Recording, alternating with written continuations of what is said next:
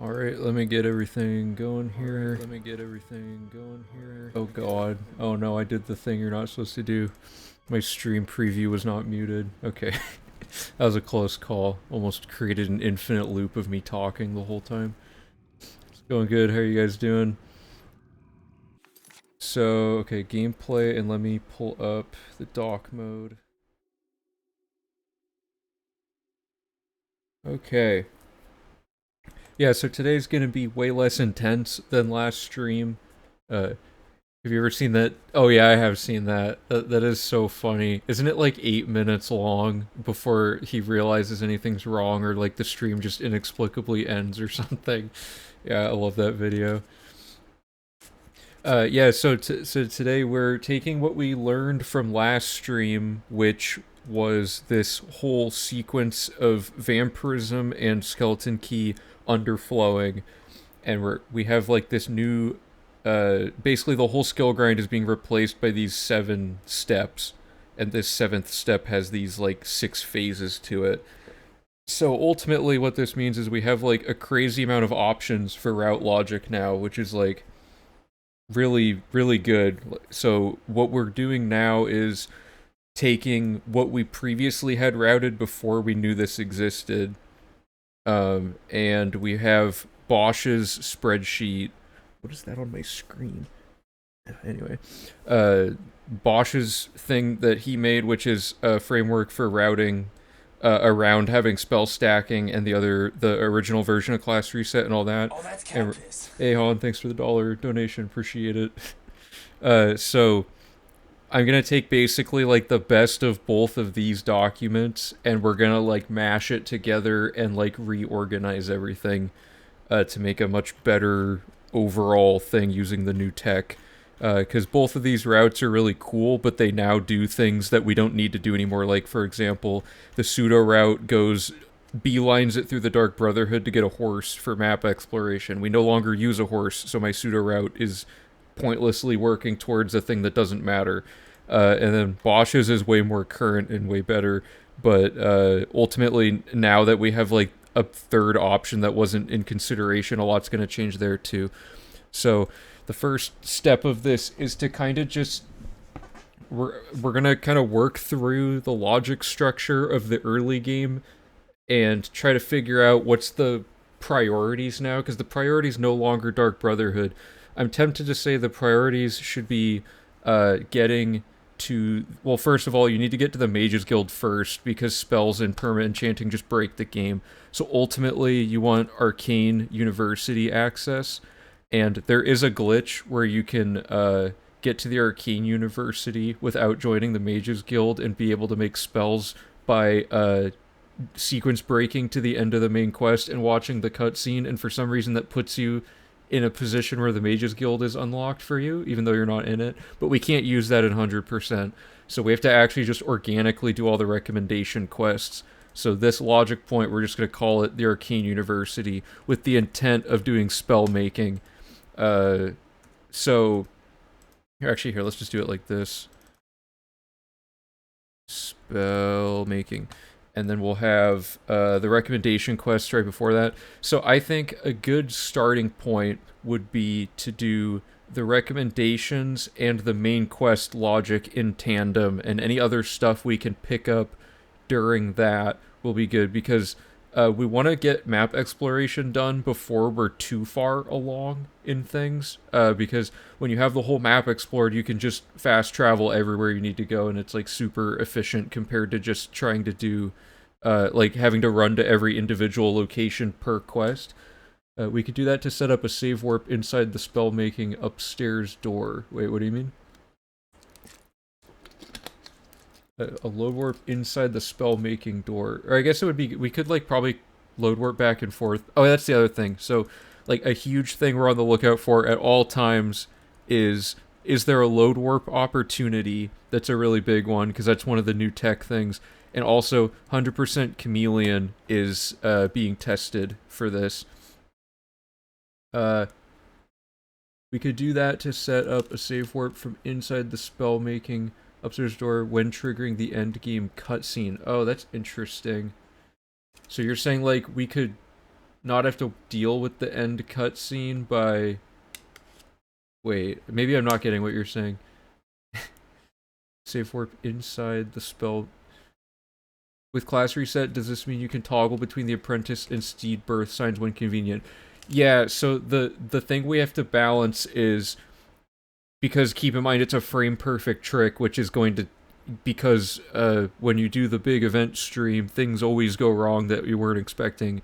And I bet I'm going to choke trying to get that one frame window for a while. So we need to gauge, like, is it actually faster to switch our race or not, or a birth sign or whatever? Because in some cases, like, for example, if you switch to the one that gives you the chameleon effect, sure, you have chameleon now, but couldn't you just go get it somewhere else easier? And then not have to do a frame perfect trick that could potentially be like a negative time sink, right?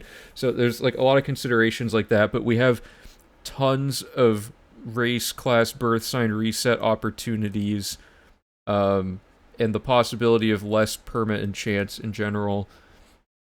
But like, so really quick, basically we know how they run ends, and that's the part we already know, which is kind of weird. So we have to build everything to like converge on this final end game state where we can actually set up the skill grind the way we need it to, which is going to be very odd.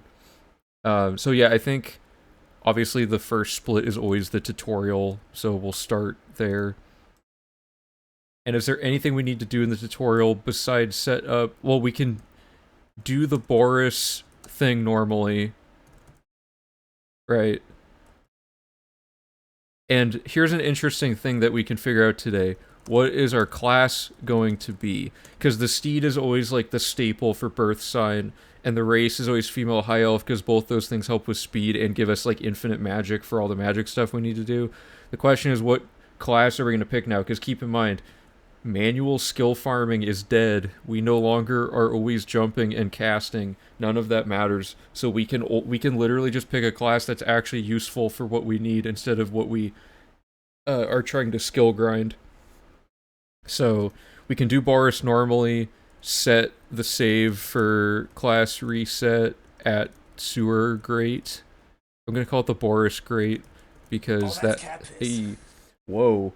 Lex with $100, jeez. This new route is going to be a complete mess, but dude, thanks so much. That's really generous of you. Appreciate it. Wow. Okay. I'm gonna remember that, and we're gonna get some wheel spins for you pre-stream or something for the V4 run, because that's very nice of you. Okay, so so we're setting a save for class reset at the Boris grate, and that's gonna allow us to do this at the very end of the run, which is kind of odd. And then we are going to... Is there anything else we need to do in the tutorial? We have to just make sure we actually do the finished exit sewers so that we fix the wait timer bug. Or avoid wait timer bug, I guess. We're not actually running into it.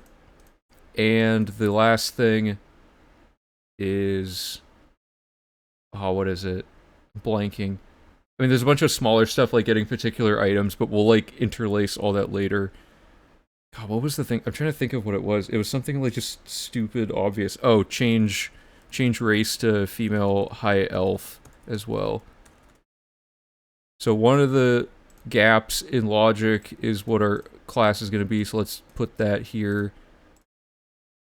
And then at the beginning of the run, we're a male red guard. Okay, so this is like a good example of we basically already have like a pseudo route for the tutorial minus knowing what our class is. So that's like the first thing we could consider is Bosch has all of these spells we need that have skill requirements, most notably. So for example, perhaps mysticism should be a major skill and magic should be a specialized skill so that our mysticism gets to like 75 way quicker, right? Other things to consider, we could class reset. Bosch mentioned on the Discord yesterday, or it might have been earlier today, that we could do the infinite level up glitch to get to level 20, like at the beginning of the run, and set up a class reset right off the bat. And what that would allow us to do is get 120 extra speed and 50 extra athletics, which reduces how much perma enchanting we need, but it also would scale up all of our other major skills. So, like, for example, let's go to the calculator and see how this would turn out.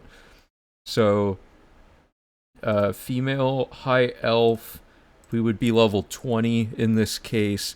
And let's say we specialize in magic. Our attributes don't really matter anymore other than making sure we pick speed, and then I guess strength for carry weight. And let's just... Is mysticism already on here? It's not. So let's just switch the first one to mysticism. So if we class reset our mysticism, it would get to 69, like, just instantly without having to actually do anything, meaning we only need to farm 6 levels of mysticism to get access to Bosch's insane, like, network of chain spells and stuff. So, definitely seems worth it. I don't think I want... Because training resets when we do class reset later, so it doesn't make any sense to buy training up to level 75 for what we need, then go and, then go and do class reset, lose all that progress, and then class reset all the way up to 100 again at the end of the run. It just seems like really redundant. So let's just start with the spells he has on his list here. So we want Mysticism, Destruction, Illusion, and Restoration. So Mysticism, Destruction, Illusion, Restoration, and our... Yeah, so, I mean, and we're a female high elf, so we get bonuses to those things as well. So does that give us the things we need to make all of Bosch's spells? Restoration has to be 25, and it's 59, which is good.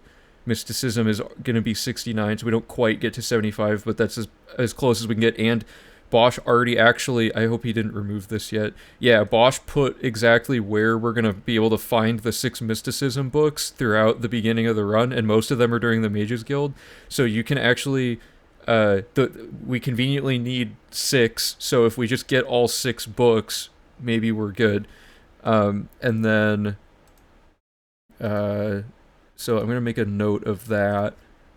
There's going to be a lot of doc mode today, by the way, like a lot of theoretical discussing what order to put things in, and then once we have something we're comfortable with, we like to get out of the tutorial at least, we can like actually like specifically route the logic points that are going on. Mysticism to 69 with 20 class reset, and we won't actually be changing our class, we'll just go into the and out of the class menu. So we're going to just make one class for the beginning of the run, one class for the end of the run, and we already have the end class figured out. So Mysticism 69 with 20 class reset, and then we are going to read 6 Mysticism books during Mages Guild. So that's our goal, is to not have to buy any training. If you do like 25 reset, you could get 75 mysticism. We could, I think we can get away with it though, because mysticism only takes like 2,000. Oh wait, whoops. Mysticism only takes like 2,000 level ups or something. If it's a special and major. Oh, okay. So if it's special and major, we only need to cast it 1,500 times, which is actually less than Conjuration took us in the last run, where we got it done in the time it took us to like walk to the to one of the quest locations. Hey Bosch, how's it going? So I think we can do this, because I don't think all 6 books are immediately accessible. Let's look, because Bosch charted them out. I had them listed somewhere else, but it's easier to just do this. So Skillbook 1 is in the Mystic Emporium, which we'll get that right before spell making. I'm doing good, Bosch. How are you doing? Chain Hall recommendation, we definitely have to do. Skingrad Chapel, you know, it wouldn't hurt to go out of our way to do that. We don't really need to go to that chapel for anything else other than talking to Glarthir. And Glarthir walks up to you anyway, so we could literally just do the Glarthir quest, like, at the start of the run, while we're going there to get the book, and then that whole quadrant of the Skingrad map just never happens again in the run, unless I'm forgetting something. Oh, actually, there's a vampire hunting quest where you can talk to the guy, but he's not always there. Sometimes he can be set somewhere else. I'm going to catch up on chat really quick. Since combat basically doesn't matter, I assume that we probably will take all magic skills and then maybe athletics, unless there's some other skill. Oh yeah, good call. Let's put athletics on the list. And then I'm going to remove these two for now. Speechcraft might actually be worth it because you need to convince a few people of things at the start of the run. And it would, I think, increase our bribe per cycle on Dorian, but I'm not entirely sure. I also forgot to finish checking this. So does Illusion and Destruction get to 50?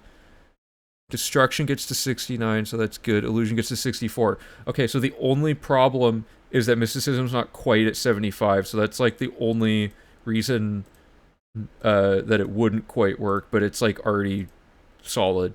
So Mysticism can hopefully need Mysticism at 75 for spell stacks. Can probably get that from a combination of farming plus class reset plus skill books, because 1200 casts is like nothing. We don't actually even need to cast 1200 times. We only need to cast the equivalent of 6 like higher tier levels, which isn't that much XP. I have a table for magic XP cast and time spent. Okay, great. Is it this? Oh, right on. Okay. Yeah, this is exactly what we needed. So we want mysticism. I haven't read this page yet, so it might take me a second to figure out what I'm looking at, but oh, I see. So we're effectively going from so it's number of casts to get to the equivalent would probably be like 55 or wait, no, these all go to 100. So let's do 70 to 100 is 908 casts, but it's exponential, so it's probably significantly less cast. Yeah, I don't know if you guys have seen this sheet yet, but Bosch has done a lot of work to make like calculation things. There's tables for like how spell stacking works. This is calculating speed boosts. I love the gradient. I don't even know how you did that. That's really cool. Magic regeneration rate. Oh, here's a thing about the statistical probability of getting a certain time on the skill book grind. So we're like, what is this? The median or whatever is 46, and standard deviation is 8, which means that typically in statistics, anything above 2 standard deviations is like unlikely to happen. So we could assume worst case that the skill grind is about 60, which would mean like 60 minutes, like an hour. So in the spreadsheet, I've comfortably estimated it would be like about an hour split. So this is just like all great info to have. Leveling up attributes, information about birth signs, basically so we don't have to cross-reference on the wiki constantly, and then just like a bunch of stats for setting up the calculator. So yeah, it's really, really good stuff. I love a good spreadsheet. Okay, so we can probably... We have like 2 other skills. We probably just want strength and speed for the carry weight, and then go fast. Athletics to go fast. These are for spell stacking. Oops. So we have 2 more we can use, and there's very minor things that might come up, and technically we could just change stuff whenever we want. We just want to be at this state when we're about ready to do the spell stacking portion. Okay. So where should we go from here? This is enough class planning that we can comfortably start considering what we would do for when do we want to get to level 20. Because we can get basically the only requirement to get to level 20 is we need to be legitimately eligible for a single level up, and then after that we can do the infinite level up glitch for all 20 levels if we want. And someone mentioned earlier we can just also have the 20. We can go higher than level 20 if we can't get the spell books to work out. If you choose speed related skills, you gain more speed stats with the reset. Oh, wait, really? I forgot about that. Oh, so you're saying we could pick what else is governed by speed? Is that on your calculator? Oh, it is. Okay, perfect. Athletics and then acrobat. Oh, acrobatics would probably be good so we can boost jump. And after a certain acrobatics level, you can actually move your character around a lot cleaner in the air. So for mobility, acrobatics would be good, and it is a speed thing. Light armor is we don't use it, but for now, let's just chuck light armor in there because it'll give us more speed on the reset. So we get 120 speed if we have all three. So this would be speed governed, speed governed.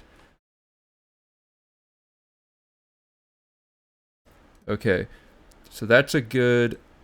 I'm gonna copy this into here and just keep the values only, just so we have this. Oops.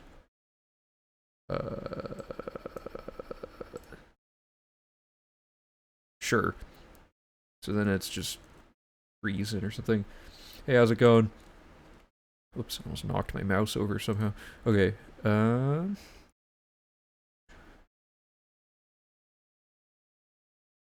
I almost feel like we're already ready to try playing the game to test stuff out, because basically it's going to be an iterative process to any cool glitches you missed. Yeah, type exclamation class reset, or you can also check out the. I mean, you were here last stream, right? Didn't you see the new thing where we can class reset anywhere? I don't know how.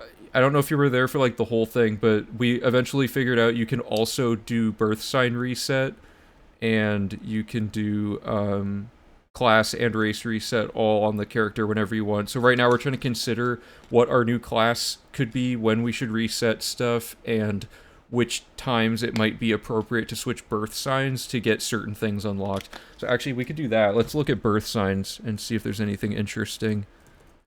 But yeah, today's going to be a lot of document mode and then a little bit of gameplay, but we might see some gameplay here soon because it's going to be hard for me to completely map this out just in my head, but we got to figure out kind of what's all nearby each other for the sake of kind of interweaving route logic in with the main quest and the Mages Guild. So for people who don't know about map exploration, you can't explore the map until... didn't I write this somewhere? Okay. You can't explore the map until you've finished Dagon Shrine, I believe. So main quest, we just usually just call this main quest part 1. So it's up through Dagon Shrine. So we want the level ups as early as possible. So the infinite level up would probably go... I'm actually going to move all this over.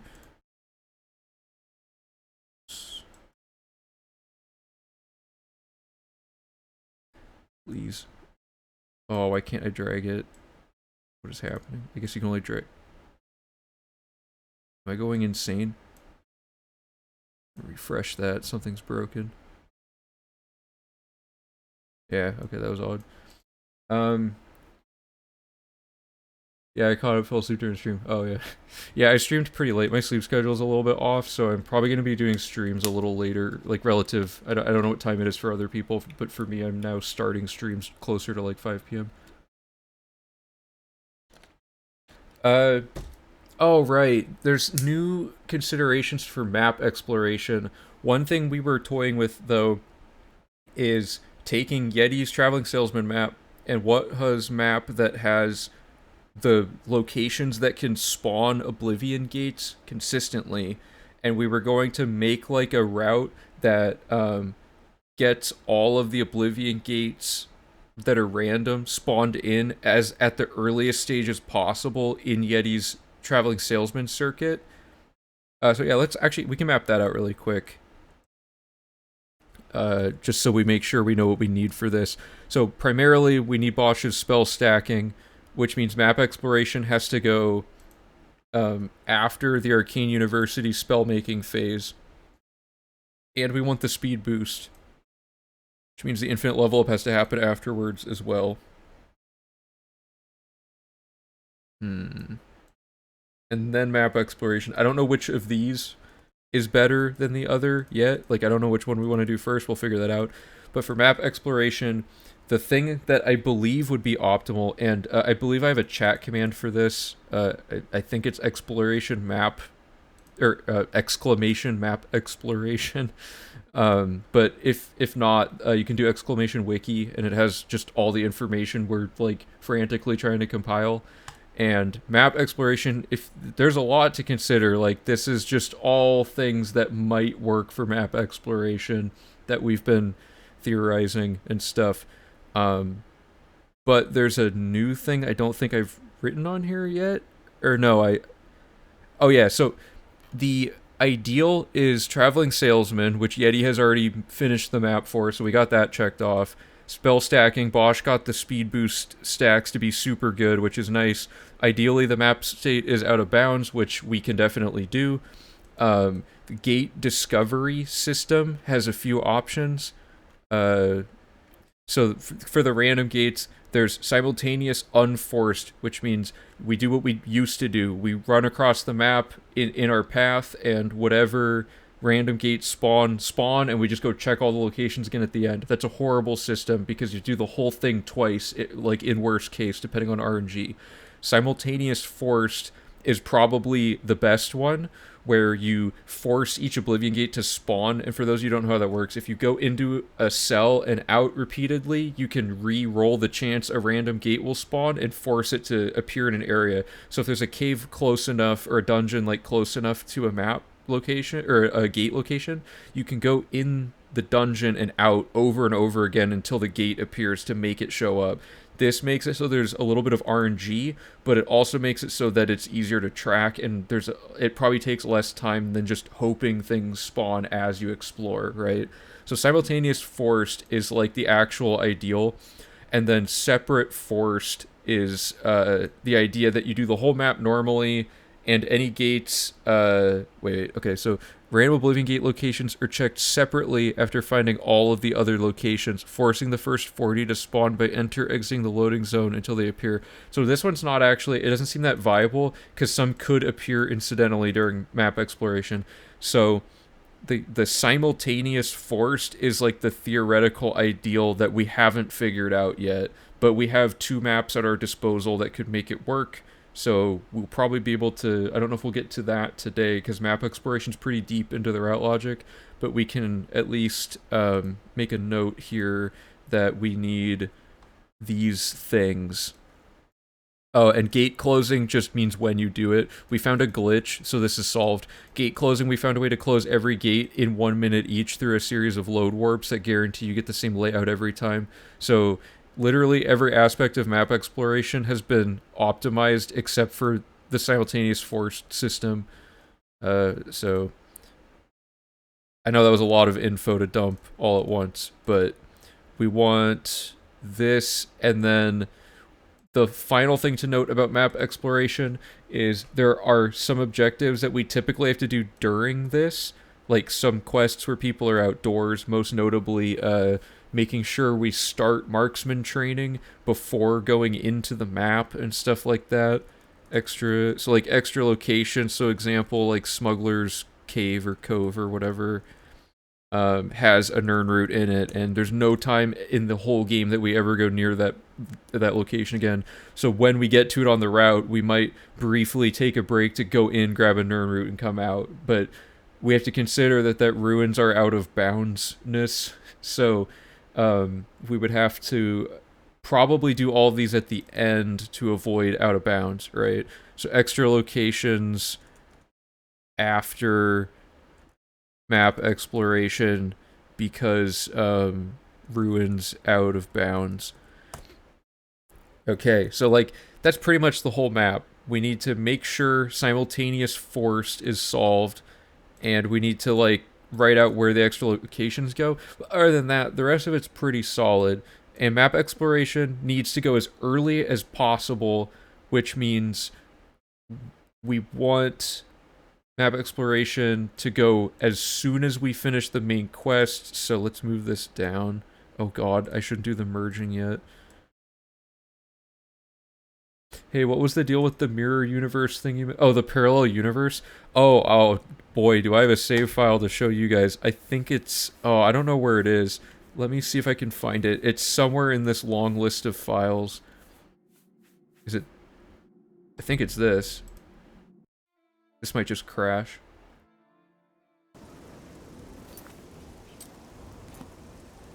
No, oh, no, that's the one I was using to do the glitch.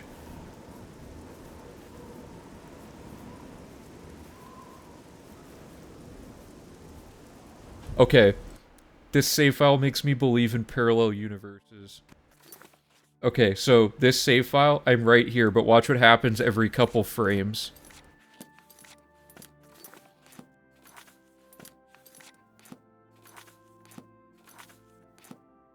Like, what is this?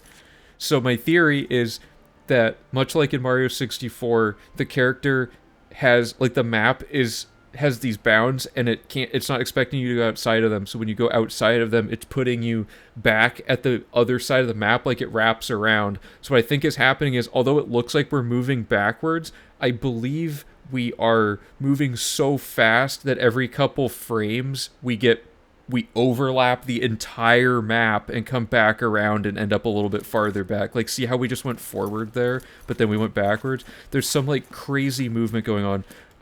And unfortunately, I have Chameleon on, so you can't see what I look like, but this is ragdoll warping, aka slide warping, which, up until recently, who was it? Somebody in the OblivionSpeedrun.com community figured out that you can do saddling and load warping outdoors if you do the out of bounds version of the map because it doesn't crash. So we like also figured out that out of bounds doesn't crash the map, but we never put 2 and 2 together that means that you can saddle out of bounds. So they used it for Shivering Isles to immediately saddle warp all the way to Sheogorath's like palace or whatever, so you don't have to do that long walk at the start. It saves like 5 minutes on that run.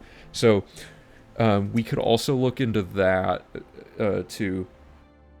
1 second. So yeah, I can actually set this up really quick. It doesn't work every time, but the way it works is where is it? So I have 2 save files. I have the one I accidentally loaded before. Oh god, that was when I had to do Nirnroot again. Okay, this save file right here is... Hey, how's it going? Welcome to the stream. So this file I accidentally loaded is my character passed out, like, from fatigue. So it's a ragdolled character at Fort Farragut, which is at the top right of the map.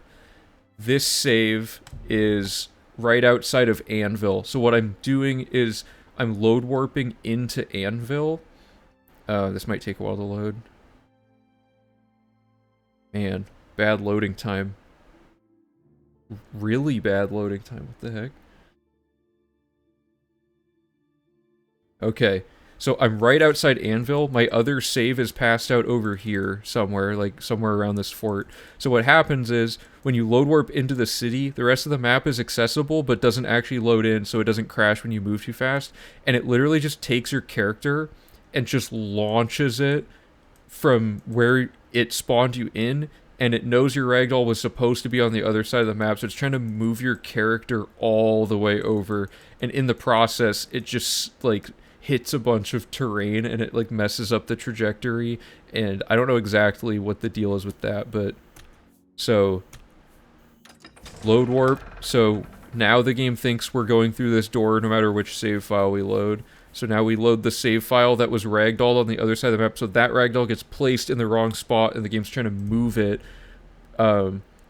back to where it started. You can find locations with saddling. So see how it doesn't work, but this guard's gonna say go to jail, and I'm gonna pay the gold, and it's gonna, like, add another point of travel that messes it up. And it looks like that time it actually didn't break it. It has really inconsistent results, though. It's kind of funny that it just didn't work that time. Let me try again. This will not be useful in 100% if I had to guess. The ragdoll just doesn't move, like, the way you need it to. And ragdolling is also kind of for outdoors. for our intents and purposes, it's not great because there's not really any situations where we can teleport somewhere we need to go any faster than if we used spell stacking. Um, and because of the way ragdolling works, is the character on the ragdoll save file is the one that gets loaded in, so an old version of your character gets pushed through, which is fine for like other speedrun categories where your character's state doesn't matter, you're just trying to get to the end of the quest, but 100% we could lose statistics that way, right? So let's try this again. Oh, I got stuck on a wall again, it looks like. I can't get it to work, but that other save file is like absolutely cursed, so I made a save in the middle of the slide. So anyway, let's get back on topic here. Back to the spreadsheet. So this part of map exploration is very situational and it changes randomly. And we need to set up... There's a few characters that can die when we get to level 20. So before those, we need to start like marksman training and the one that's outside. It's somewhere. Let me look at what we had to do in the last run. So this is the official final version of the V3 route from last run. There's a few quests. Destruction training. So these characters can die and it like doesn't matter, but we need to start their quest before they die or we can't get the quest in the first place. But once we get it, it'll auto-complete when they're dead. Just choking. Destruction training. And there's another one, I think. No, that's it. Okay. Technically, he could die in bear season, but I've never had him die other than once when I think in acrobatics training. The only time I've had the bear season guy die, I'm pretty sure I used a kill all command in the console and killed him when I was testing stuff and didn't realize he died. But I moved him to the beginning of the route to be safe and because he gives you a skill book. So that's pretty useful. Okay. So map exploration, and like a lot of the splits are going to change. I don't even know how we're going to compare the timer this time. I might just have to make like rough approximations of what V3's equivalent sections would have added up to for a timer to compete against, but it will not be in like even remotely the same order. But certain elements are always the same, like currently Great Skill Grind and Dragon Armor are always at the end, stuff like that. Oh, another consideration is if we do the arena before we do the map, we can get something. What can we get? If we do the arena before the map, we get a ton of fame, so we can pick up all the stones around the map while we're doing map exploration. Right, okay, that's what's up. So let's add that I don't know where this will go yet, but arena because fame for heaven stones. And it doesn't really disrupt anything, but we can't get that until we spell make things. So this can go anywhere. Spell making has to go before arena. Arena should probably go before level 20. Although we do get speed and stat upgrades that make that not that bad. I mean, we can test that with console commands. Map is done with an unloaded world, so there's no stones or gates. Right. Forgot about that. Well, can you find... Oh, sorry, I already read that message. How would that work?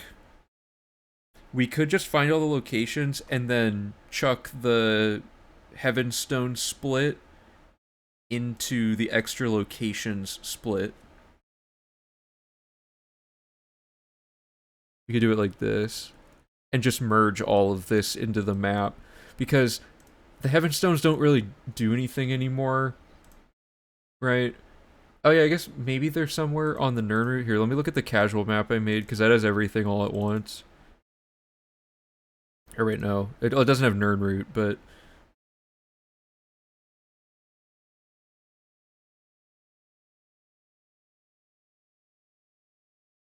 These diamonds are heaven stones, by the way.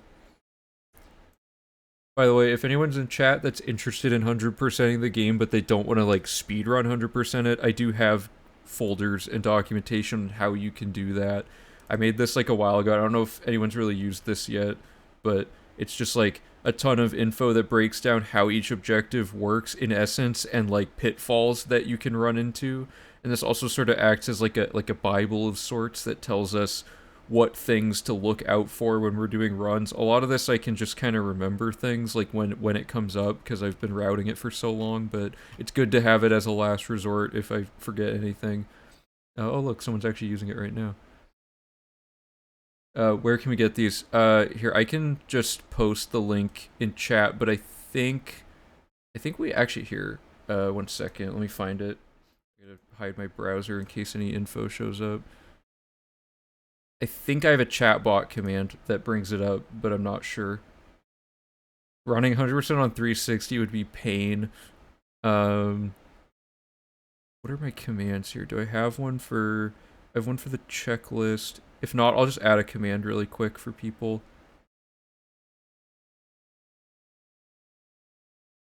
I don't. Here, let me get a share link going on the chatbot for you guys.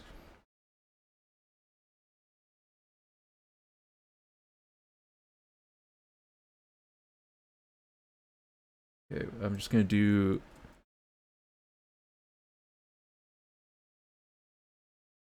Okay, if you would like to find it, it's just exclamation guide should do it for you. And it's just a link to the whole folder. So it has two versions. If you want to speedrun it and do exactly what we did in the video we have on YouTube, we used all of the exact materials you see here. And then if you just want to play it casually, it's a lot harder to do it casually because you have to kind of figure out on your own kind of what order you want to do stuff in, and there's still a lot of ways things can go wrong. But if you're also not like super purist about it like I am, and you're fine console commanding if you accidentally backed yourself into a corner, it's still fun to see all the different things and how they're done and stuff. Plus, like, you know, you got a Nirnroot map, you got the handbook, all kinds of stuff. So where am I here? So, oh, sorry, I shouldn't have closed that because we actually needed that. We're looking at if there's any Nirnroot, or no, wait, hold up.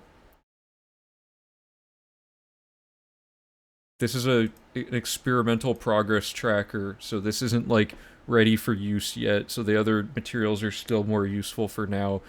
But this is representing what we're hoping to have done for V4, which is an interactive guide that Ultra Potassium and Muggy Fox have been working very hard on. So we have a map, and I think the map is actually currently broken. Yeah, the pathing's broken, but we can still use the map to look around.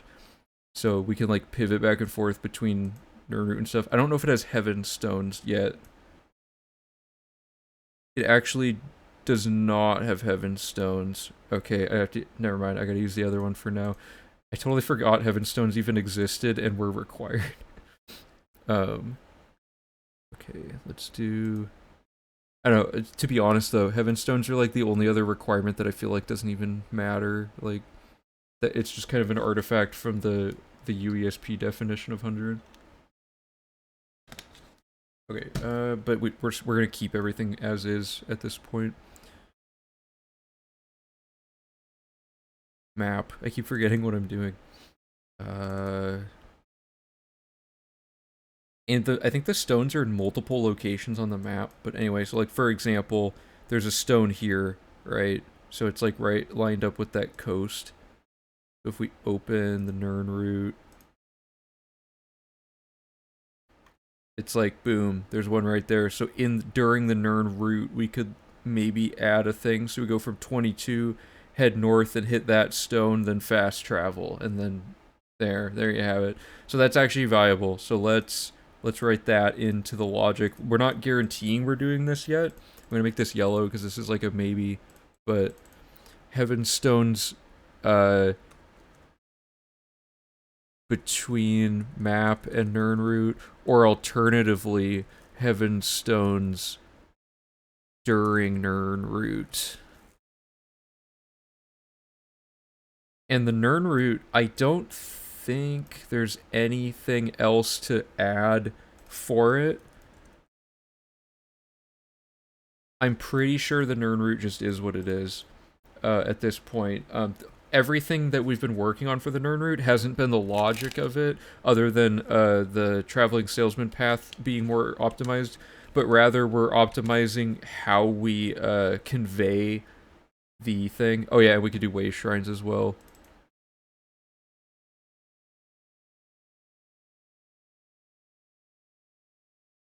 These are pretty much one total requirement across these. Yeah, so Nirnroot is just what it is. And then maybe we do speed stacking during it, but not really like that pivotal to have it or not, because you go so fast that you might miss Nirnroot during parts like the swamp. All right, and this represents like the if the route is split into like quarters, the map and the Nirnroot were originally like the second of the 4 quarters of the run. Like you have your setup phase, you have the map, all the map stuff, and then you have the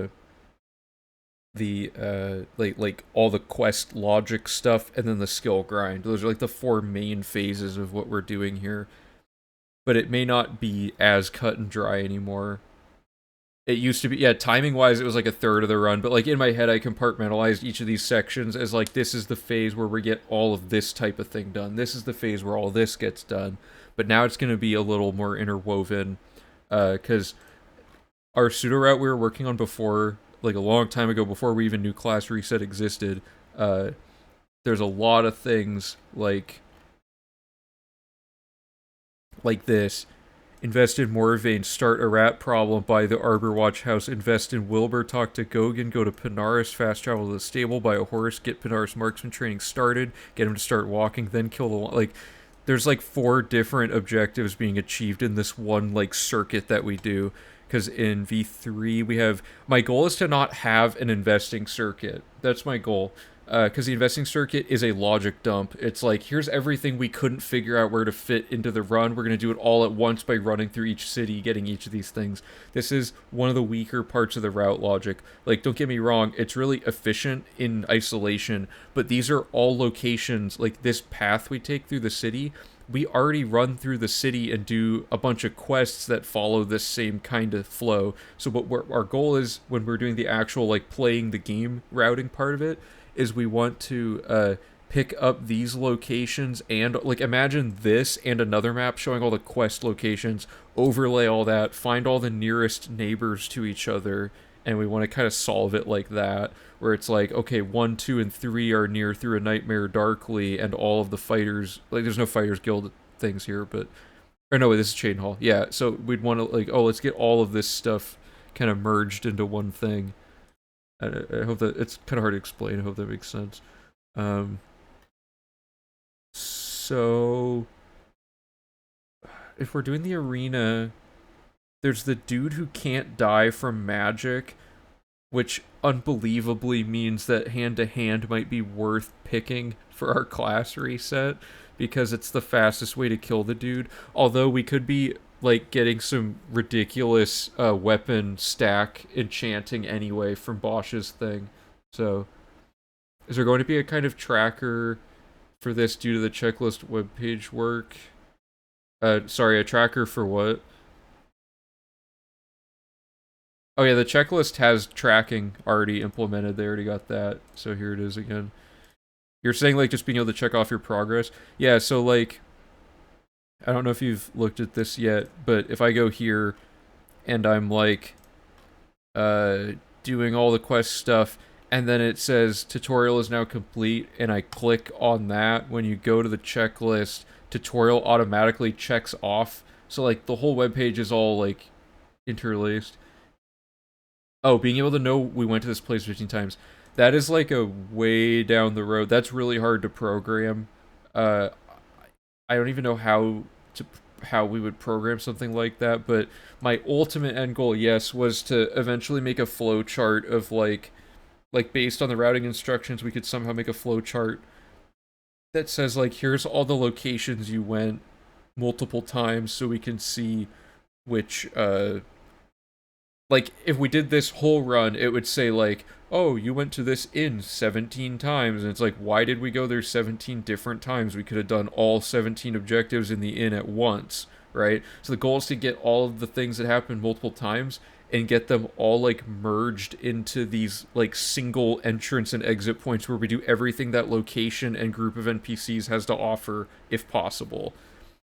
I remember there was something already like you click Boris and the right tells you all the links. Oh, that. Yeah, that's in. Where's an NPC? It's not like fully set up, but the core functionalities there. Right now, it just pulls up the UESP, but like when you click on certain things, like I think books do it. Eventually, it's going to be like this thing where we have our own custom display of info, or we could also just make wiki pages, and instead of linking to the so like the Boris wiki page for the UESP is really nice to have stuff like the info box that has quick information, but it's also not great in some ways for our purposes because it has a ton of like narration and all of their dialogue things that they say, which can get really bulky. And this page isn't like an example of one that's like super overwritten, but they've been rewriting all of these and they're way more verbose. So it'd be nice to just have like, here's what they look like, here's like the core info about their schedule and their factions and their level and all that, and like console command info. Here's bugs related to them. Here's and then like a section that's custom for us that says like here's all the route logic that breaks the run if this NPC is handled incorrectly, right?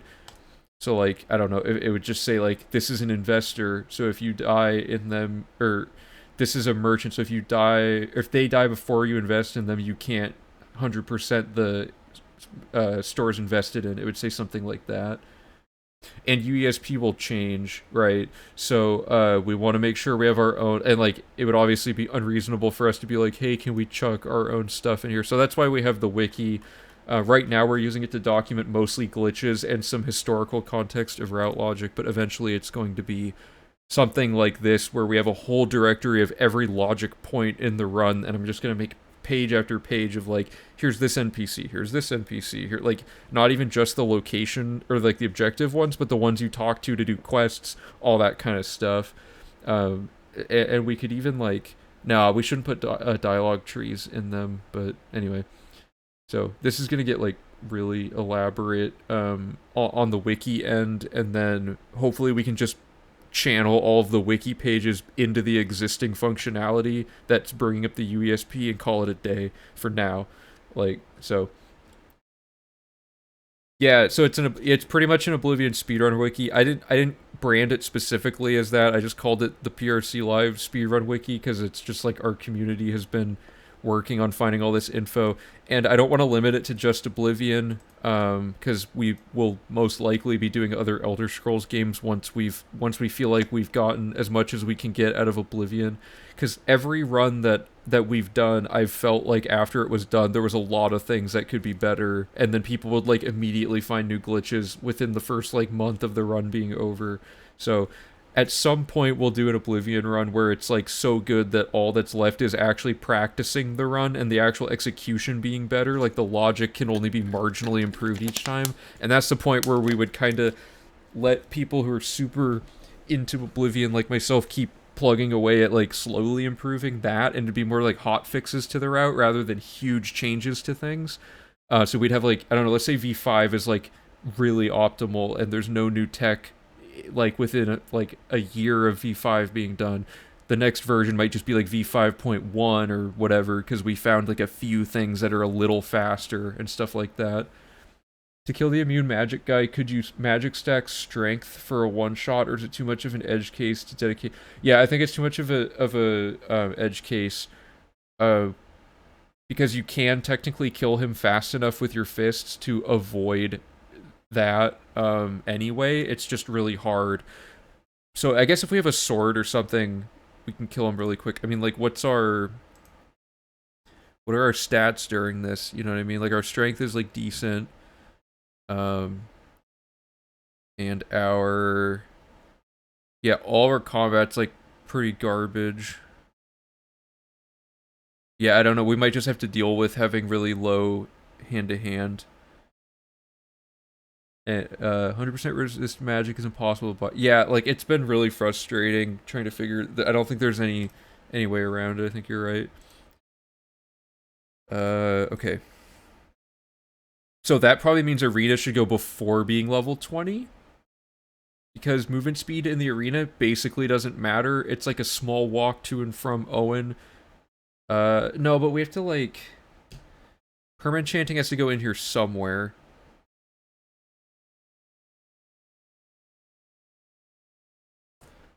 Hmm. And before all of this has to be recommendations.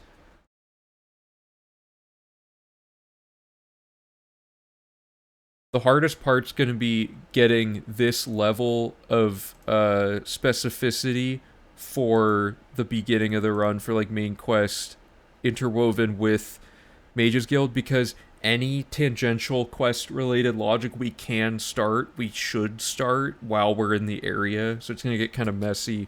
But once it's all like neat, it'll be way easier to follow as a player. As a router, this is a nightmare.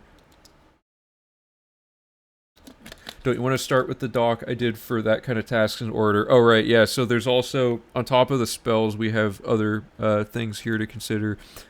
Um, so as far as, okay, so this is all stuff that we're basically replacing with the new tech. Illusion's already at 60 now, so we're good. So that covers Chameleon. So we can avoid doing that. Uh,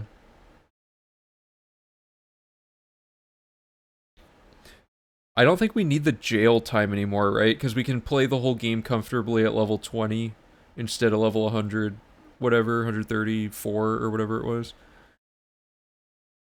Oh, and obviously, like, pretty much all the routing logic that we did, like getting the apotheosis dupe and like all the selling, that whole thing should just be imported straight in from the pseudo route because that's basically what you're summarizing here is this exact thing that we already have here as well. So like we could just call this like this is already the name of this split. But the first thing so that when you get out of the tutorial, the first thing you need is money and while we're there, we happen to be able to make enough money quickly. Oh, and you need to set up all your duping and your skooma. So we have Imperial City Market District. So for this, we have Apotheosis Stack, because apparently hotkeying multiple Apotheosises allows you to not need to recharge it ever. You can just unequip and re-equip it, and it'll merge one of them into a stack, and it'll, like, forget which one had no enchantment left, and it'll just fill them all back up, so that's pretty funny. But we need the Apotheosis Stack, we need our starter capital gold, because that gold gets used to pay Dorian to get a ton back, because you need to give Dorian money and then it multiplies back at you. And the other main point of this is oh, we need like jewelry for permanent enchanting.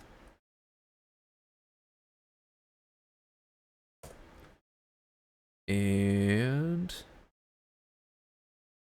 duping lockpicks, sure. Keep in mind we could actually get the skeleton key now. I don't know if that's in your doc. I'll get to it, but in my doc, I don't think we need to dupe lockpicks that much. We might need to do one cycle of duping, but we can get the skeleton key probably like during map exploration. We could probably just start all of the Daedric Shrine quest or something. There's some way to work this out. And then, of course, we need skooma as early as we can. Which mean, and then, oh yeah, and you can set up Dark Brotherhood that way. That's where you get Chameleon. You get the cheap wine for Mina. Okay, so this is about as far as we can get into my document before things just start immediately going south. It's pretty outdated, but okay, so we've imported that over. So that's the market district split. Let's make sure Bosch has doesn't have anything extra that we're forgetting. Um, Mystic Emporium has a skill book. Is that the one that's on the counter? I believe that. I'm just gonna look really quick. Uh, I am over encumbered all the time. It's the one on the counter. Okay. Okay, so that's just free. So let's make a note to put that in. It's actually kind of funny, Bosch. The all the mysticism stuff you highlighted that you were about to remove is now actually like super crucial. Let me chuck this in here. Mysticism book 1 on counter Mystic Emporium. So this all gets done at once, and then there's the duping cycle. So let's do it like this. Read the book first. Dupe scrolls, and then starting capital, apotheosis stack, and then go buy jewelry. Surprisingly, one of the weakest parts of the route logic. It doesn't really matter time-wise, but we just can't find a good spot to get jewelry. So it's unfortunate. The only spot you can really get it is a building you have to run all the way across the market district to go get, and it's just like you don't have any movement speed yet, so it's just painfully slow. But whatever. So that split's like good to go. And then yeah, I guess we just straight up start doing Mages Guild / main quest stuff. But we prioritize Mages Guild because main quest. I get actually recommendations. We don't even. Oh no, we have Skooma, so we have movement speed. So yeah, we should try to do this all in tandem. Are these spells, by the way, that are getting removed? Are these ones that are now obsolete with the 5th version of the spell stacking?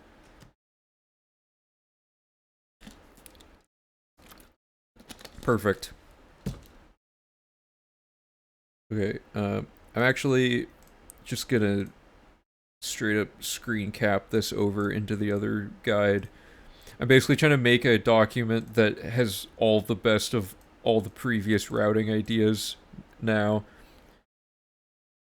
This is redundant. This is redundant. We need to infinite level up to 20 and then do class reset.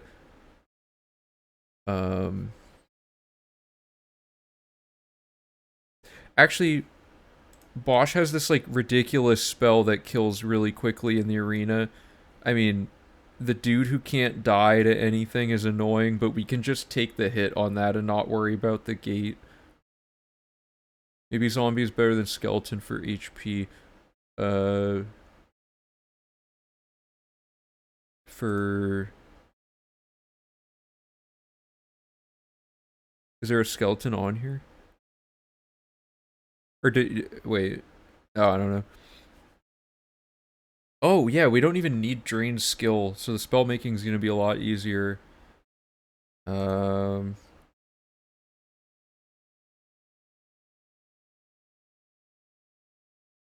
yeah, we need gold farming. Let me add that to our list of things. Gold farming needs to happen after we make our spell, or after we make our first spell, but before we make our other spells. But we could probably just farm enough gold from selling the Staves of Light at the beginning to get enough to buy all the spells and then go do Dorian Glitch. I'm not sure how much that'll cost. Oh yeah, we also have to like redo fiscal responsibility because it's going to be like wildly different, but I have most purchases in the game charted out with how much they cost. Um,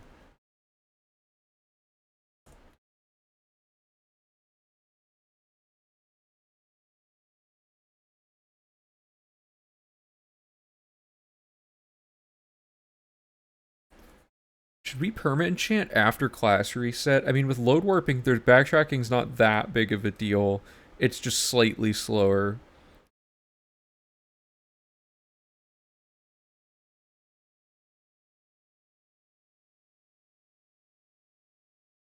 Yeah, the budgeting's just like The budgeting is an important step in this working. Uh, well, straight off the bat, the best one to do is Breville because of skooma. Right. Too bad we can't get a reflect spell without 60 renown or 75 mysticism. Yeah. Oh, so we probably need to make the spells after we do class reset then, don't we? Because we need... Class reset needs to go a lot earlier than I'm thinking it does, I guess. Which means we need to cleverly route in a way that our major skills get 10 level ups through books and whatever. But it can't be in a way that messes up... I guess the amount of skill increases you get doesn't matter. As long as we're not burning our mysticism books, every other skill literally doesn't matter if we read the book and don't get the... and reset the progress. We're doing class reset, then race reset at the end. Correct. So at the beginning of the game, we're class resetting because we can class reset multiple times now, like infinite times. So what we want to do is class reset at the beginning of the run once we get to level 20, which we need anyway for Daedric Shrines. And that'll give us like all these speed boosts to trim down how much permanent enchanting we need to do. And then at the end of the run, we're doing this sequence where we're resetting our race to a female orc, getting vampirism, doing the vampire cure quest, power leveling to level 145, then class resetting to underflow our vampirism and our skeleton key. And then we're buying a little bit of training for 2 skills that can't quite finish leveling up at the end of the run. And then we pick up dragon armor and the run's over. So this whole thing takes like maybe an hour 20. How does class reset at 20 give 120 speed? Because when you reset at level 20, it's scaling your speed based on a ton of factors. So I shouldn't say plus 120, it goes up to 120, I guess. But what it's doing is it's taking each thing that's a governing skill of each attribute and applying a bonus to it. And that bonus, I guess, is also based on your level or something. And, like, your level dictates how much your skills go up. It's really confusing. We haven't even, like...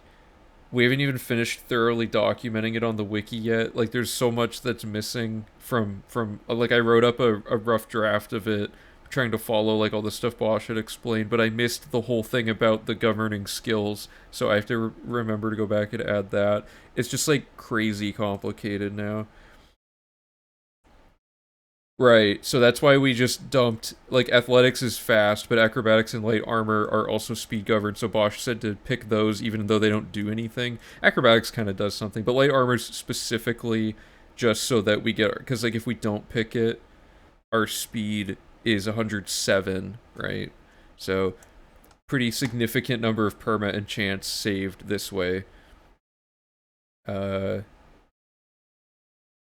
yeah, maybe we want... We don't want to have to use skooma for very long, so we should probably get the perma enchanting.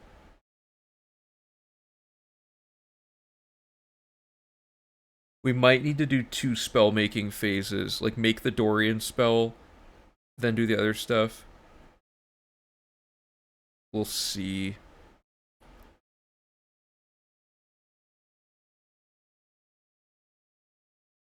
A lot of this could all be interwoven now, I think. This is the point where I think we need to actually play the game. Because a lot, like, this is the starting point of the actual, like, open-ended logic, I think. We could get 60 infamy under a minute with the stolen item bug.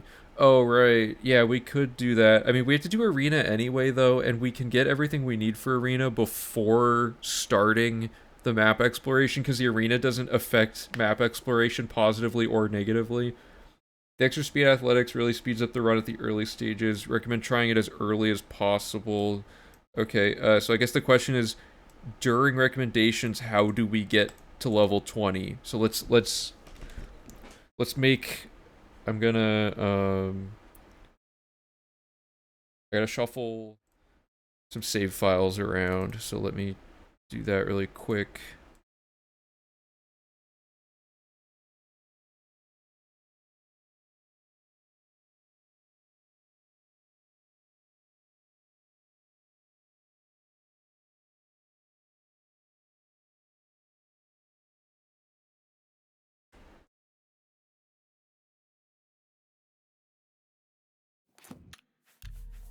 Good.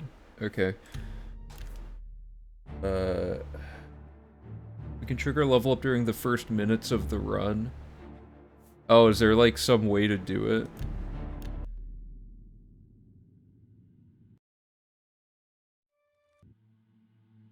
Okay, so this is gonna be a fresh save file directory for all this new stuff. I gotta throw this onto my other monitor really quick with all the routing stuff. Alchemy as a major skill works. Oh, true. The problem is alchemy resets. So, okay.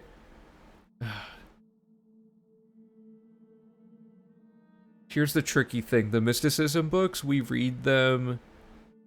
Oh, right. We could just make a save that just burns up to 100, or up to 10 level ups just to get the save, the sleep save. You're right.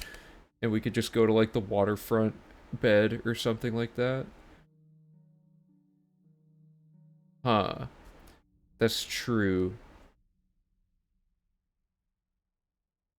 I'm trying to think, like... Because...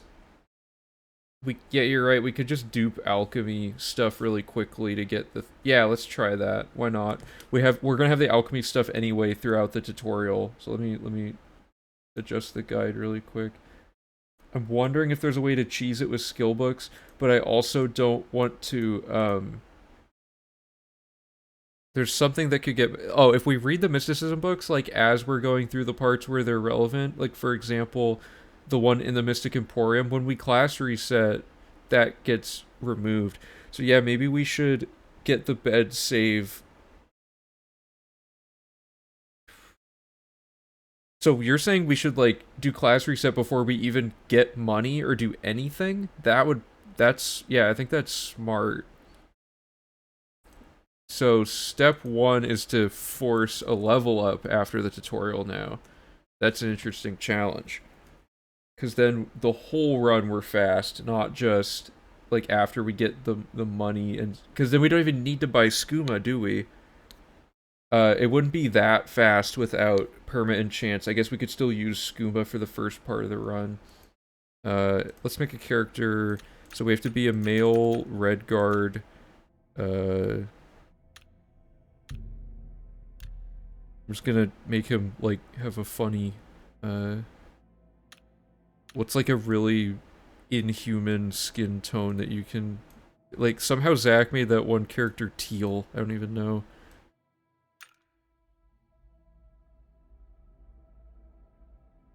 This seems to be working.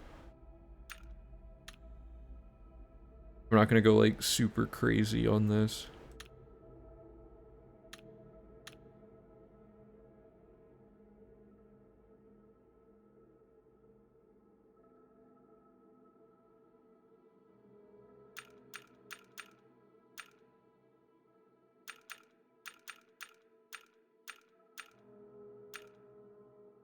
Let's do this one. What was Zach's character's name? I don't know. Anyway, so this is just like V4 2022 routing. Oh yeah, no, yeah, let's make it more fun. Zahul. Oh yeah, it was Jabul. I don't know, that's such a weird... This will be, so it's more like Zach. Casting a couple conjuration alteration spells helps too. They level up quickly. Is there any reason to do particular parts of the recommendation quest at level 1 versus 20? No, it's just that, I wasn't thinking ahead like you guys were. So I hadn't, yeah. I hadn't considered that.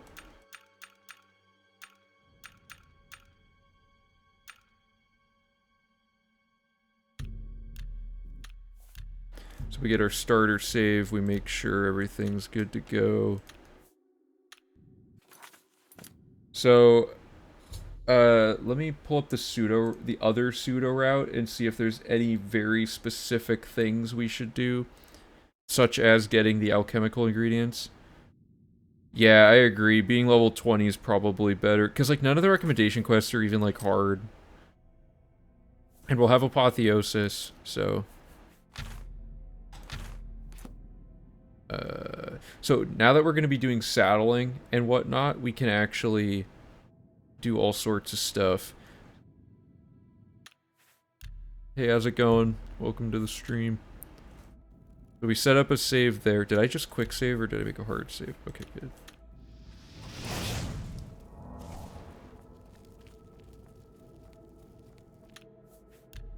And we'll play it like legit. There'll be some amount of cheating, but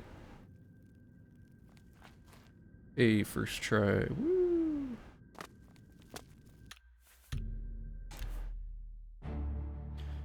If Karsto's here, he's probably wincing at how bad I am at the tutorial.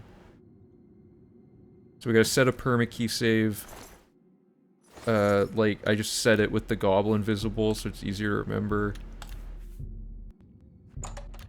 Permakey established. I don't know how Karsto and Desmond and all of them do this, like, perfectly, but they get, like, first try on this. This clip is so hard, though. It's, like, frame perfect. Or it may be frame perfect. I don't know.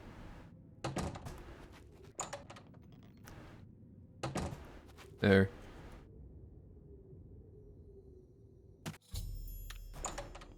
And then I do the wrong thing. Actually, really quick, I'm gonna quick save here. Is there anything in here we needed, like the mortar and pestle or anything? In my notes, I have that we needed to get cheese, tomato, mortar and pestle, wisp stock caps, which we might not need. And that's it. So I'll just make sure that in the next room I get... Actually, okay, so we should just not do saddle. That's what we should do. Because then, if we skip saddle, we can get... Like, we just need wisp stock, mortar and pestle, and then we're gonna pick up a little bit of gold and a few other things. And this isn't like a huge time loss to just go there for a second.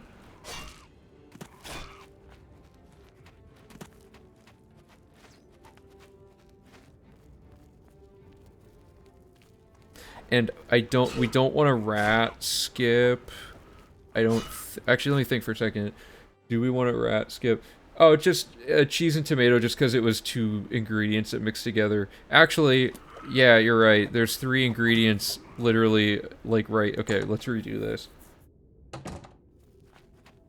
Oh yeah, I don't have a rat skip command. I need to add that. Yeah, the entire point of this table is it's showing you that stinkhorn plus wisp equals that. So we can literally just grab those and then... Oh, we can't dupe, though, without money at the start. So there is that to consider.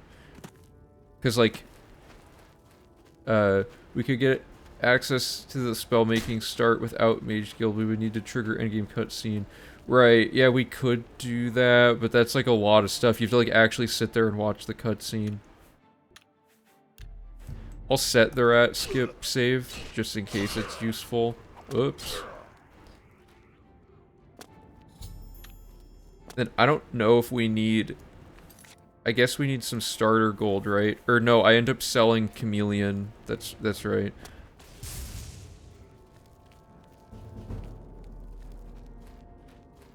And then I'm just gonna do the crazy new setup. So, I'm not gonna do the... Oh wait, no, I need to do the clip, though.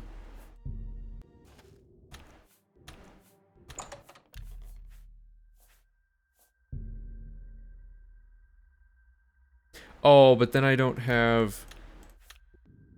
Maybe we do have to do this part normally. I'm gonna see if I can get away with it.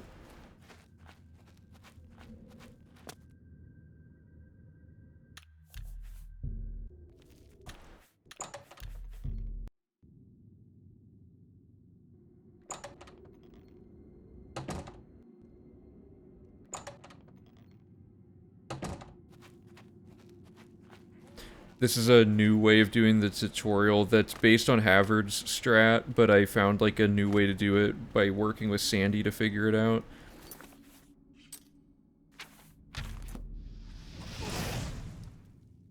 Come with us. Come with us. I don't remember exactly how it works, so I don't actually run the category, but... not one of them. He can help us. He must help us. They can. Okay, so we're gonna pick the steed, Actually, let's use this opportunity to see if we want to use any birth signs anywhere else in the run. The apprentice is kind of funny, because it gives you weakness to magic on yourself so that you can stack things even quicker, but it also is like a frame-perfect trick to do the class reset each time, so it may not be worth it. The lady is just stats, those don't matter. That doesn't matter because our high elf already has that. This could be... No, that's not useful because the other one's just more speed. That's interesting. I did all the spell stacking in a way that doesn't need apprentice. Okay, good. Yeah, that'll work then. Hey, how's it going? Welcome to chat. It's kind of nice. Twitch has a thing now that tells you the first time someone's a viewer or a chatter, which is cool. Everything is better with spell stacking, yeah. So the only thing we can really get out of these is maybe, like, the paralyze effect from the lover. Because paralyze is really hard to find early on. Other than that, I'm not really seeing anything, like, super useful. Yeah, it's like half a second. If we can get to 1,000,000 spell stack in, like, mere seconds, it doesn't matter if it takes a couple more seconds. Invisibility is kind of fun, but we're gonna have chameleon 100% anyway. The tower is the worst thing ever made, so I guess, yeah, there's no reason to change burst sign so far. Okay, and then I don't remember exactly how this works, but I think you get the torch from him, and then you wait for someone to walk forward, and then you quick save, and then you repeat. Whoops.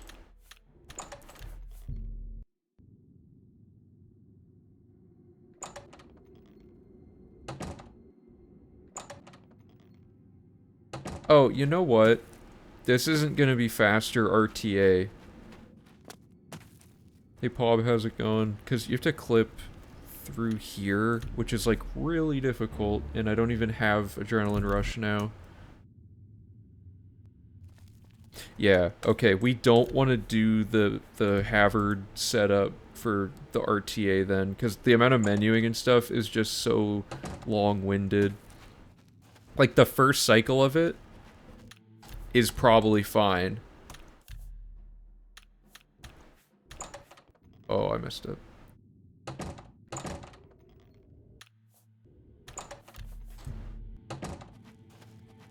That was a nice canted angle there. Oh, I didn't... We'll do a light version of Havard.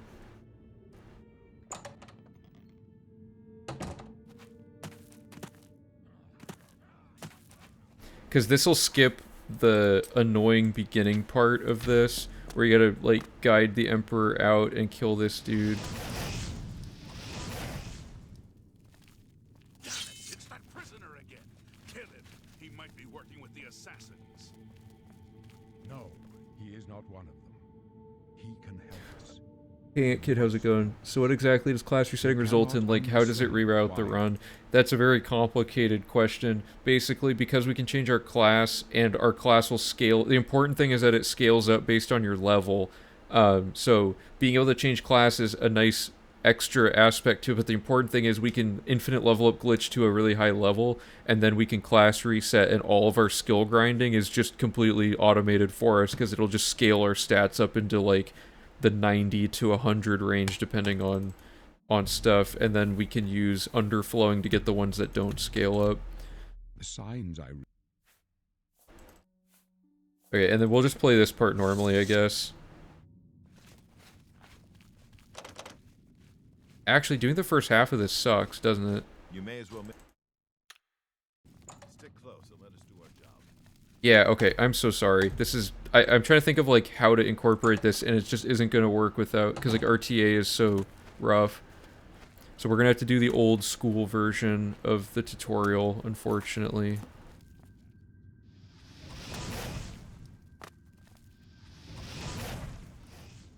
Dude, how did that miss? Your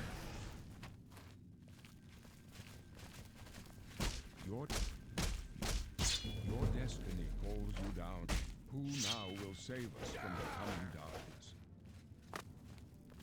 let you live this time, Kerr. Here they come again! Damn it, it's that prisoner again! Kill him! He might be working with the assassins.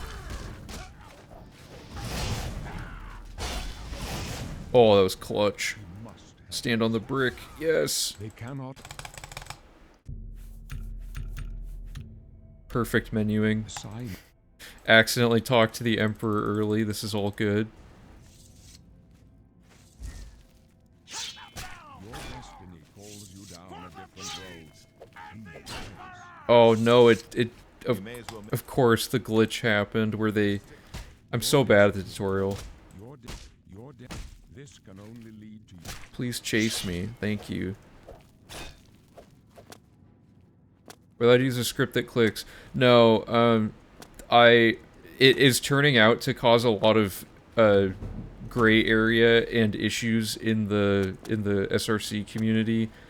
And I've always kind of been against it, and a lot of other people in the community have been saying recently that they don't think that it should, like, not that they should undo it because it's already too late, but that they wish that they hadn't allowed it in the first place. I think unnatural key binding is just not a good idea in games because, like, I don't know, being able to do things that the designers didn't intend for you to do doesn't always work out. Like, the new thing is that you can bind enter to the mouse wheel, right? So if you, whoops, what am I doing?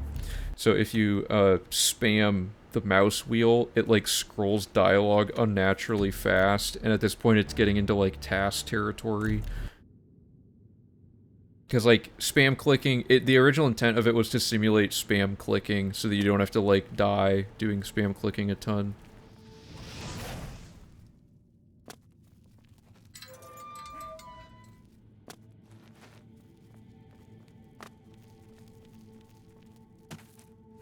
maybe the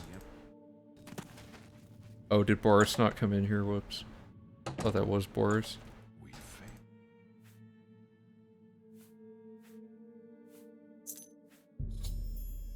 Okay, let's make our character. First of all, we gotta go with the rogue, or not the rogue, the scout, so that that's our picture. So what do we want? We wrote this down, let me find it. Yeah, runs over. He said we failed. Where is... Sorry, I'm getting lost in my notes trying to find where we wrote down this. So we want magic. And we're going to do strength and speed. And we're going to do... mysticism. I should have alphabetized these. Mysticism, destruction, illusion, restoration, athletics, acrobatics, and light armor. Of course, we're naming it Corn Man.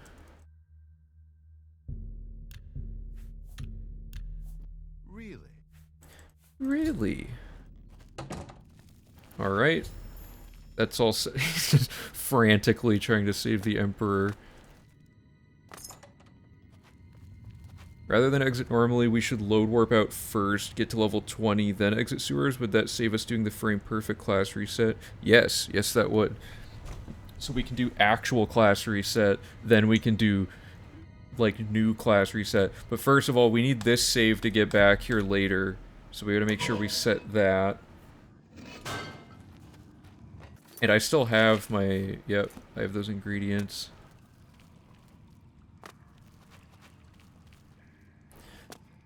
Oh, right, yeah, we can also use the one outside. I mean, they're essentially the same because it'll just teleport you to the sewer grate when you use the thing.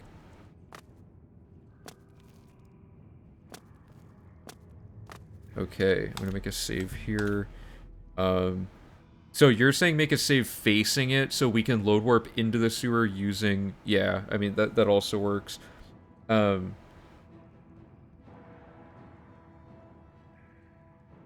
Technically the timing's the same. So, yeah, I mean, they both work. I'm just gonna do the other one for now, just as preference. Plus, it's like, there's a slight risk of, like, the great changing states, like when it loads the other save file. I'm not 100% sure that it works, but we can definitely test it. So we want to edit our race to be female high elf right off the bat. And and then we want to make a save. Load warp this past the sewer grate. Okay, so what's the fastest way to level up right now? Or, oh, we should have picked a class where the major skills are just, like, ridiculously easy to level. So it should be, like... Okay, I did all of that wrong.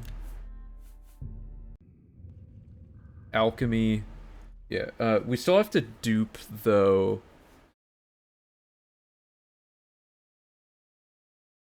I'm thinking there's somewhere we could get... There's, like, a free skill boost thing somewhere, right?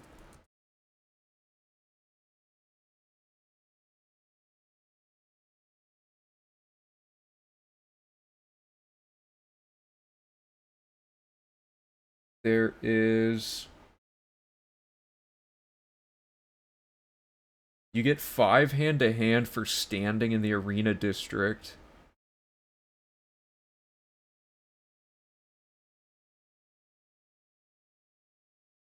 That's true, they do take a while. Okay, let me pull this up. Okay, let me write down what we've learned so far.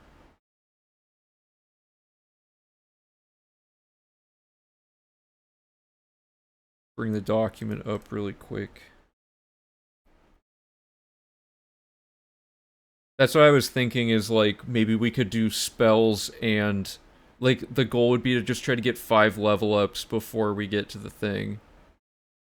Conjuration's the easiest one to level... Or no, but the Conjuration doesn't overlap, does it? It's a matter of being able to get the ingredients to get to level 10 alchemy, because we'd still have to dupe scrolls and stuff to get the stack. I'm trying to figure out if there's a way to do this without needing any setup, like straight out of the tutorial, what's the fastest 10 levels.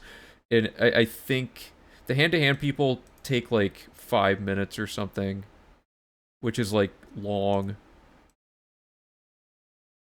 But what did we learn here?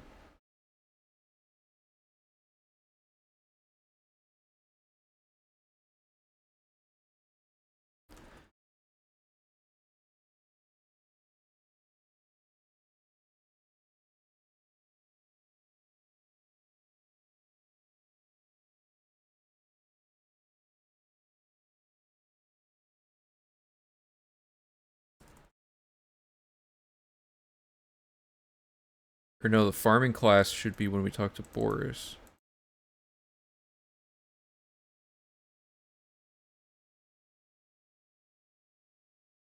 Yeah, when we do the XP is lost. Oh, right, if we do it the way where we don't lose the skill. Oh, yeah. Okay, let's... Here.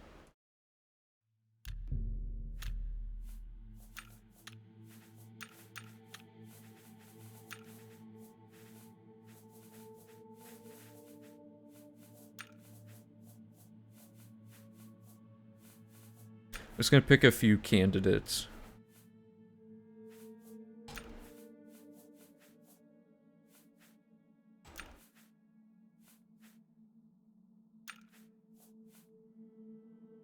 We could also spam the Speechcraft game, but I don't know how long that takes.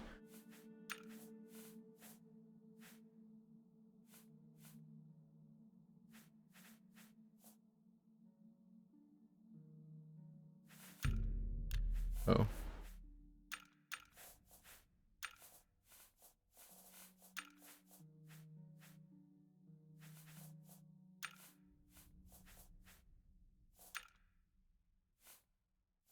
Yeah, we just don't have a way to dupe, so that one... Okay, let's just see what this does.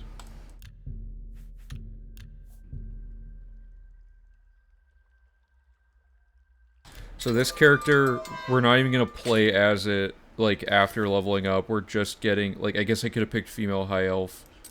Or no, we could change it to a race that has the lowest starting major skill values to make it go up faster. Like if we have orc plus mysticism, right? But let's see what we have here. I'm gonna pull up live split so we can time this. Oh god, that looks terrible.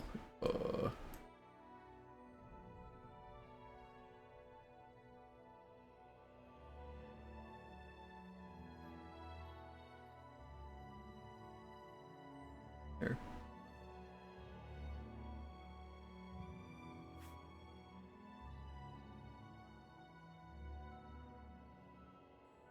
Duping ingredients would be consistent, but potentially slower is the problem, because we have to do the first part of the route twice in a row. This way we might be able to just boost stuff under this dock while jumping and spamming cast.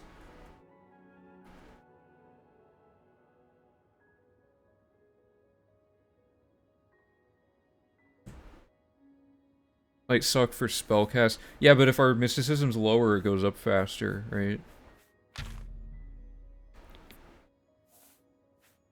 Here, okay. We're gonna make a save and just test stuff.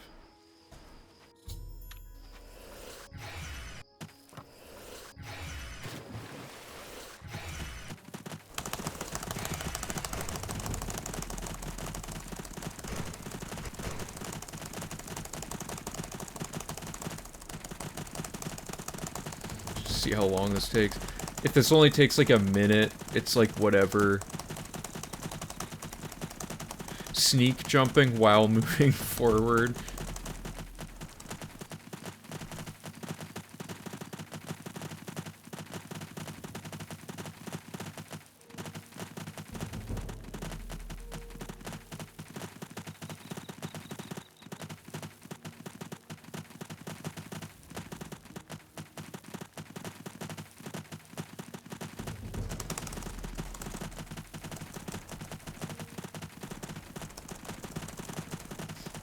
Yeah. In V1, we just literally sat there doing this as part of the actual route logic for skill farming.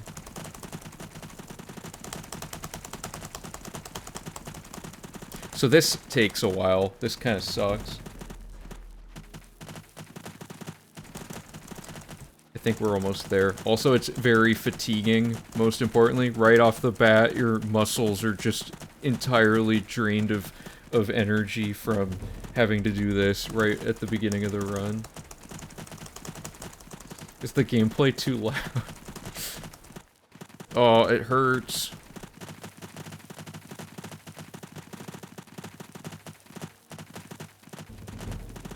Dude, how have I not... Did I not pick acrobatics or something?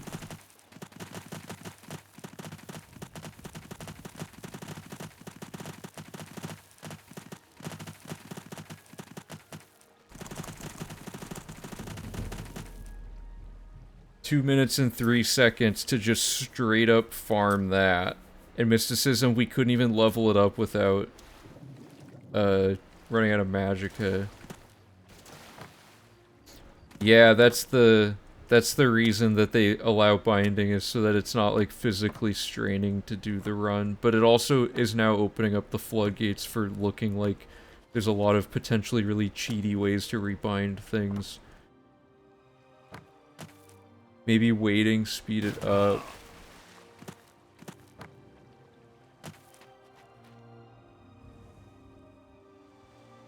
Yeah, I got 2 minutes, 3 seconds. And I started at 25 acrobat. Wait, how did you do it in a minute 28?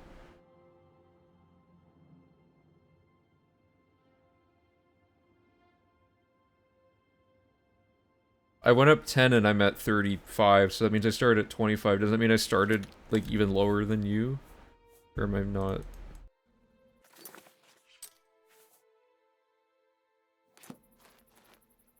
Oh, okay. I thought you also were timing it. Okay, well, okay, let's...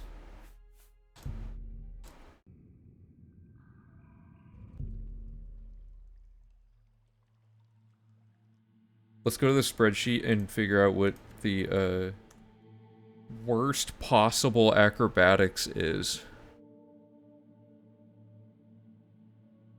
So here's the thing. Specialized goes up faster, but it also... Doesn't it make the skill start higher additionally? So we'd want a stealth specialization. Yeah, it has to be major, but specialization is... So specialization's still faster, though?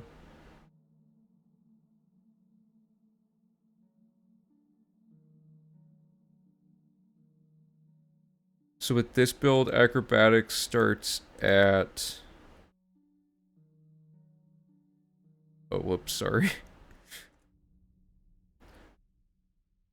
30. So we need to pick one.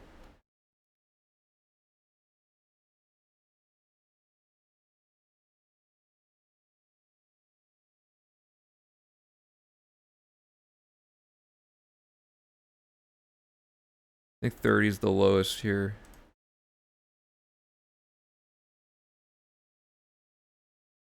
Oh, right. Wait, this is magic.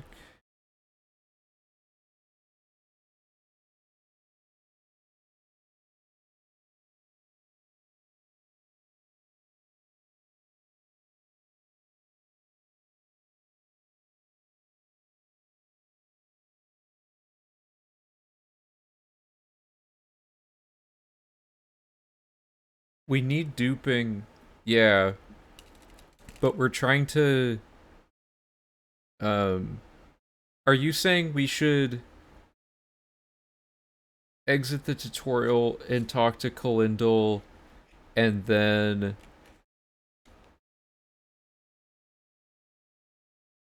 I'm just not... I'm not sold on it. The problem is... Okay, hold on.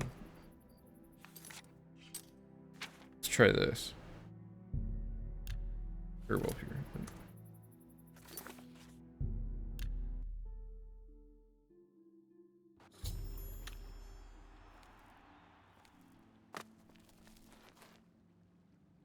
The problem is, though, we have to go back and do the duping again, right?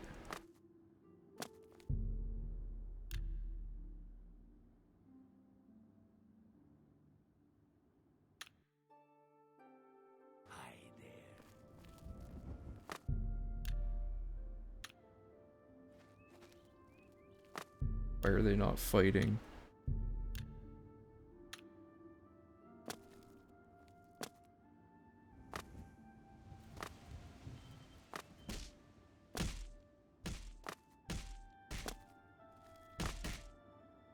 Oh.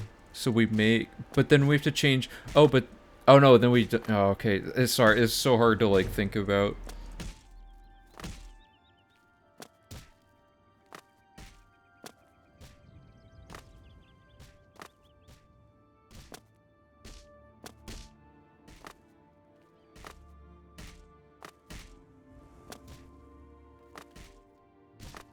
This is not the play.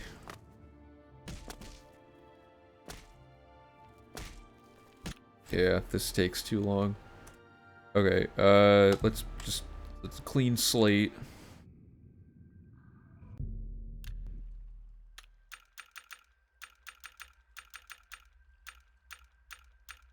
Okay. We do that. Oh, God. And then... Our custom class, we should have made it with Boris, and it would be, magic so that alchemy goes faster. And then we would literally just do, like...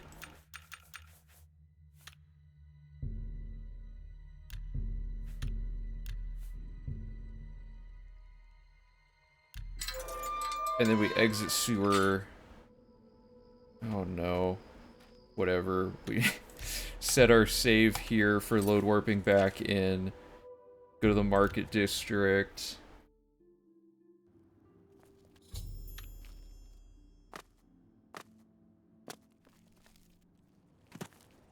How are you?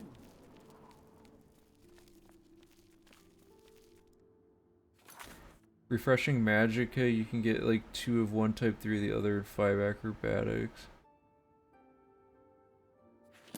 Did I do something wrong already?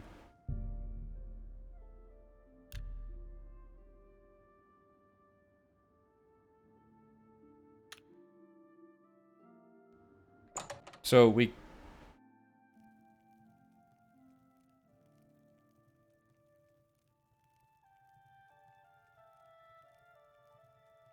Oh, because then we can't... Oh, yeah, you're right. Sorry.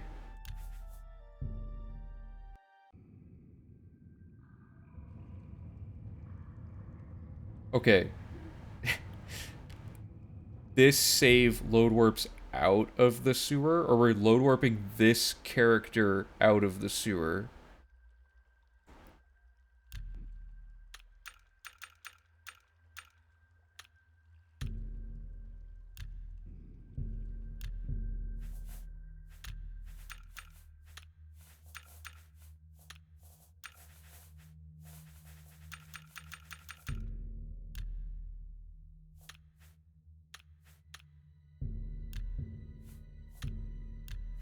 This is the save.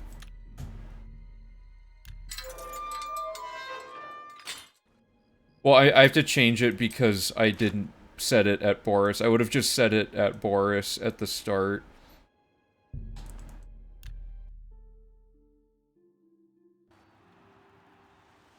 Oh, wait, why did I go here?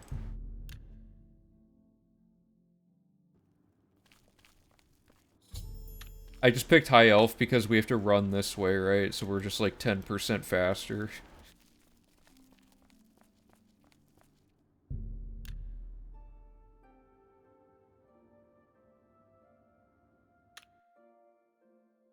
Oh wait, I don't even need to wait, right? God, I messed it up.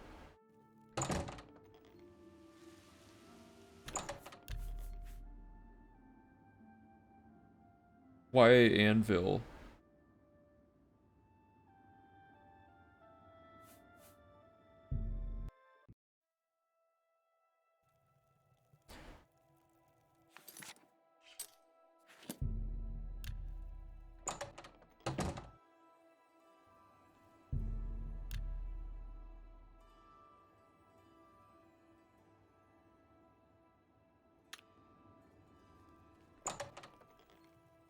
See, the scheduling bug is already problematic, because it's 9 a.m. and I can't get in here to talk to... Like, Kalindal just isn't here. There he is. So you're saying we do our...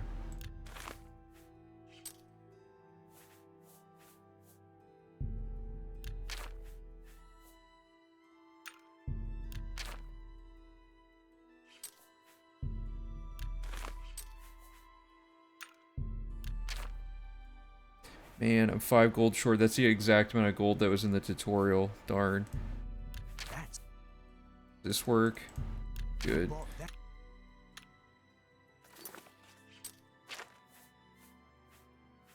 did I... Oh god, did I buy the wrong thing? I'm an idiot. This is bad business moves. Welcome. Have a look at my wares. You're a fine negotiator. Why is everything so expensive? Goodbye. Flare is not ideal because it alphabetically does not appear at the top. But for the sake of just testing stuff.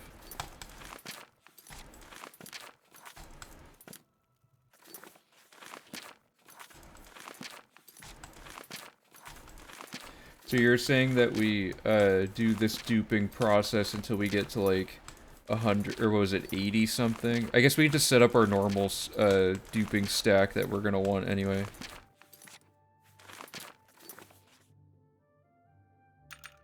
Like this, and then we can just...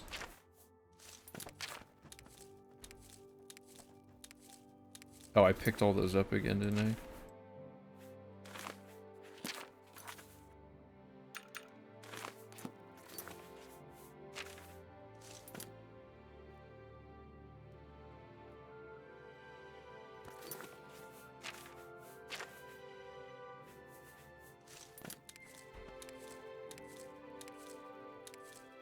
I mean, the actual dupe takes like 10 seconds, but there's a lot of this, so it's like not quite as short as it seems. But you're saying that this will...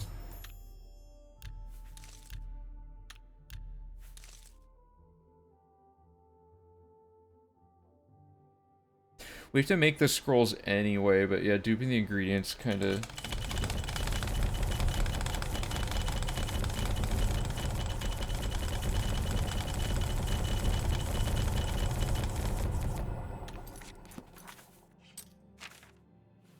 Well, that was fast.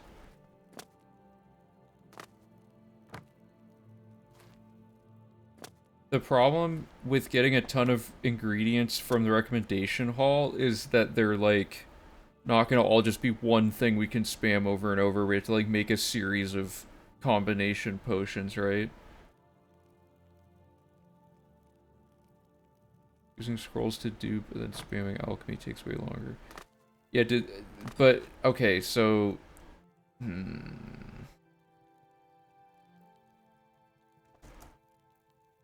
me see this through to the end and then we'll try it again to double check. But what you're saying is now that we have the level we need,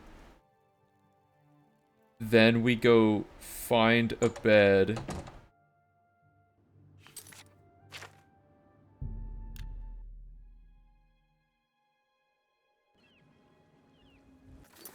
Tomato and carrots are right next to the mortar and pestle and anvil. What do you mean though? I don't get what you're saying, because we already have a mortar and pestle from the tutorial with the poison ingredients that we needed to get our alchemy up. Because they were all next to each other on a table. But I don't see how it's faster to do that versus... It's only a matter of seconds to skip those, though. To go all the way to anvil and stuff is longer, right?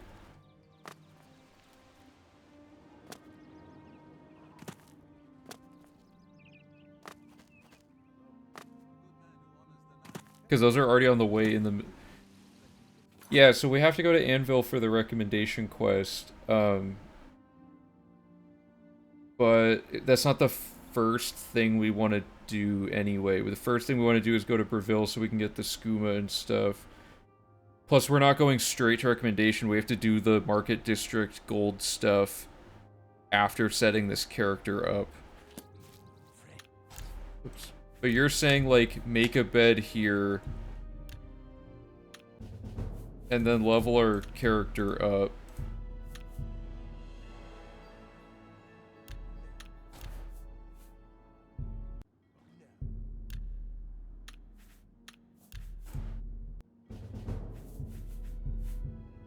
Wait, level 2, did I mess that up?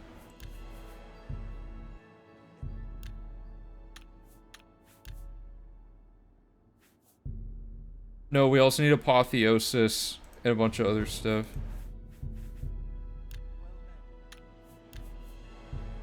You'll see what I mean.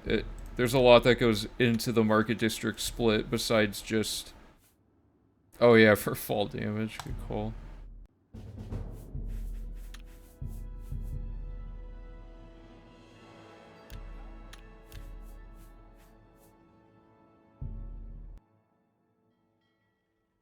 Yeah, you can get Apotheosis whenever, it's just always there.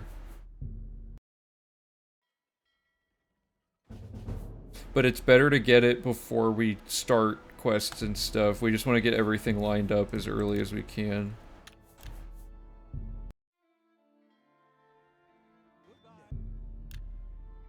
Here, I think this will make more sense once we piece it together. I mean, you might be right, I might just be misunderstanding though as well.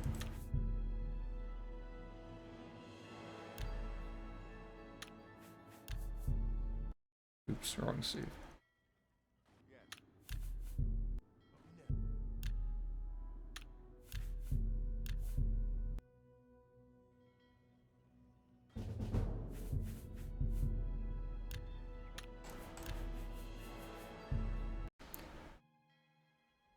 It's gonna be real bad having to do this part like 140 or 120 more times at the end of the run.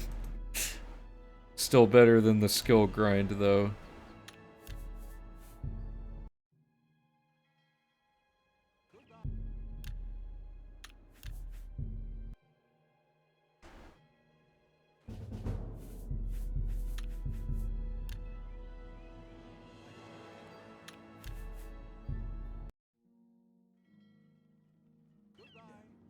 Quick question on skill underflows. Do they affect the master trainer's recommendation quests?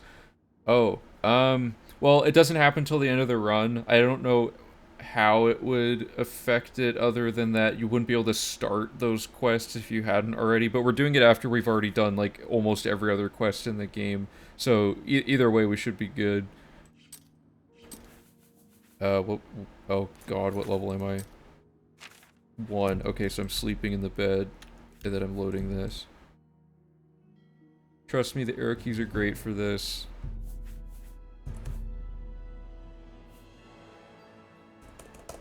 Oh man, why does enter not? Okay. What am I doing? Level 20? God, this takes forever. If we can underflow our player level, that would be epic.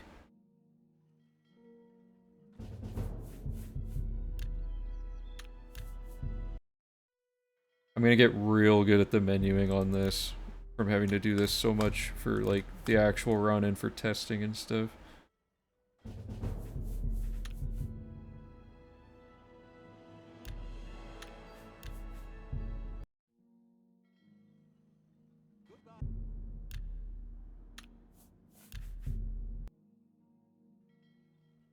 And for people who weren't here earlier, you need to be level 20 anyway to do Daedric Shrines, and the weapon we'll have is so powerful that it can kill everything in one hit, even though we're level 20. So, all is good as far as combat goes. Being this high level doesn't matter, and the fact that we're inefficiently leveling doesn't matter. Oops. Okay.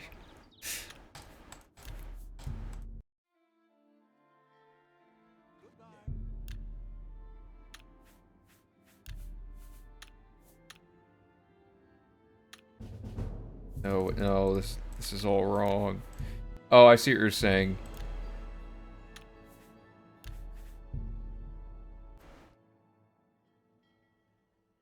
The classic Argonian diagonal sleeping bug, yeah.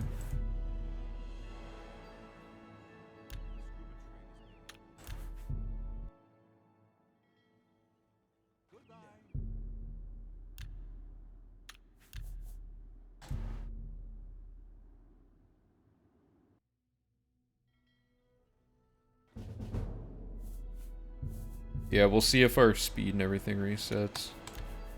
2 more. Unless I misread the number and it was actually 16 instead of 18.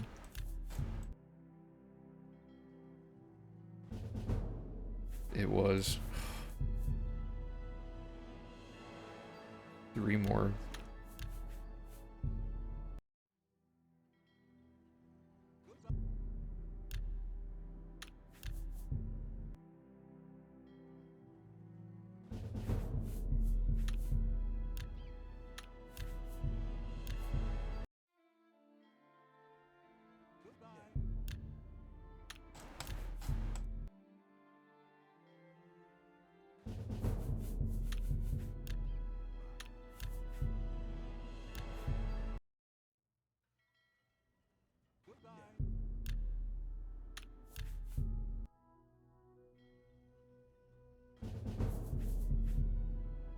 There. Okay. So now that we're level 20, we have to go change our class to what we actually want and fix the wait timer bug. So now we're going to load warp back in. Okay, I should have done the sewer entrance, but I messed it up. So I have to go in this way. I forgot to set that save amidst all that. But now we're back in, and now we can trigger the thing without the frame perfect thing, which should fix the wait timer bug.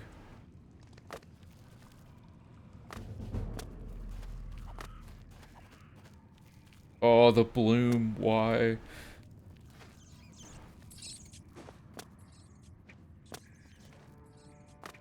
Okay. So now that we're here, we make sure that we're still this.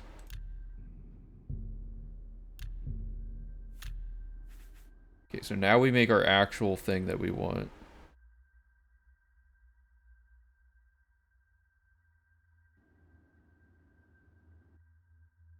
Where is it? We want magic. We want strength and speed. And we want mysticism, destruction, illusion, restoration, athletics, acrobatics, and light armor. Did our health reset? Did this... I wasn't paying attention to the numbers, Bosch. Is this good? Yeah, the reason we use Kalendal is because he, for some reason, is like the only person that sells a ton of scrolls. Like, he's the only one that sells so many that you're pretty much guaranteed to get enough to do duping.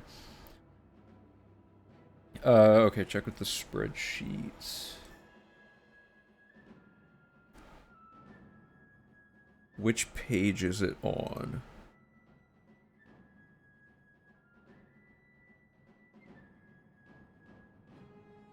Is there one that accounts for health or something?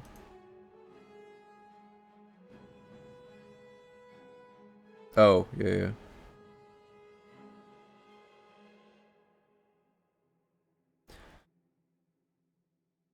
Health says it should be 60. Or no, sorry. 83? Make sure these are all the same. Okay, so yeah, it did keep my health. There may be a rounding error on the calculator, because I have 254, but it says 253, but it's negligible. You know, it doesn't really matter. Okay, so... that worked, but man, that was a complicated series of things. This is finishing tutorial first time, right?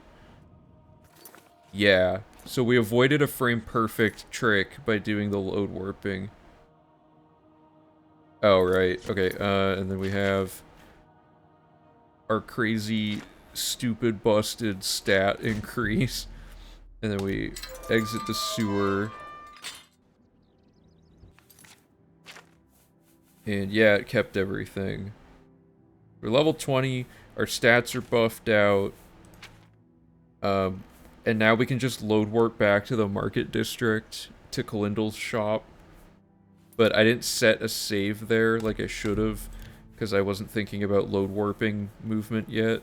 So we're just gonna fast travel there for, whoops, for now.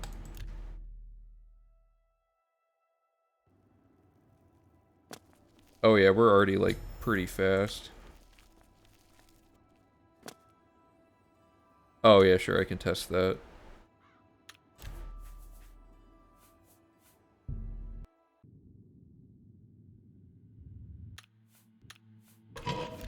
That's a complicated question, but basically, Ant Kid, we are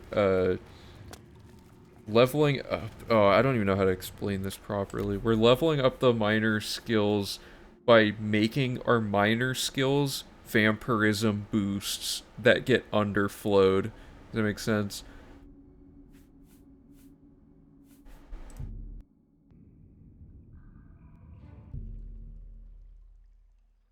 What am I changing, Bosch? Just anything? To reset class?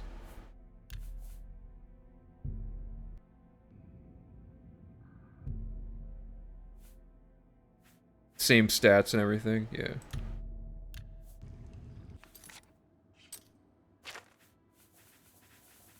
Yeah, it looks like it keeps it.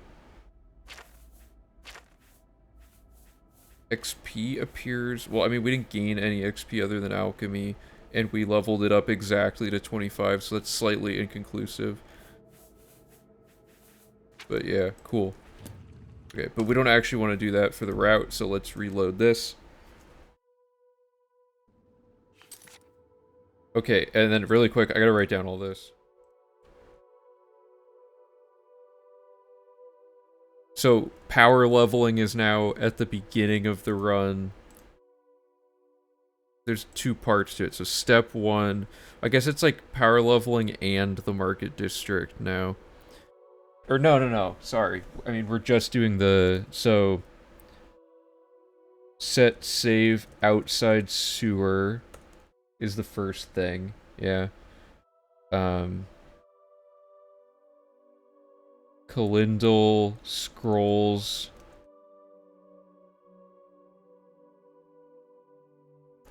dupe, scroll setup, dupe alchemy. Did anything matter other than having alchemy for that? We should just pick a preset class then. Let's examine these and see if there's one that has athletics, a speed boost, and alchemy as skill options. Because if there's a preset we can choose at the start of the run, that'd be good. So step 1, I want to look for speed. And then this has alchemy. Oh, but we also need it to be magic as the focus. Let's start with that. So step 1, is it magic focused? It looks weird. Why does it look like that? Anyway. Magic, not speed, but alchemy. Not ideal. Magic, not speed, but still alchemy. I imagine a lot of the magic ones have alchemy. Magic, speed. Darn, no alchemy.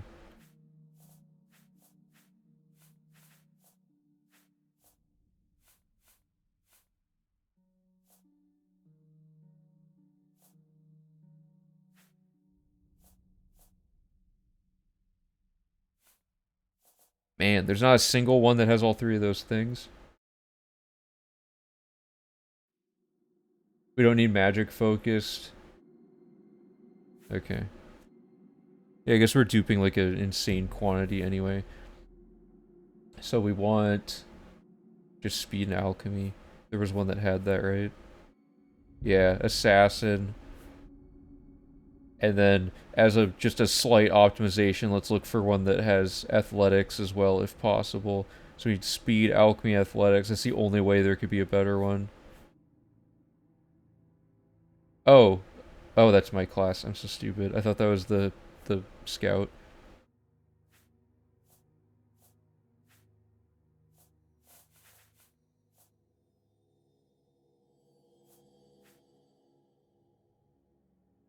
Hey, okay, the rogue. The rogue is our the rogue is our boy. He is speedy and athletic and an alchemist. You just double check the rest of these. Oh no, wait, the scout, dude, this is perfect. The scout actually works because then we can use the scout image again for Cornman like we wanted. That's perfect.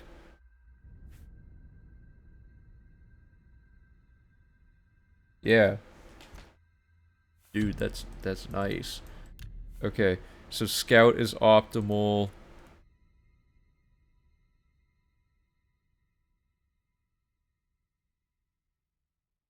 It's gonna maybe be hard to remember why we did some of this, but I guess we have the stream to reference if I don't document it in time. It's just funny. It's like all of the other classes look like they're all epic and whatever, and then the scout's just like looking at a flower. It's just funny. I don't know. It looks like he's not like doing anything important. Everyone else looks like really intense, and he's just looking at this flower in his hand.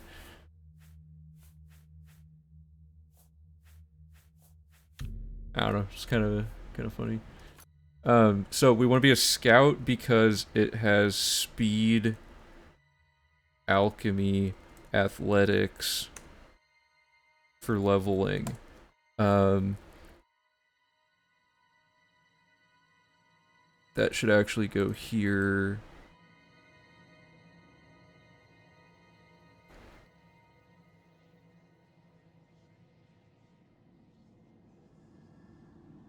Does female high elf have any reason? I guess she has the 10% movement speed. She also has +5 alchemy, but I guess that doesn't really matter. Yeah, whatever. Okay, so start of the run, we'd be a male red guard, so we can do all the save clipping. Then we don't do any fancy stuff. But we have to get... Please work. Mortar and pestle plus ingredients on table. Good. Then we talked to Boris, pick the scout because it has speed, athletics, and alchemy for leveling. Then we set a save for class reset at the Boris Great. Change our race to a female high elf. Or I guess we can make that other save multi-purpose. So let's... Outside Great.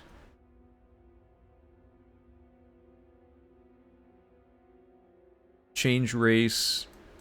Okay, these need to switch. Getting kind of complicated here. Set save for class reset outside of Great. Then we power level. I guess I'll just make that part of this.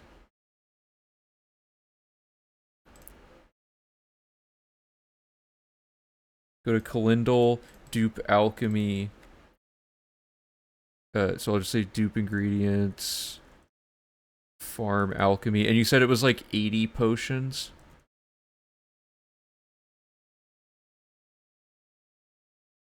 I really want you to skip that word pestle in the tutorial. You can skip the whole section, right? You can do a saddle that places you on top of the map, but it only saves like, I don't know, like maybe 15 seconds at most, if that.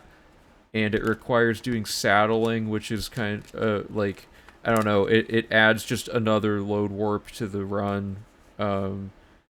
And I don't know, like, I don't think going to Anvil, all the way to Anvil just to get a mortar and pestle we could have gone on our way to Kalindal is faster than just going to Kalindal. You also have to look for 2 scrolls in Anvil. Wait, why?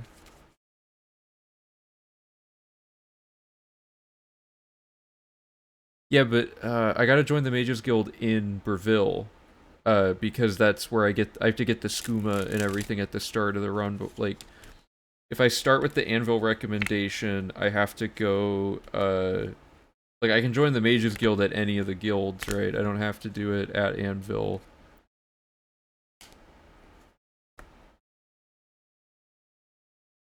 I'm joining in Breville because the skooma...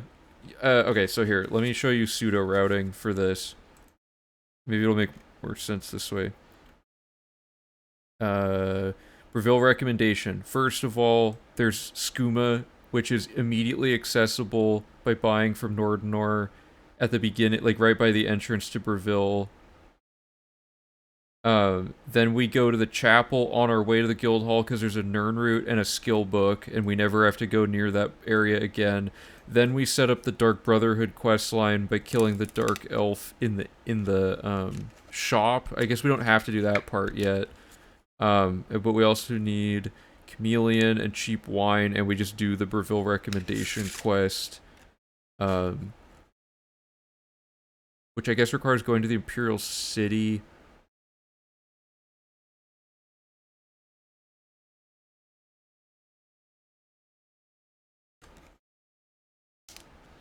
Because we're already going to be in Breville to get the skooma, to me it just makes sense to stay in Breville to just get the Breville stuff done. Oh, there is one in the Breville Mages Guild? Oh. But I don't get why specifically Anvil, just because it had ingredients and stuff?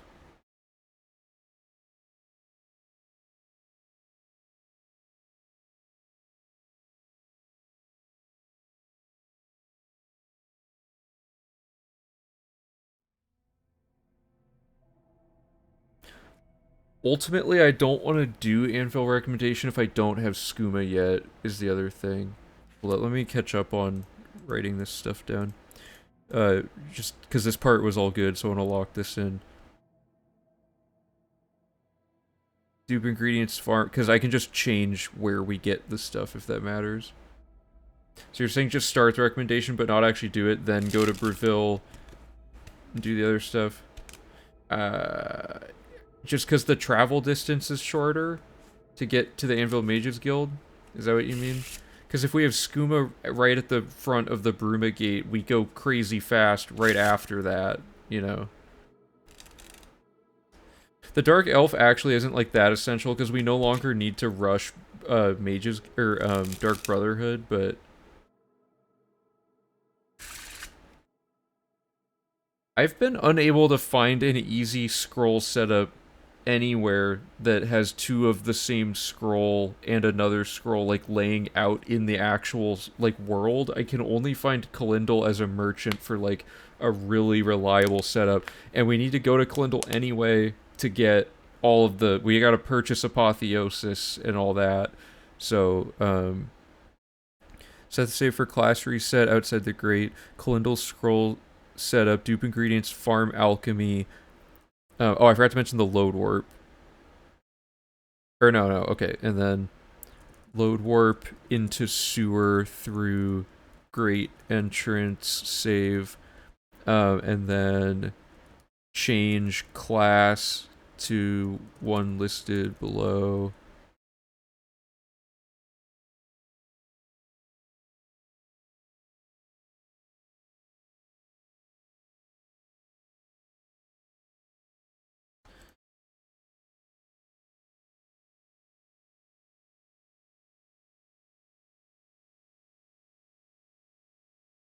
Am I missing something here?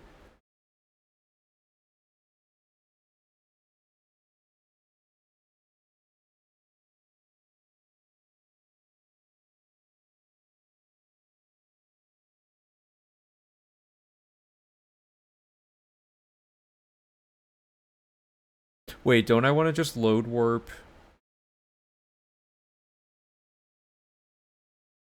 96 potions. Yeah, that's just like not that much. You're right, it's just so fast it doesn't really affect anything.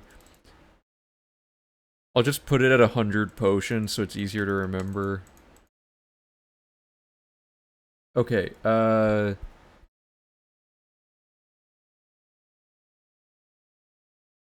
once we get our alchemy up, what did we do? Did we go back to the sewer and change stuff and then level? No, we have to do the actual level up first. So then fast travel to the waterfront, power level to 20 for Daedric Shrines. Good. Change class, and then we load warp and change class. Beginning of the run's gonna be so boring to watch. It's just gonna be the power level. um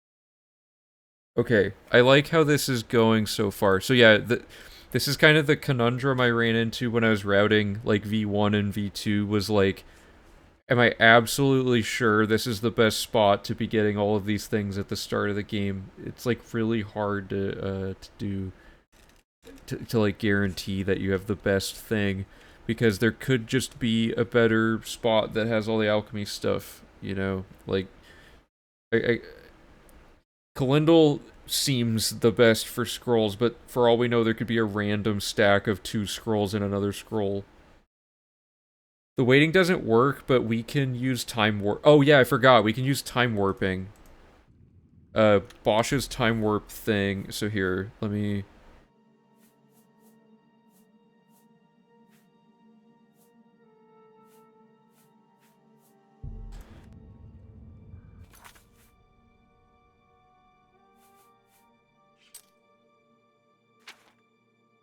Oh, true. Yeah, waiting in the sewer might work. Time warping's actually faster than the wait timer, though. So whenever there's waiting, I'm trying to now look for opportunities to time warp, especially to set stuff up quickly at the beginning of the run.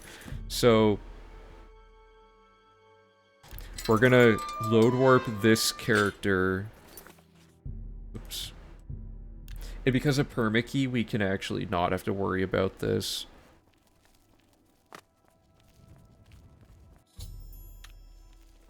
How goes it? So, like, the time of day does not matter with permakey. You can just load warp your dude in here, and it'll just do it. And then you can just leave and then time warp in. So, if it is 3 a.m., we need to just load warp somewhere that takes, like, the longest. So, I guess we could just, like, Anvil Lighthouse, for example. There. That sets it at 10 a.m. Perfect.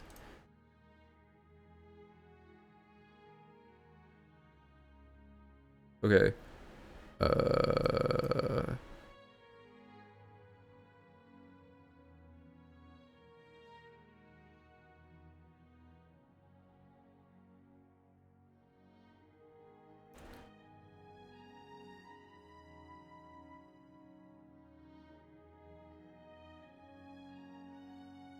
Oh, we also have to make a save.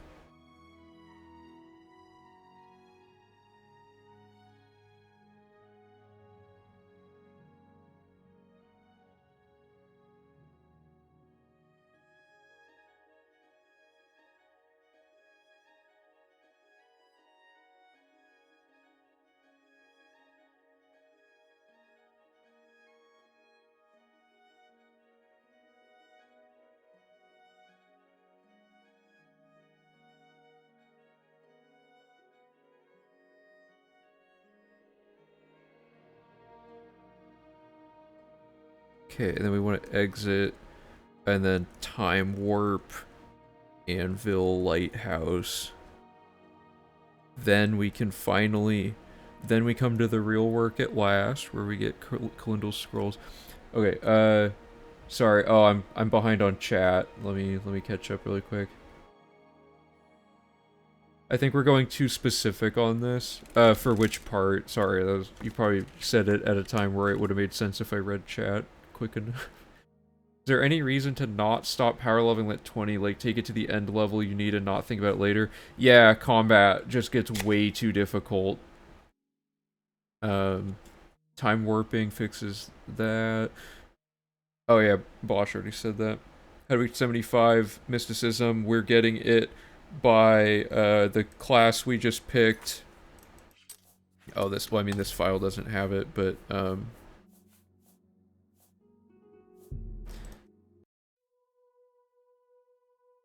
after we set everything up, our mysticism's 68, and then it's just a matter of reading some books. But wasn't it 69?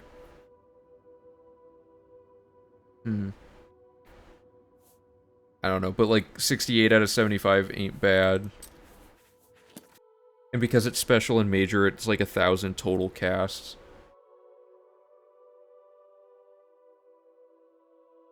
Yeah, the end game is like after doing everything. Like we're gonna do literally everything in the whole game except the Vampire Cure quest, and then do the class reset.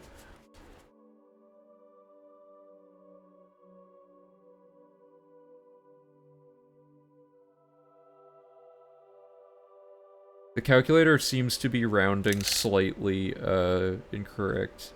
163 casts. Yeah, that ain't bad at all. We can just kind of spam this what do we get that helps with this? We get starter spells. This. Can we how Dude, our at level 20 our magic regen's so good we can actually just do this. I don't need to be jumping anymore though. Yeah, dude, this is great. Our regen is so ridiculously buffed too. So we can just cast this while we do recommendations, and this will get that all squared away. Man, this is all working out great so far. So let me...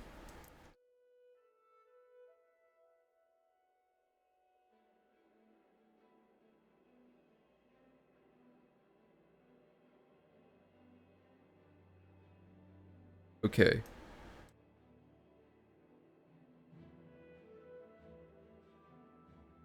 Now we want to load warp back to Kalindal, which means we want to probably set a save outside Kalindal as well.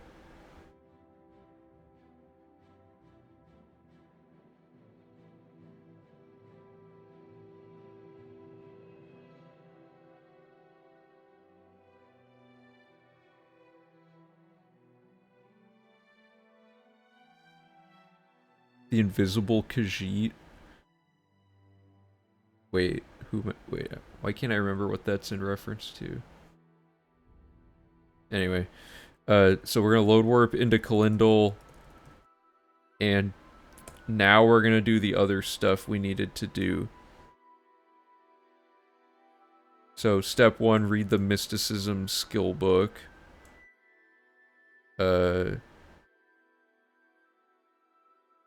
Already duped scrolls. So we need to get our starting capital gold, go get apotheosis, go get jewelry, and then we're done with Market District. This early game is actually pretty quick. Like, don't get me wrong, the power leveling part is slow, but we're taking a slow part of the run from the end of the run and just moving it to the beginning, so that's not actually a time loss to do any of that. It's like a few seconds of time lost to set up class reset, and then we're good. So this is nice. We don't have to do the frame perfect trick yet. We don't have to, I don't know, there's just a lot that's now good about this. Oh, yeah, sorry, forgot about that. The, Jaskar prank. Okay, so let me play through doing the, Kalindal setup. So now that we've done this, ideally we would just load warp back to, Kalindal, but we don't have a save for it. Or I guess we have a save here, so let me... So step 1... Load warp our reborn character outside of Kalindal. Oh, you can't... Oh, you gotta load warp in. I forgot about this.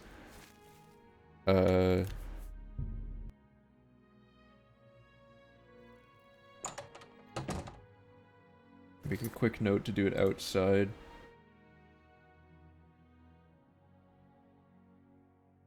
Oh, it says outside, I just didn't listen to my own thing. Okay. We're in. Everything's still here, but now the wait timer's fixed. We're level 20.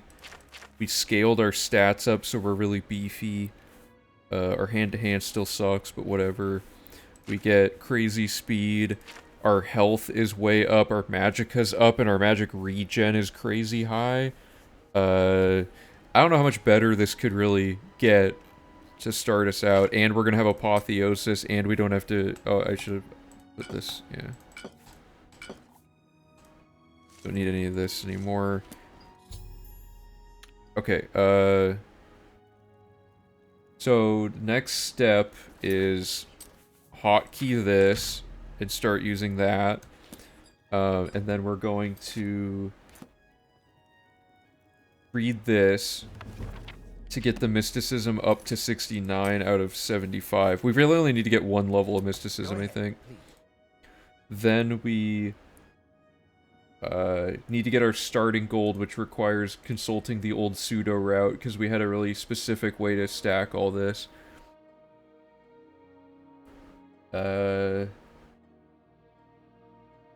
it says dupe scrolls to get 1,700 gold.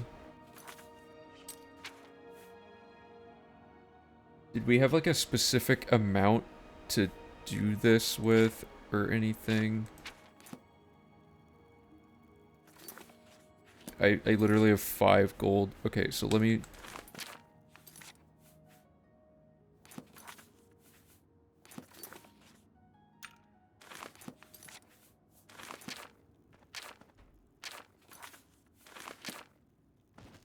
What do you have a look So we need around. 1,700 gold. Better prices in all. And he can do 1,000 at a time. So let's just figure out... Oops. Okay, so it's like 330 something. You got So we just sell to him twice to get a large stack. And we're going to get some setup that gets us down to our desired 350 stacks, respectively. seeing you. Oh, whoops, I accidentally. I'm just going to get this really particular. Because getting from 50 to 300 is, like, really efficient. No, I'll just leave it on that. Okay, so, we got that. So now we go across the street. Would you also want to make, merchant... Oh, mercantile a major skill so you could invest as well along the route. Oh, right. Well, okay.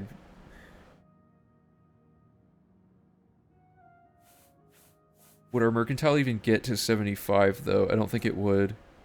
Because investing's like a level 75 thing. Oh, does it go to... Hold up. Oops.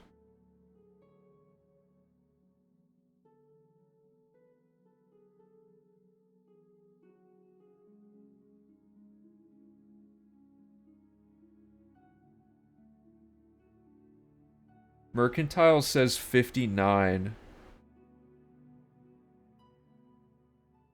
I don't know how you're getting 70.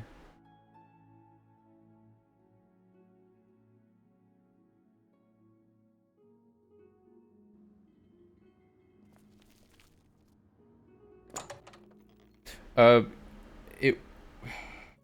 Man, that's tricky.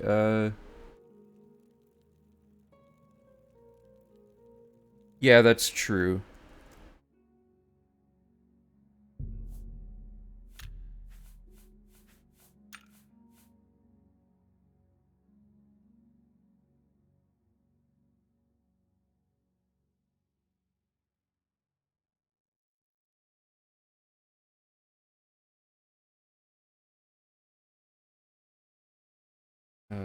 Where am I?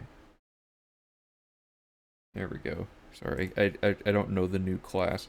So we want magic, strength, speed, mysticism, destruction, illusion, restoration, athletics, acrobatics, and we want to try mercantile.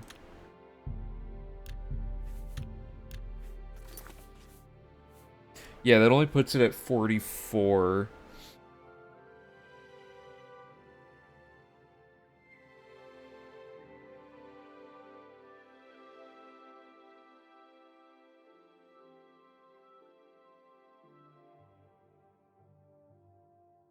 Oh, like instead of strength. Yeah, let me try that really quick.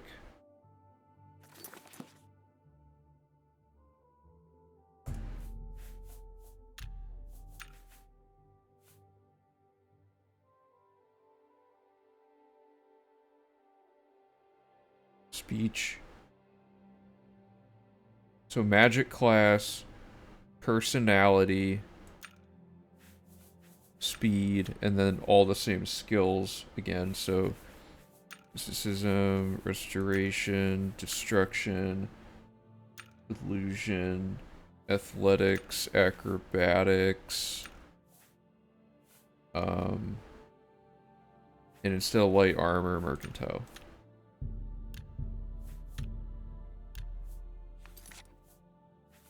It still puts it at 44. That didn't actually change it.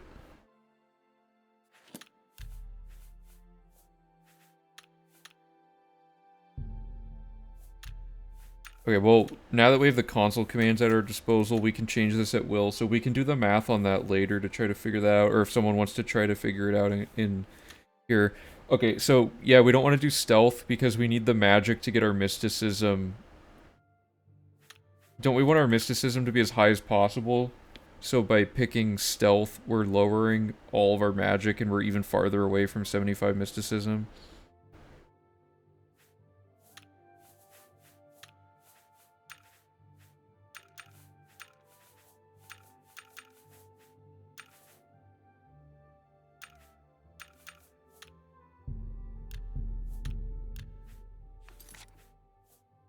That gets it to 58.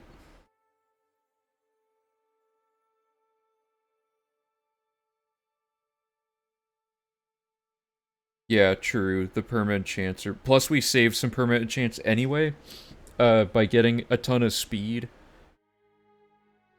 When do you need 75 mysticism? Like, pretty early on, like, right as we get to the Arcane University. Oh, true. We could also increase the class level since we have to do that later anyway as well. Oh, that's a lot to consider now.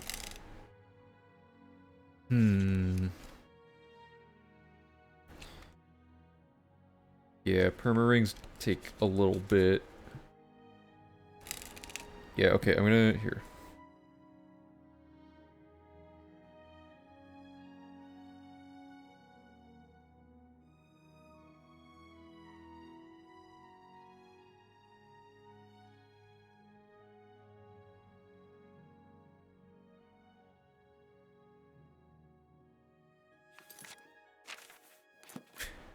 Wait, there's something up with the calculator. It says 120 speed still, but I changed to mercantile.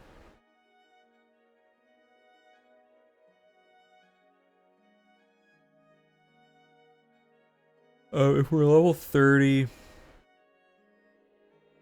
Our mercantile's at 54, it looks like. Is this even up? Did I break this again? Oh no, it's still going. Yeah, level 30 is not bad. I think combat would still be fine, especially considering we're going to be 100% chameleon. What does level 30 get us to? Is my spreadsheet broke? Because that only gets us to 54, but isn't that what we're already currently at? We're at 58 on here. Oh, you know what? I can just, really quickly, I can just do player.setLevel. And then...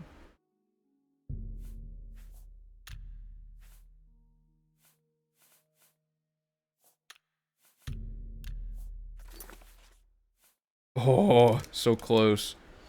That gets our mercantile to 74. Mysticism's now way farther behind, though. Yeah, I think we can't pick stealth. We'll just perma-enchant the, We also have skill books, that's true. Yeah, let's try to pick up mercantile skill books wherever we can. Where are they, actually?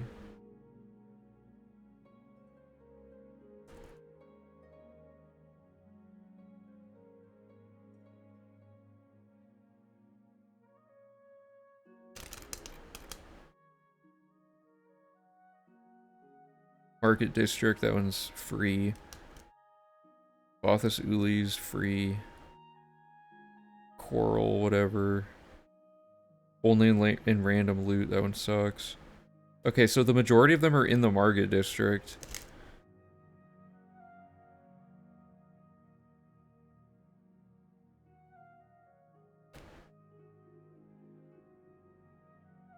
Anyway. Is level 30 combat, like, brutal, though?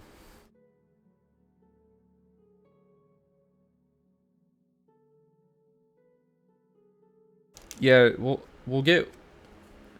level 30 combat's fine? Okay. Yeah, we could power level to 30. Is there any reason you picked 30, or was it just because it's just another even 10 higher, just to see what the stats scale like? Because we could scale until... Well, no, we don't want to go too much higher, I guess.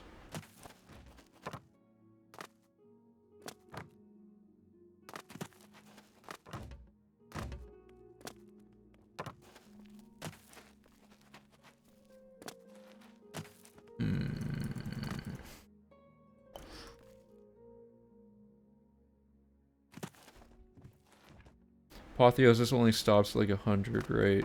Oh, yeah, I think Apotheosis lasts, like, forever. Like, anything above 100, I guess, is more risky. That's the other question, right? How much combat is even in this run anymore? Okay, so here's the thing. If we were to change the class and leveling build, it wouldn't affect route logic like at all, other than sometimes you'd have to cast, because all it would be is Apotheosis takes 2 casts sometimes for like really beefy enemies, and it would have something like we changed the amount of perma enchants we did, which slightly changes our money, and whether or not we had to power level 10 more times at the beginning. It only changes like 3 small parts of the route that are really easy to alter later.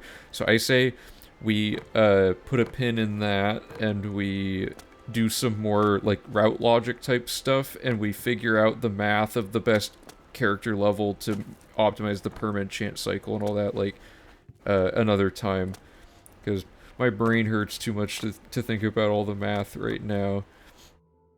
If we skip Mage Guild, we can use any level with, if we skip Mage Guild, we can use any level with spell stacking. NPCs could die more easily, though. Oh, yeah, that's true. The higher level we're getting, the more risky it is that people die before their quests are started. I forgot about that.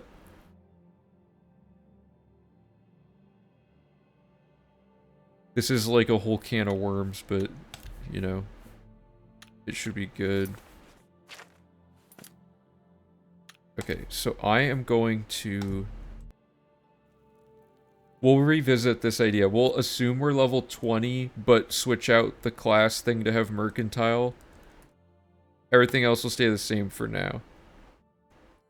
And then we'll just throw in a different amount of perma enchants depending on what we want to do. Yeah, that was a good idea. Good suggestion. So I want to do...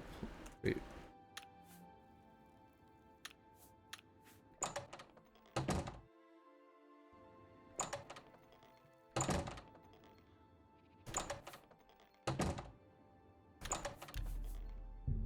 So we want this version of our character to talk to Kalindal. We want, we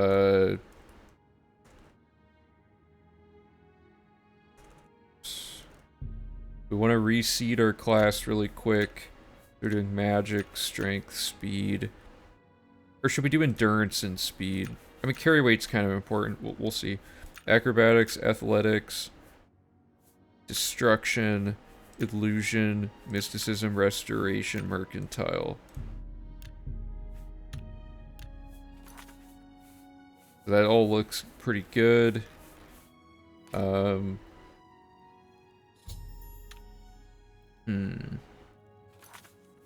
does add quite a few rings. I wish investing was at like 50.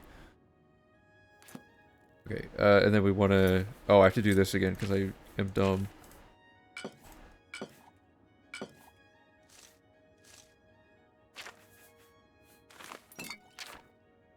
Oh god, I undid everything. What? I picked all of them up again? How?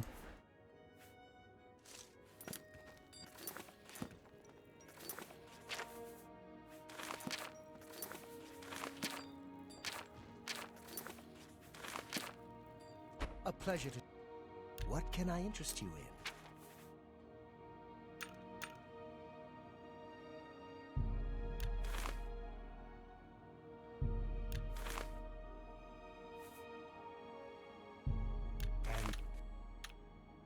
Good day. Hey Mordred, what's up? Sorry for the irrelevant question, but what is the current plan for map exploration? Did Shadowmere potions end up being a pain? Oh, things have changed quite a lot. Basically, Bosch has been designing a spell stack that you can apply on the player by reflecting spells onto yourself. And so now movement speed's like way faster. The game doesn't crash anymore because we're exploring outside of the map. If you want to read more about it, exclamation map exploration will bring up the wiki page about it as well.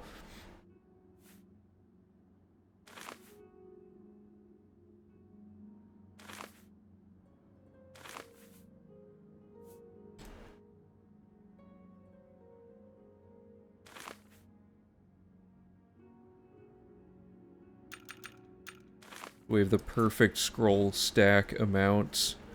We read this book. It would be like this.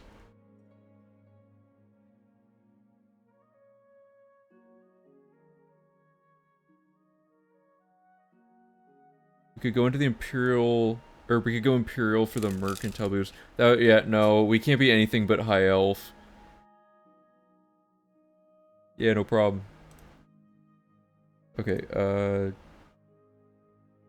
what am I doing? I'm pulling this up here with the pseudo route info. Okay, so we got our gold from Kalindal.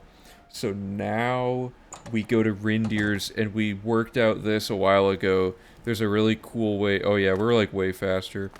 And we're supposed to be casting mysticism this whole time as well. Actually, if we did prioritize the mercantile, the farming of mysticism is only like 300 spells probably instead of 170. That's still like totally doable, I would think. I don't know, we'll see. So the way this works is we can't afford apotheosis yet. Oh, has gold scaled up because we're a higher level? No, it hasn't. Apotheosis is just... Okay, so we buy the Staff of Light. Then we dupe it.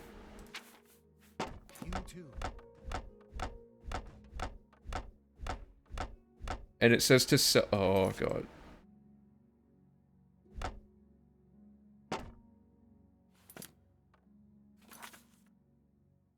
I've cornered myself.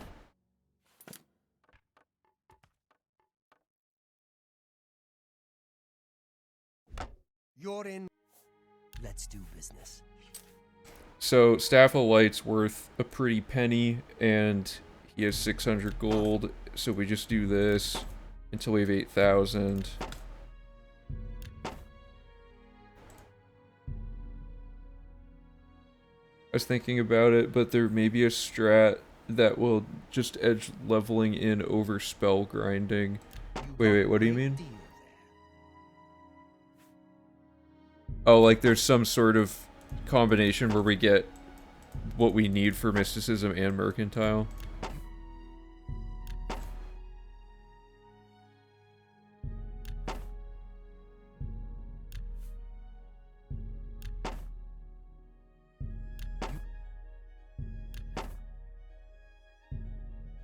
You know, the Staff of Light is not that fast. It may be faster to just get all the money we need from Kalindal at the start. But anyway, so after you get to 8,000 gold, then you buy Apotheosis, leaving you with like 2,000-ish gold to do other stuff. Then you drop all of these, you dupe Apotheosis. You pick up 3 of them. I'm going to pick up a few extras just to be safe, even though they're kind of heavy. You hotkey it. I'll put that on 1. I'll put this on 2. So I'll move the hotkey instruction to when we hotkey this. If I get, like, I've had situations where the stack glitches out and it stops doing the refill, and if I don't have an extra apotheosis, I have to, like, redupe it, and it's kind of annoying, so I'm just gonna preemptively do that.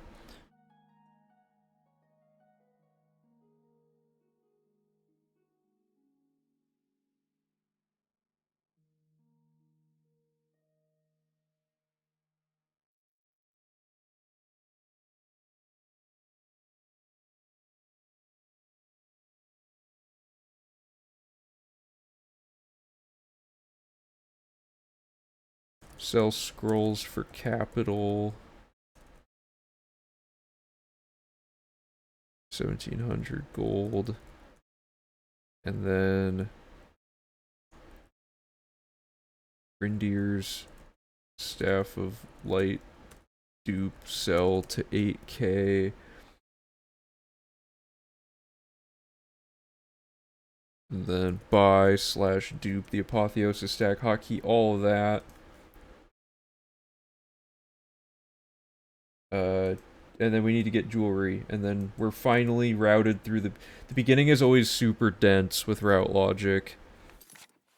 So this all looks good to me, and now we can start. We don't even have to jump anymore. It feels good to not have to farm acrobatics the whole time. But we're just gonna beeline it for this, and we're gonna just buy a brass ring for perma enchanting. And we're going to... Is there anything else on the pseudo route?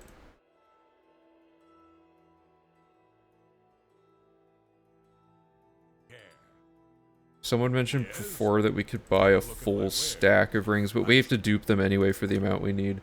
So the next step, instead of we're not going to dupe the rings yet, but we are going to dupe lockpicks. Just to have a good starting amount of lockpicks. And this should carry us through like the whole game. Step outside. And that's Market District. So let's bring it back here and examine this.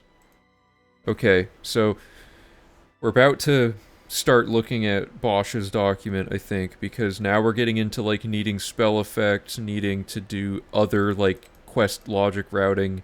So, but we have the early game set up. This is good progress. We have getting through the tutorial and properly setting up what we need for the early class reset, including our starting race, our starting class. Then we have our farming strategy. We have a way to get around the temporary wait timer bug. We power level to 20, then do an early class reset to get a ton of speed, load warp back, and then we're on track and fix the wait timer. Do all the stuff we need to do in Kalindal's place other than invest in him. We do have to slightly backtrack for him, but it's not a huge time loss. And then we can go to Rindir's and get Apotheosis and Life Detection, and then buy jewelry and dupe lockpicks, and we're good to go. So that is the Imperial City Market District. Without removing the acro grind, does that cause potential issues where you need to cast while jumping? Probably not, just a reminder. Well, acrobatics is still a main skill of ours because, or wait, is it? Yeah. Because it's governing speed, so we get a speed boost just by having it, and jumping higher in general is just more useful. So we're already at the point where we, oh god, where we can jump while casting. See? So we should be good there. Yeah, so now let's look at what's in store here for the next part of the run, because basically in the actual guide, which is about 100 pages, you're looking at, like, we basically did these first two things, tutorial and market district, but we also pulled this power leveling split and moved it all the way to the top. Oh yeah, carry weight does slow you down. I guess I can just redupe Apotheosis if something goes wrong. It's just kind of annoying.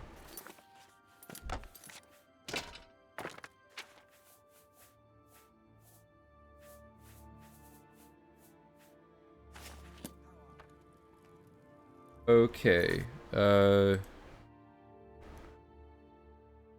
So typically it's best to start in Bravil so you can get the skooma right away to go even faster, and then from there you just kind of fill in the blanks of where do I need to go in each city to do stuff.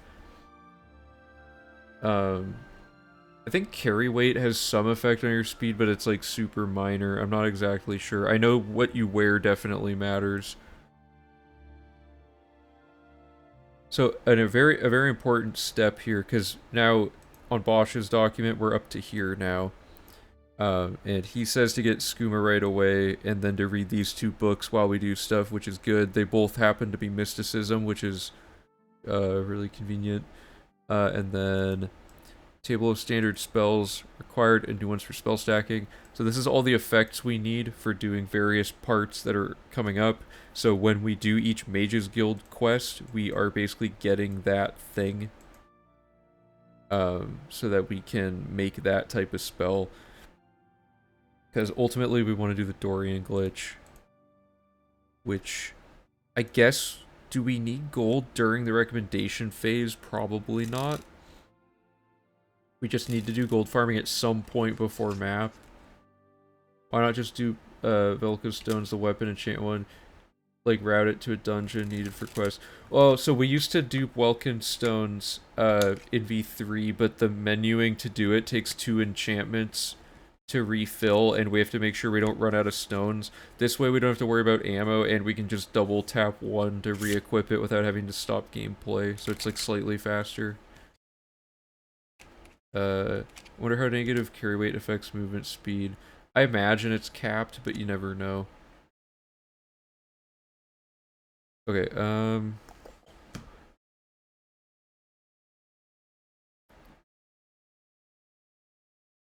this will be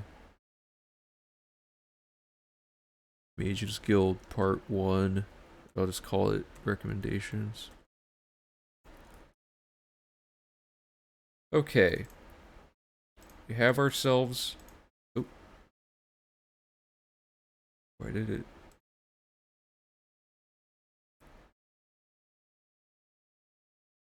We have our gold. Or not gold. Okay, we have some starter gold. So I guess let's just get the skooma part out of the way.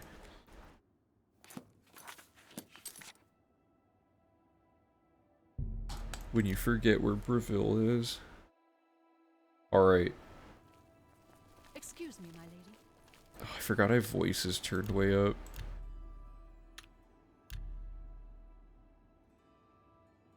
Voices are so hard to like deal with route. Oh god, okay.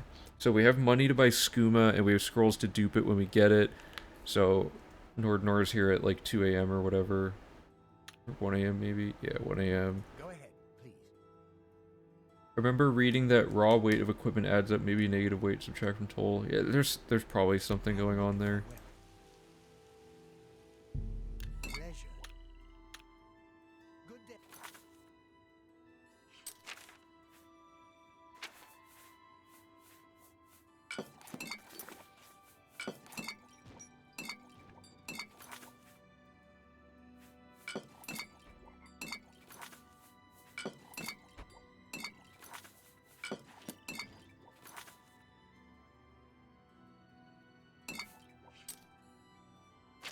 I guess we can hotkey. Let's move the hotkeying again to when we get skooma.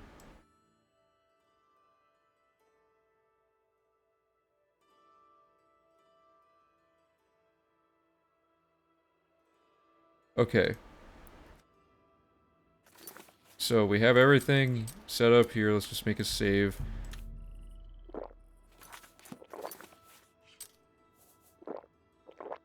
So now our speed is even faster. And we need to be casting while we do stuff. Skooma makes you like crazy dumb, but it looks like it doesn't affect regeneration, which is nice.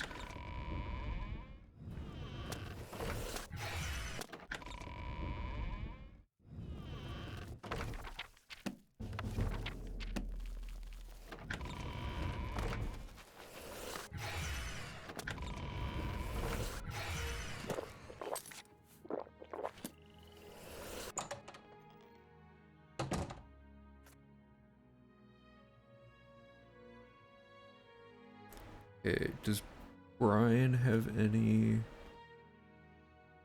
No, okay, so he just kind of says to just do Mages Guild Part 1 and then only specifies where some mysticism books are and stuff. And what spell effects we need, so that's all we're gonna be doing. Hey, how's it going? Okay. We are... looking at the pseudo route. So I originally wrote this was like a setup to like time warp him to show up. But anyway, so we bought skooma, we go into the chapel. Oh, there's also Nirnroot, I forgot about that.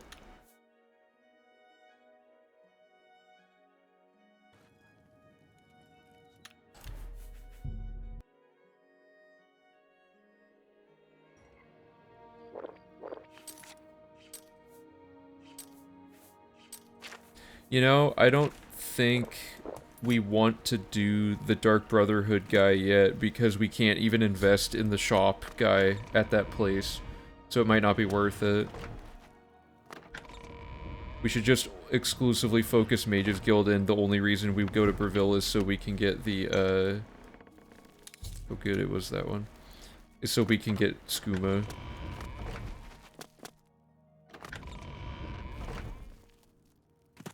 Carter, the whole run is different now.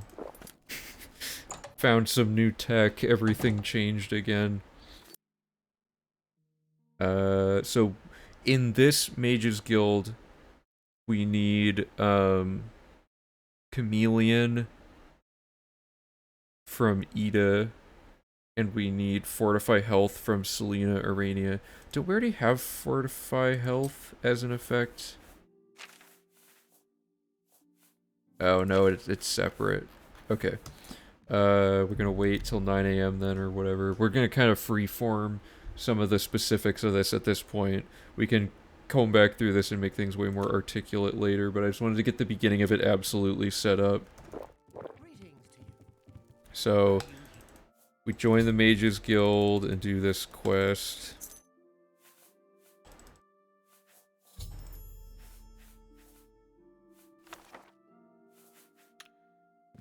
And then he's right here. Ooh, bribing's like crazy expensive now.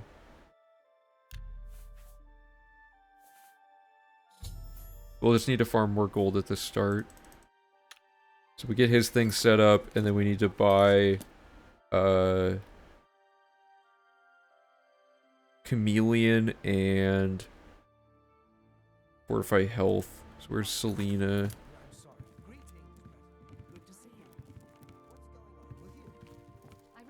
Of course, everyone except the 2 people I'm looking for are present.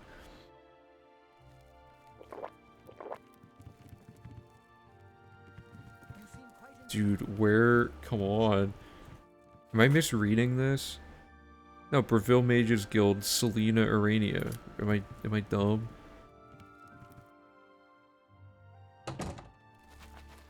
Why are you down here? She's never down here. Okay, but we need Chameleon from her. And then wherever Selena is.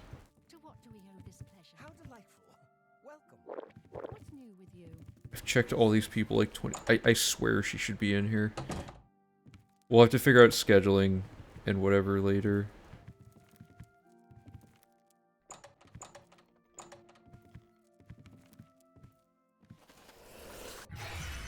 I guess I have minor life detect. Dude, is she really just not in the Mages Guild? This is a bad start. Wild. I've never not seen her in the Mages Guild.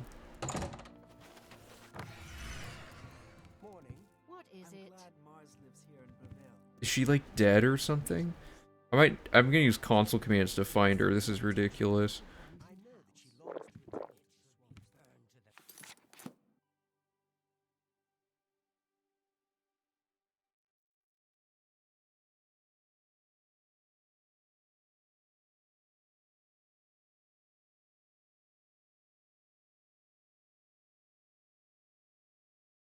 Oh. Oh, okay, Bosch, you have a typo on your thing. It says Breville Mages Guild for her, but she's in Bruma. Oh, okay, I was thinking of someone. I think I was getting them mixed up because they both wear the same outfit as each other. They're both wearing the blue. And I was like, well, are there 2 of them then? Because I thought it was her, but it wasn't. Okay, so it's just Chameleon from her.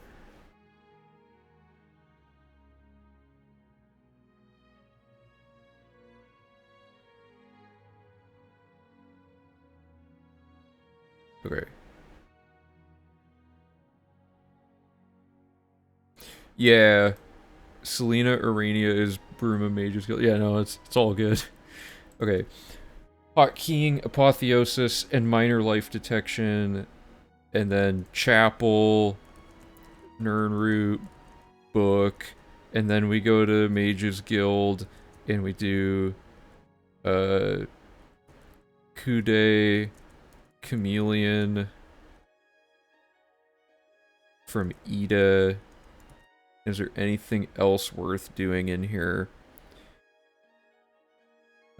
Cheap wine. Right, so at the, like, probably at the end of the run, we're gonna need a bunch of cheap wine to become unlikable. So we're gonna get that as well. And there's smaller optimizations, like, we're probably going to want to pick up this silver dagger for spell enchant, or for, spell stacking and whatever, but for now it's fine, we'll just not deal with it. Okay, that's everything we need to do in there, and now we have skooma, so now the floodgates are open. If you kill someone with one punch of your fist, it's not considered a crime. Real, I mean, my hand-to-hand's really bad, but I can...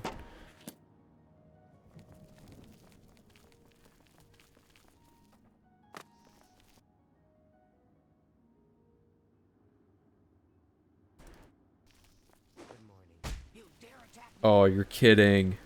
Oh, because I'm so high level.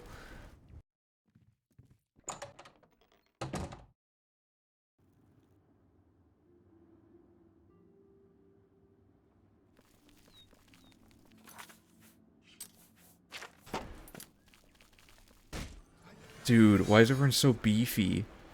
100 hand-to-hand and I can't kill them. Whatever. I can't even test it, but that's cool. Oh, right, charging a punch.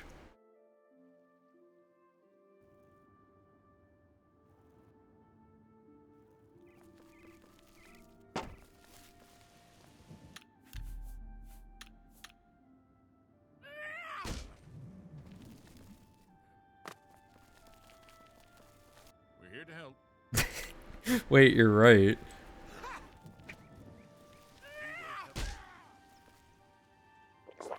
Oh!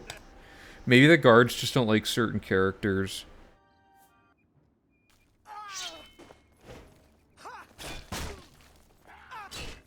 Okay, this is a disaster.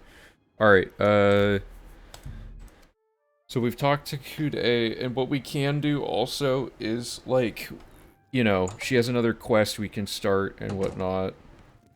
Hello. Any luck talk? I don't know if she yeah, she doesn't let me do it yet.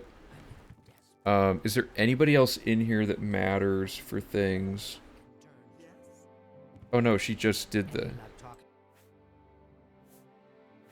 She just said I'm the only one.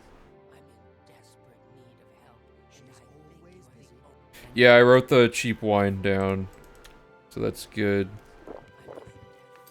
Okay, so let me...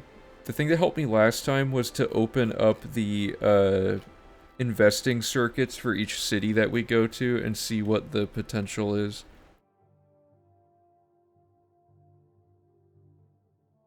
Where's Burville? Okay, so like... These are all the logic dump locations, right? So... We don't have the mercantile to pull this off yet. But technically we could, do some of these things that, like City Swimmer's house is a sneak book and a Nern route. So for example, we could get those things on our way to the Mages Guild after getting the skooma. You know what I mean? Because all that adds to what we're doing. It doesn't waste any time. We had to go here anyway. It doesn't require a fast travel. There's no impending thing that we're not getting done quick enough. It's literally just like go up these stairs and permakey into her house and then take a Nern route and read a book, right? So while irrelevant to the Breville Mages Guild quest, it is kind of like maybe worth putting little improvements like that in as we go.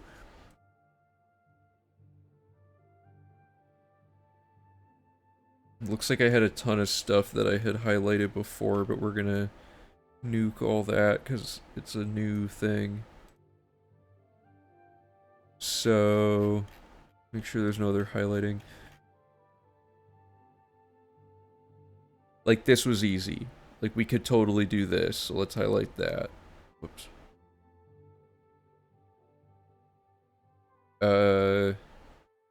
Investing's a no-go currently.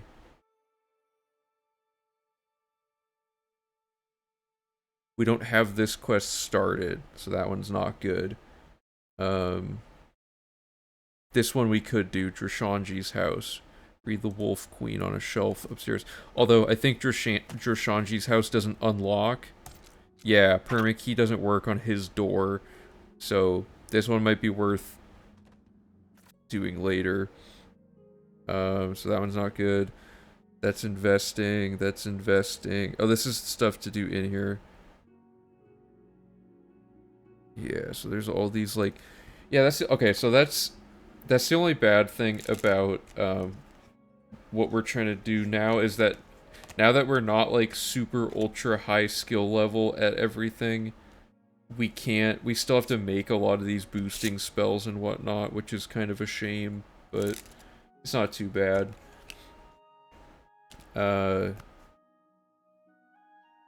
Read the skill book on the 3rd floor for destruction. I don't know. It might... We have to come back here anyway. So maybe we should just do the minimum we need to currently to get to the point where we unlock everything, and that'll make it easier to, like, think about the route logic and stuff. I guess we could get the Nern route behind the Mages Guild, because we'll likely always be load warping after this. Yeah, okay, so... Oh, we also... Oh, God, we think about load warp setups.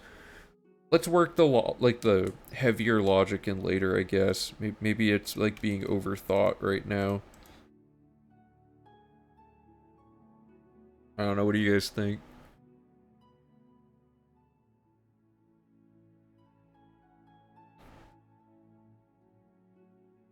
Because we have to get to a point where we can do spell making. That's, like, that's the next big task. Because then we can perma enchant, we can do gold farming, we can do the arena, or well, we can do the arena, or no, yeah, we can't do the arena until we make spells. That has to go there. These are kind of whatever.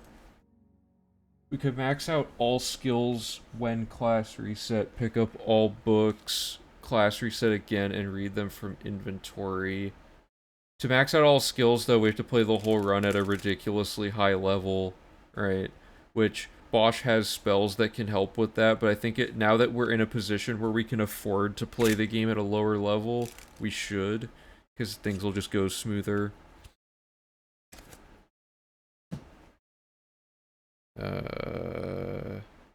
Can't you clip through the gate at the university?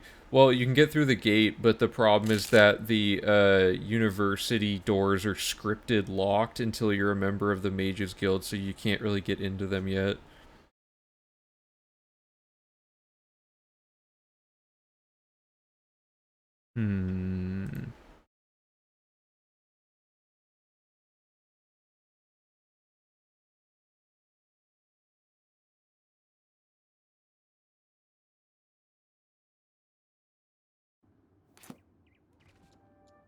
Let's just add getting the Nern route behind the building really quick.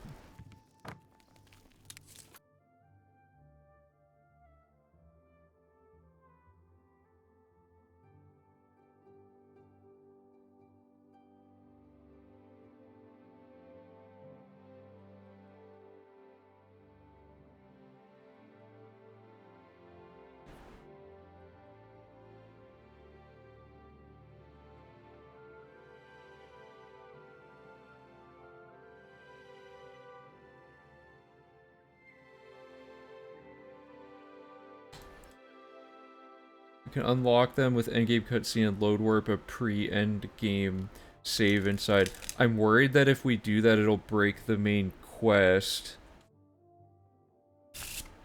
Oh, is it a global flag?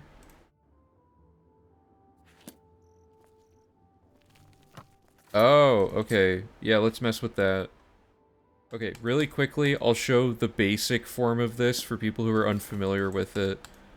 So, normally when you go to the Arcane University, the doors are locked. However, there's, I think Trundle figured this out. I could be wrong. But basically, there's this thing here.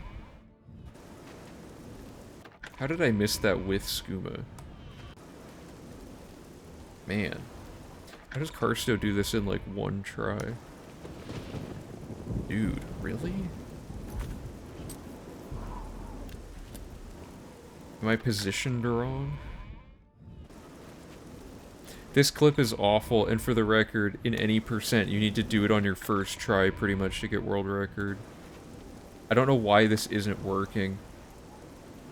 Is it not the corner?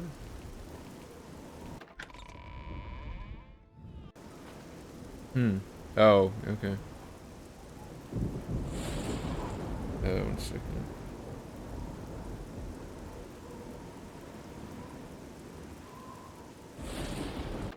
So if you go in here...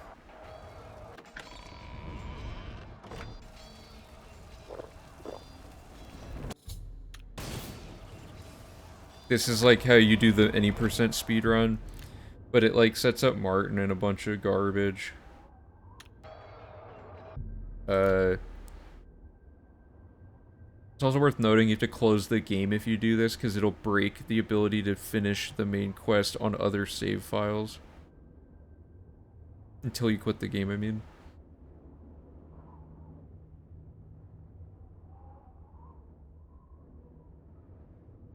Case in point, Martin is not showing up.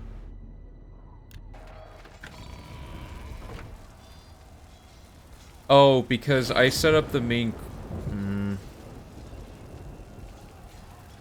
I think it's because I advanced the main quest, like, correctly by doing Dragonfire, or by doing the other thing. So Martin's, like, actually at Kvatch.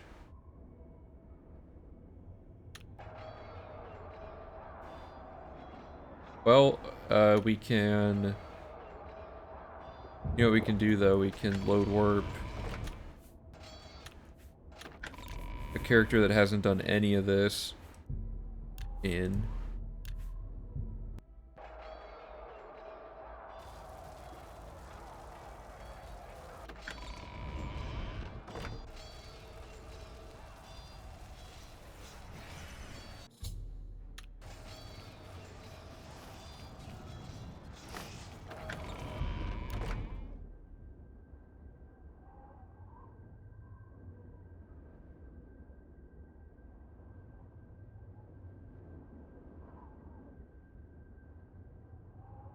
Is it really not going to work again?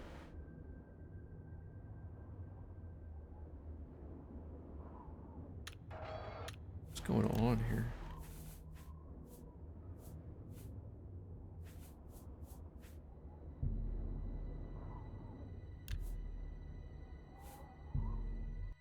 Going back to the past. I gotta figure out what's up with this. Because if this works, we could actually get to the Arcane University at the very beginning.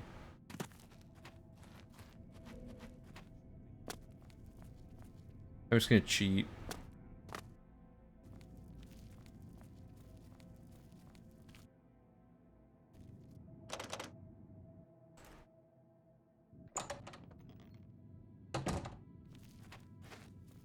Yeah, exactly. That'd be really good.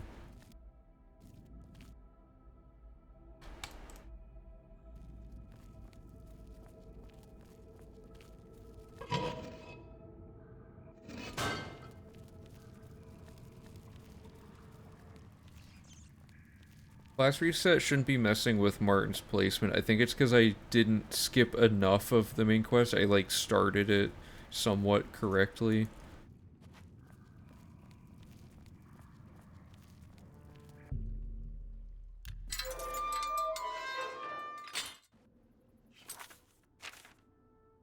Well, we do still want to minimize perma-enchanting, ideally, because it's very awful and time-consuming.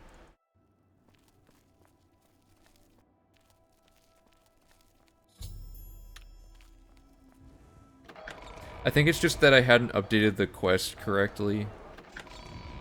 Like, that Wayne on Prairie update and stuff is probably important.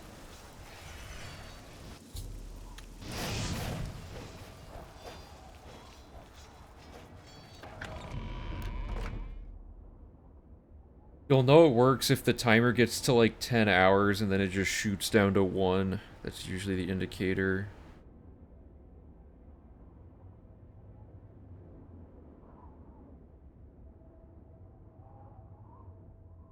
Something is horribly wrong.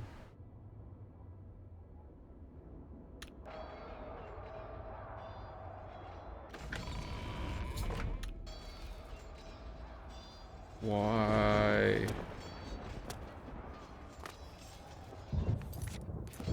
Maybe I should try closing the game.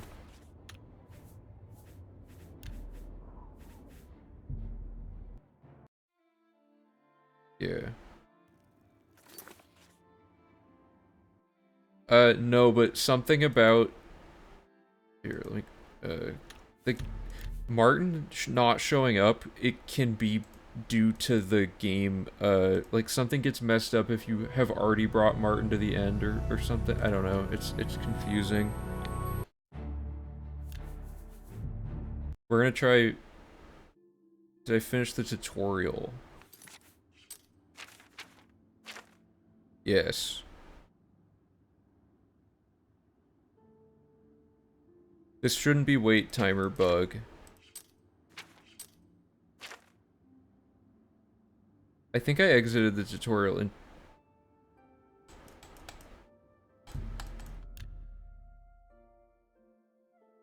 The Martin bug isn't new. It's... I don't know how I triggered it, but hopefully resetting the game has fixed it.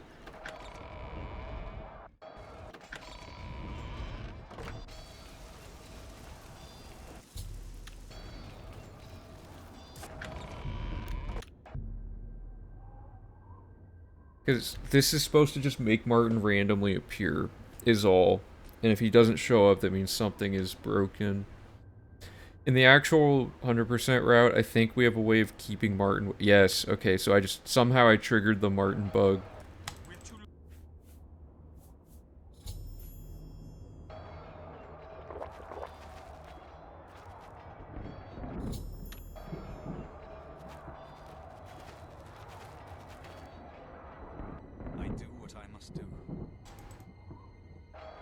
No, this has nothing to do with the wait timer bug, I'm pretty sure. Okay, so... I don't remember if I have to watch the whole cutscene.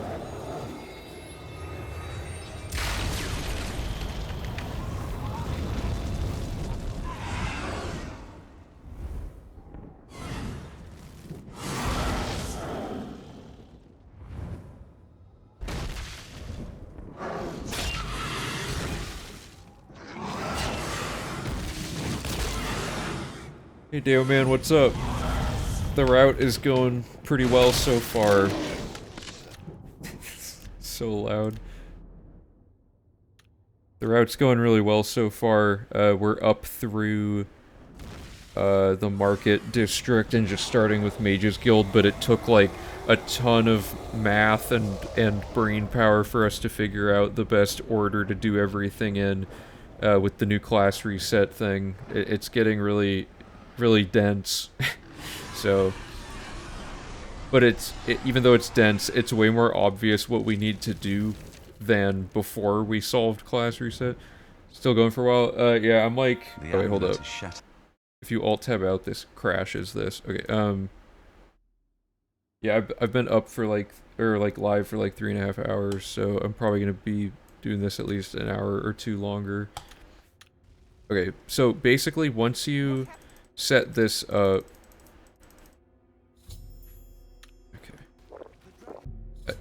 So to clarify, we are not, like, we joined the Mages Guild, but we should not have Arcane University access, right?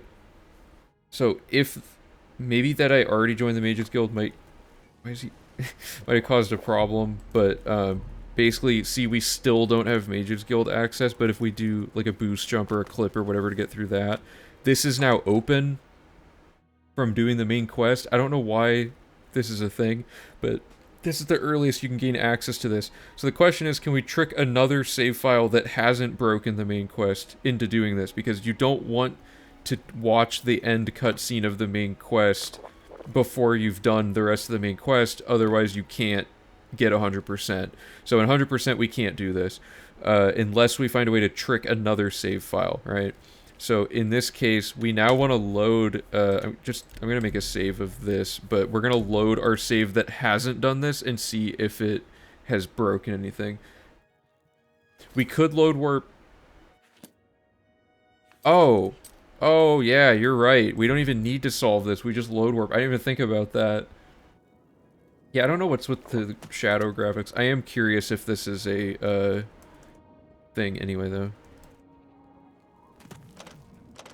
Okay, so it's not universal, but you're absolutely right. We can just... Oh, dude, this is so good. 100% V4 is going to show off virtually every useful glitch that we've ever found at this point. We have underflowing, we have class reset, we have this really obscure thing. Hopefully this door isn't locked in the brain of the game. Yes, dude. Good call. This is awesome. We can actually not have to do the recommendations first. That changes so much. This is yet another way the route is fundamentally different. Okay, watching that main quest thing, not so bad. I wonder if it triggers it before that. So Trundle also had a thing where he overlapped like main quest. Well, I gotta write this down before I forget. Let's get this on the sheet.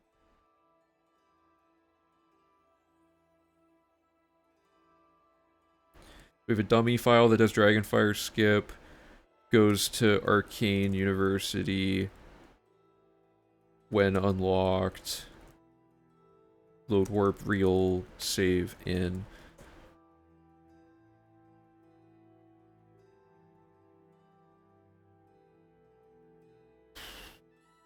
So yeah, okay, so the question is watching the main quest cutscene twice worth it? It's like a 30 to a minute, like 30-second to a minute time loss to be able to get in here early. What are the advantages of getting in early? Because ultimately, we still need spell effects and whatnot to even make the spells we need, and we need, like, to be a certain level of each of these things, like mysticism and stuff, but we could just stack, like, tons of perma enchants and call it a day. You know, there's also that.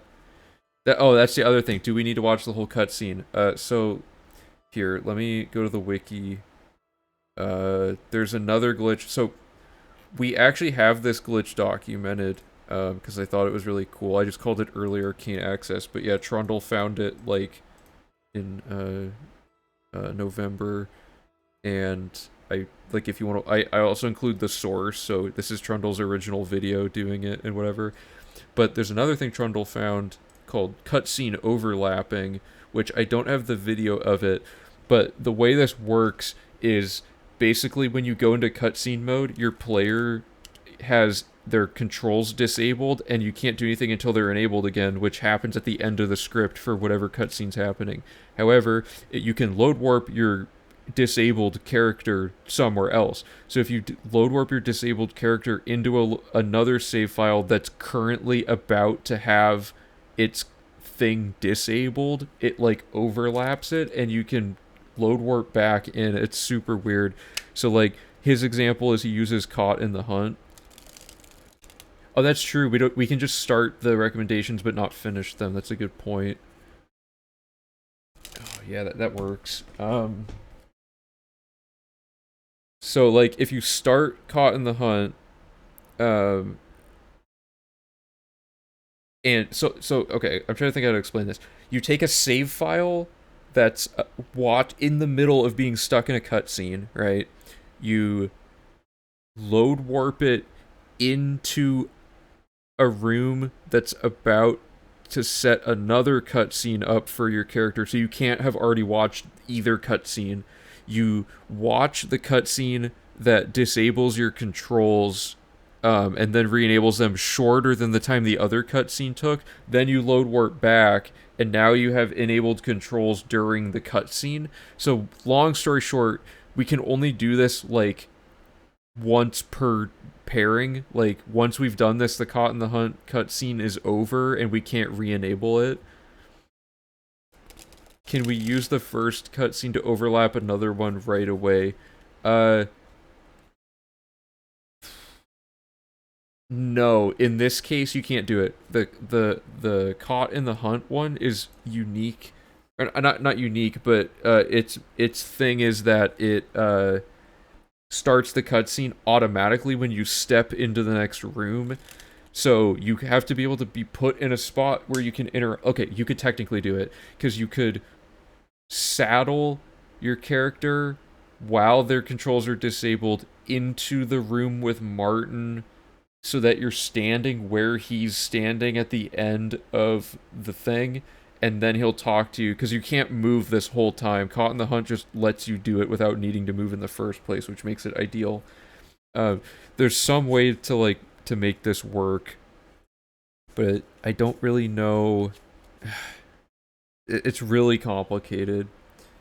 Yeah, like we basically want to write down every cutscene in the game, or like in the 100% route that we're going to be encountering, and say which one, like all the ones that disable your controls, and then re-enable them, and say which ones are really long and which ones are really short and can be triggered using this system, and overlap all of our logic stuff in a way that those cutscenes get skipped, or doubled up rather, so you get two cutscenes done at once. And we have to hope that it doesn't break either quest, which is really unlikely, but it's still really cool. Why did I bring this up? Does anyone remember why?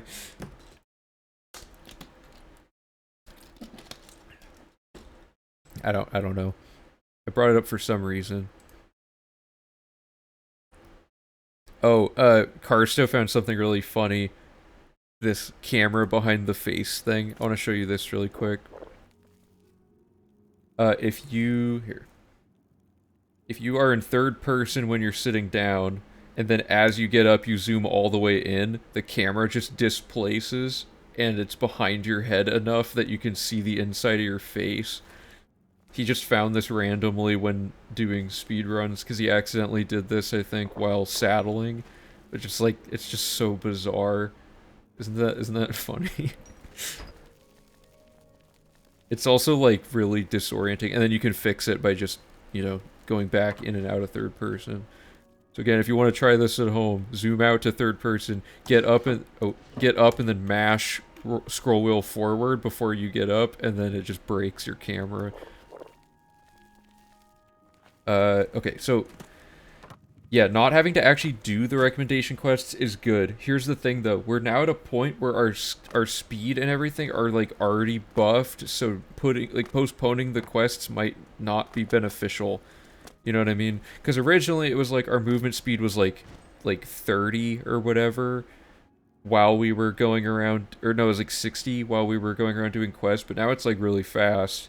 So the recommendations aren't as much of a drag. It's just now we could maybe interweave logic a lot cleaner. Like we could, for example, not have to go back to certain ones until we know we can do everything in them.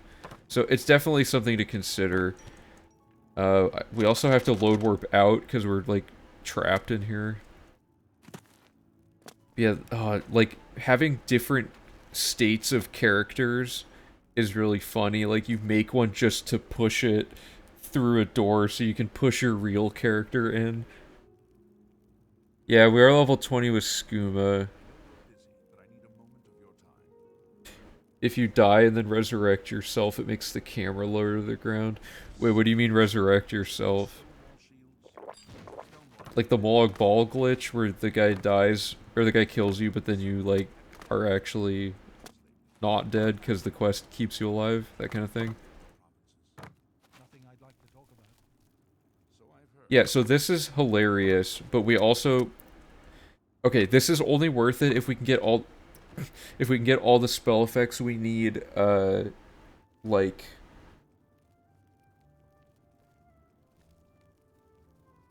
We need the spell effects to be, Oh, my brain. It's so hard to parse through all this. We need all the spell effects we're going to need. We need a list of all the people that do those spell effects, and we need to see if there's enough overlap that we only have to visit, like, 1 or 2 mages guilds, at which point it would be worth it. Oh, with the console command. Yeah, okay, yeah. I've been trying to document the stuff that's done without console mostly for now, but I might eventually put like console command type stuff in. Don't care about the runtime anymore, it's just about flexing all the tech. Yeah, I mean... Well here, how do I...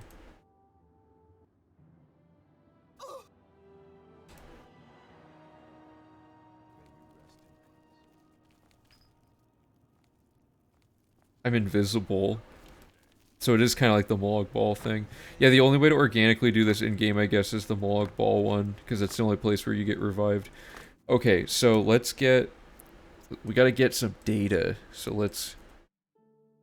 So Bosch already mapped this out, but I want to double check it and make sure we're not missing anything, because I've had this happen before where I map out all the spell effects and then I realize later that I missed, like, a random merchant that just happens to sell. Could you use any of the tutorial dungeon cutscenes for the control unlock skip? So none of the tutorial... Ooh. Okay, so the tutorial disables your controls when the lady walks, like she tells you to stand at the back of your cell. The problem is we can't get our new character to experience that, because if we load warp them back into the tutorial, they have already done it, so those characters won't be doing those things, right? So it's like, we can't time travel backwards. We can only displace where our character exists currently. If that makes sense, we can't make them go back and do things they've already done again with load warping.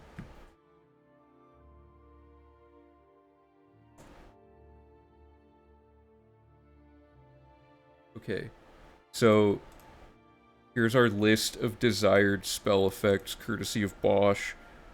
The Steed gives us Fortify Attribute. Yeah, no problem.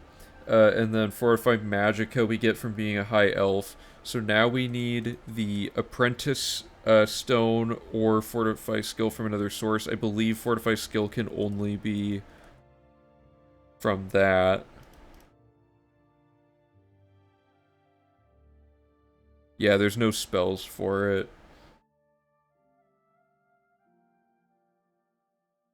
Look at Apotheosis in the character menu. Oh, I didn't even notice that.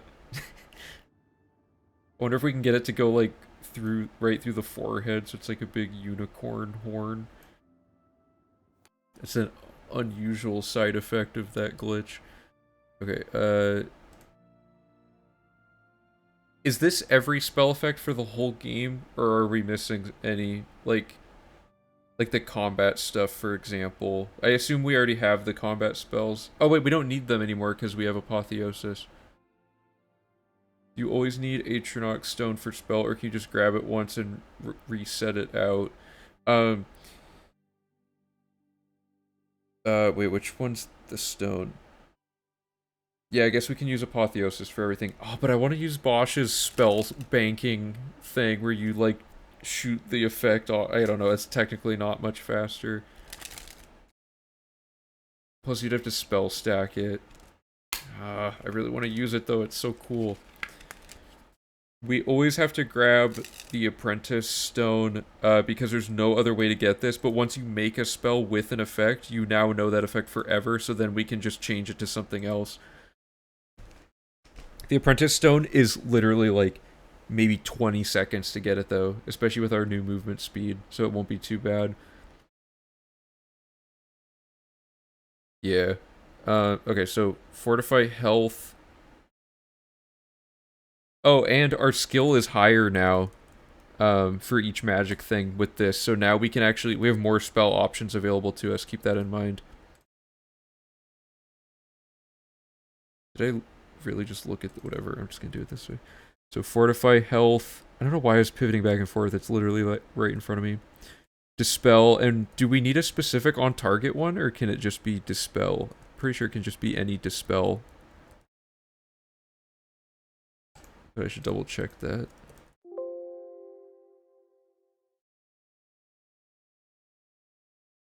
Yeah, it just looks like its own thing. We need Command Humanoid for gold farming, Chameleon, Weakness to Magic, of course, the most pivotal thing in the game, and Reflect Spell, which makes it all come together. So, Apprentice Stone I'm not going to count as part of the logic here, because we can easily just go get that. All we're trying to do is figure out, is there a way to get all of these effects in as few Mages Guilds as possible? And because we're a higher skill of each thing now, we can get up to level 50 spells, aka Journeyman, so nothing's at 75, but Restoration, Mysticism, Illusion, Destruction are all above 50 for our intents and purposes. And we need Mysticism 75 to get the Reflect spell purchased in the first place, I believe. So, step 1, Fortify Health. So we're not expert. So yeah, the only one is her, I guess. That's unfortunate. And she is... We're just gonna write the locations for now, because that's all that matters. Bruma. Okay, Dispel. Don't we start with Dispel now? Yeah, we start with Minor Dispel, so we already have this. Oh, dude. My magic is 0. Oh, because I died.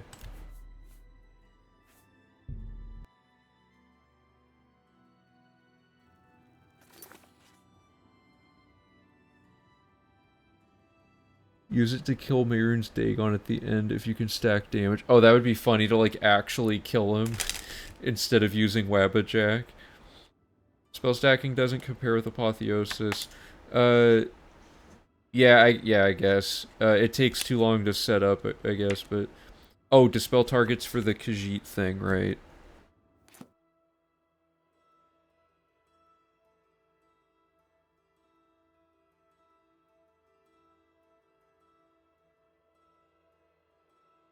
So we need,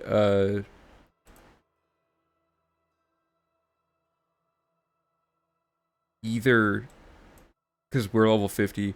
We have Dispel Other or Greater Dispel Other. So we have, Agata, Alvis, and, Volonro or whatever. So Leowin. We could also, if we can get into Arcane University early, we can literally just make our own. So, there is that.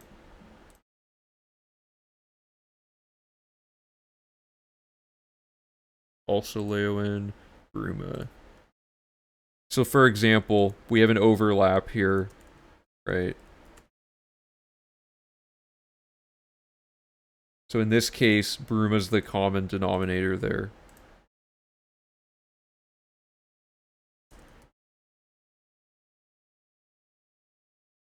The only one is Albert Liddy, who I believe is Coral. Yeah. Unfortunate.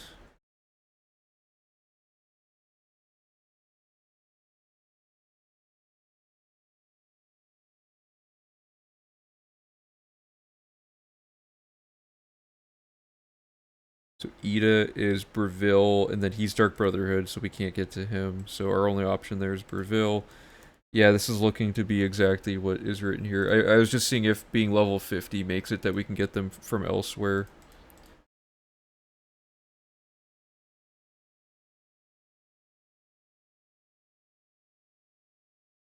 Wait, hold up. Can you spell stack at level 1 without Reflect Spell? I don't think we can we? Don't we need Reflect Spell for everything we're doing? Or at least to make it, like, crazy fast?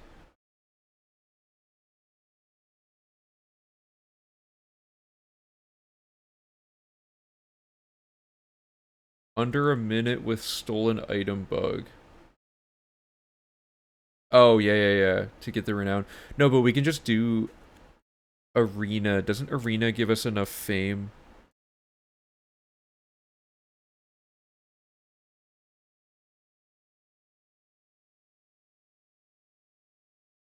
Arena gives us some ridiculous amount of fame.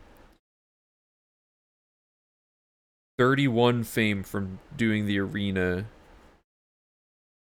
which is good.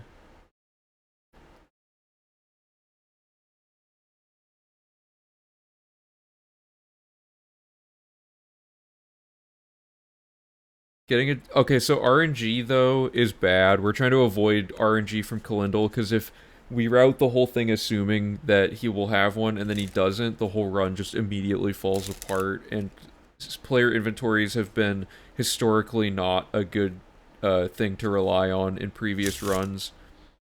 Like, I remember in V2, it was like, get a cure disease potion from the lady in Skingrad, and she didn't have it, and you have to wait 72 hours or whatever to refresh her inventory, and she didn't have it like 4 times in a row, so it's just like a huge time sink. Need to get the Shazar Stone before you can spell stack. Is it the only source of... Is Shazar Stone Reflect? Is that what you're saying? Really quick. There's only one weakness to magic spell, but 2 people have it. Oh, that's DLC, and then Skingrad.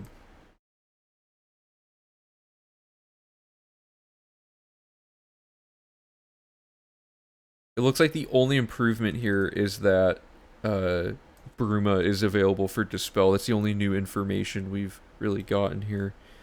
Let's look at Reflect, though.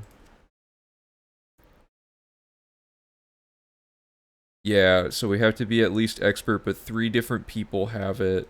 But there's also the Shazar Stone if we can manage it.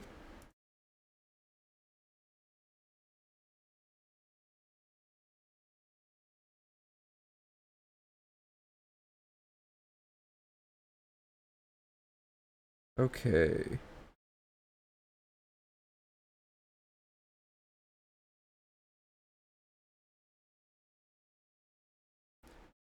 That's reflect spell. Oh no, that is sorry. That is what we want.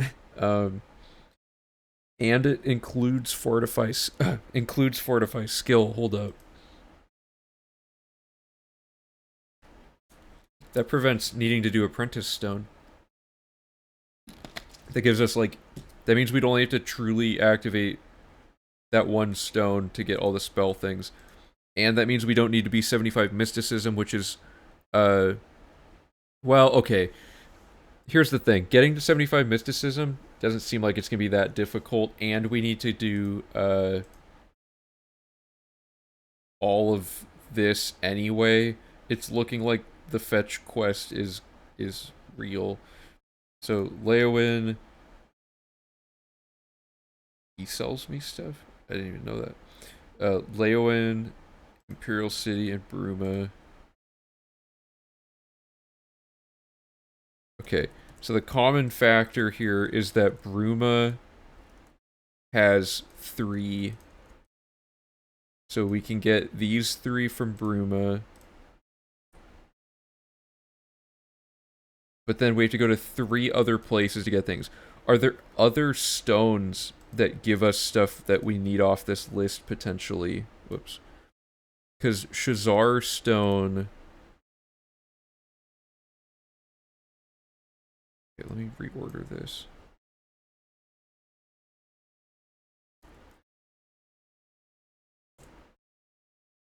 Okay, so because if Shazar Stone gives us 2 of the ones we need...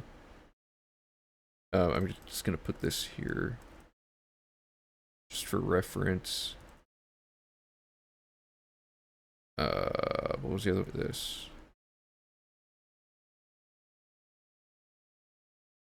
Do we need to be 75 mysticism to cast your spells, or was it just to unlock Reflect?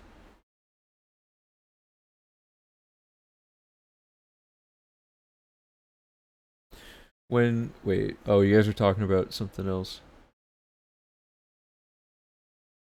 Yeah, it's 75, yeah, it's just to unlock the spell, right? Like, the spell effects themselves cost less? Oh, nice. Okay, so there'd be a new version of the spells.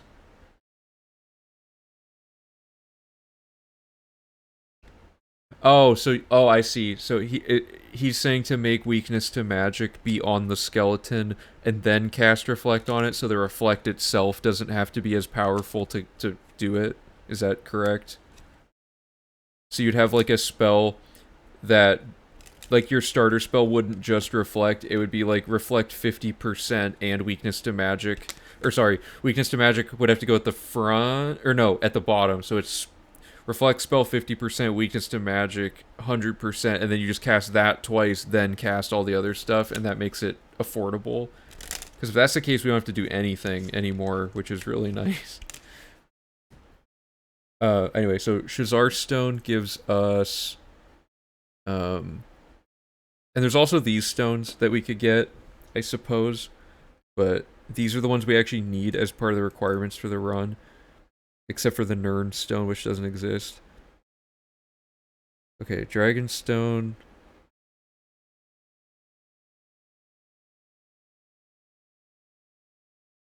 Early arcane access with level 1 or level 20 and do all arcane quests without spell stacking. I think it could go more ways than just those two, though. But yeah, I see what you're saying. Those are probably the two strongest. Wait, but don't we want to be level 20 so we can get our epic mercantile boost so we don't have to cast that dumb spell all the time?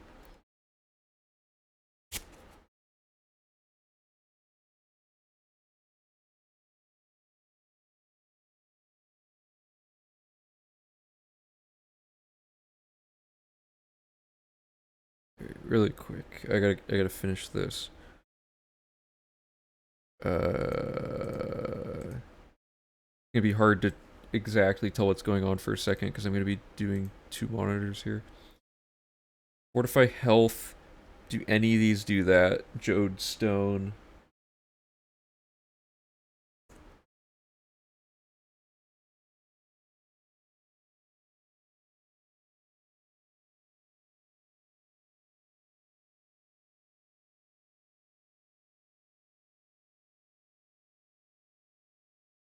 Uh,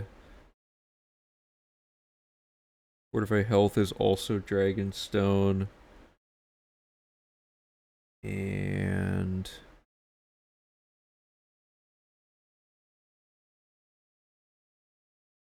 that's just all Fortify skill from the Magnus Stone.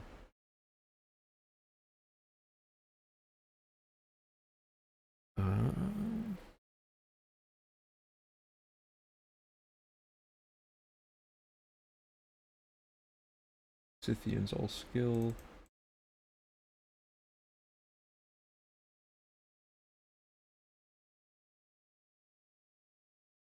Resist magic's pointless.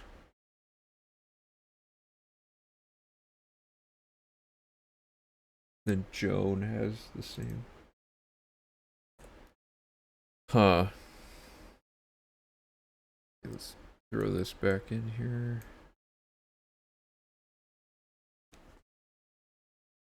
It all comes down to when we want V4 to be ready. We could optimize forever. I think we should. It's fun to kind of explore a lot of this stuff since this is all new. I don't want to like power through too much of the routing and just like get it done to get it done because I think this is all really complicated stuff and it's fresh in our minds. So it'll be way easier to optimize stuff now when we're all like up to date on how it works rather than having to relearn all of the insane logic that we have to deal with when we get to a 5th version. I think being level 20 is good because we want the speed boost either way. Um, like level 20 seems fine. And so, but yeah, okay, so here's the compiled information and then there's also these other stones, but they do way less stuff. Like these are just all fortifying skills and stuff. Oh, Shadowstone gives you Chameleon. Whatever. It's not that good. How many more levels do you need to be for you to have 75 mysticism? We're at 69. And that I think what Huss said it was like 100 something spells. Not too bad. Something we can easily do while we go around doing recommendations if need be.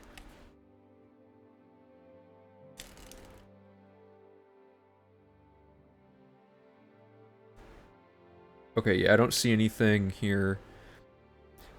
So we can stop looking at stones.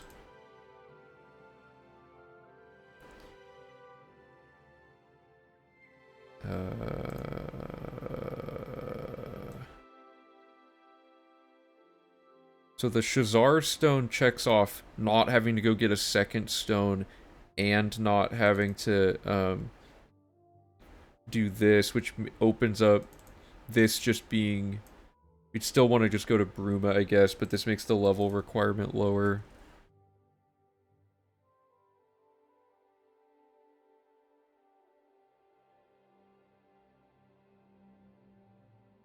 So I think the play is Shazar to get these two.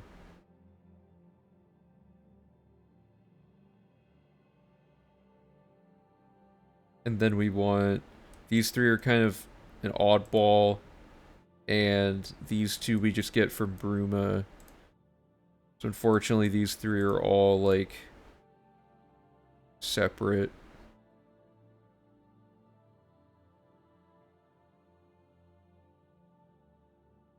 Hmm.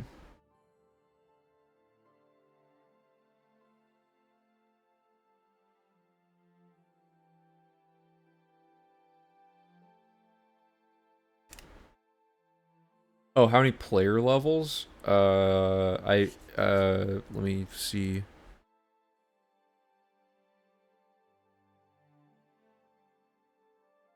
Where does it? That's at 84 if I'm at level 30. So if I'm level 20, it is should say 69. Yeah, 21. Whoops.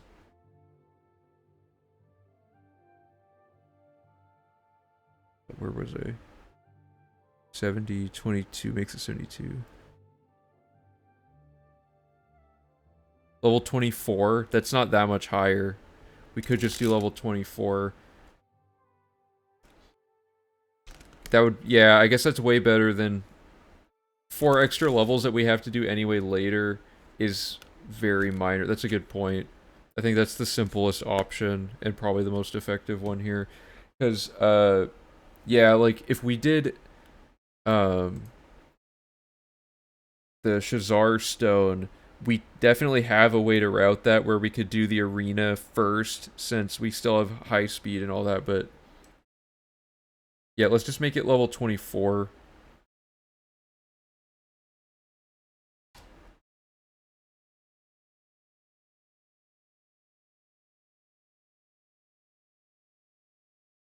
Yeah, so ideally we have a way to get both of these to 75, but I don't see how we're going to do that at this point.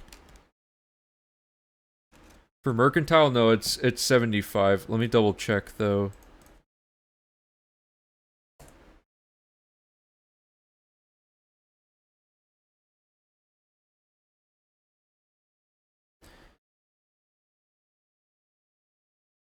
Because it should just be a perk that you get. 70 is the goal for unlocking Trainer. Yeah, but 75 is to do... Yeah, an Expert, which is 75, can invest money in a shop permanently to increase the value. And then there's the exploit where you can fortify it manually, but... Oh, right, but we just need to perma-enchant. I forgot about the perma-enchanting. We can just get our mysticism to 75 naturally, and then get our other thing here. Let's test if level 74 even does what we needed. So I'm gonna make a quick save, and I'm just gonna do the bed saving cycle on this character now. Oh. Doesn't matter when we level up, really. Not having to farm at all is good, because now there's no bottleneck on how much time it takes, even though it would have been pretty automatic. Because these extra level ups cost us basically no time regardless.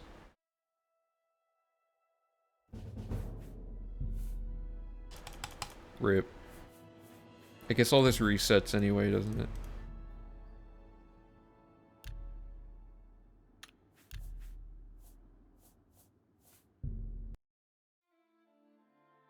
I should probably write down that we need to pick endurance for each of these cycles, right? To maximize our health. Should we also pick something that makes our magicka pool larger in the process? Which one would be better? Like endurance and then intelligence and willpower? Yeah, we should do these three, right? Because everything else resets, but these permanently affect stats that don't get reset. Unless regeneration does reset.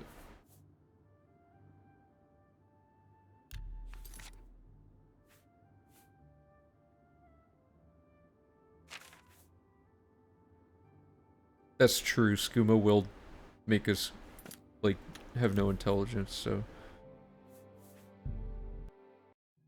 I'm just saying when we do class reset, because we're not going to level up before or like after class reset with this. I'm saying when we do these 24 levels of class reset, we should pick things that don't get reset by doing the glitch, which would be health from picking endurance, and then I don't know if regeneration resets, but it seemed pretty high, and then intelligence for our overall magicka pool.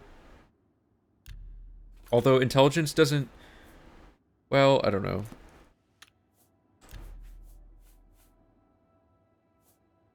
The other ones do reset. Endurance is the only one that, like... Oh, right, because endurance adds health on level up. It's not like your endurance is your health. That's right.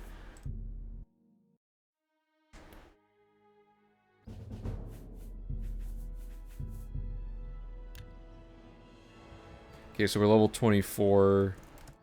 And then we... do this. Oof. Rounding error. Let's do one more.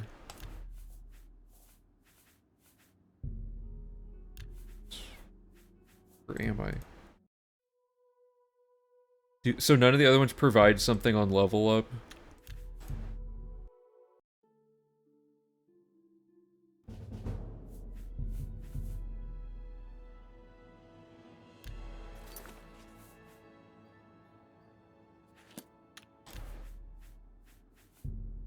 Oh, I have to...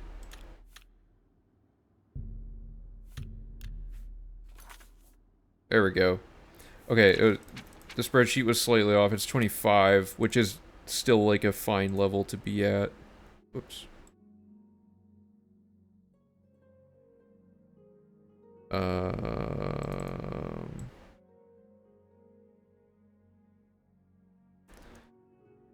wait, no, but we read the Kalindal book.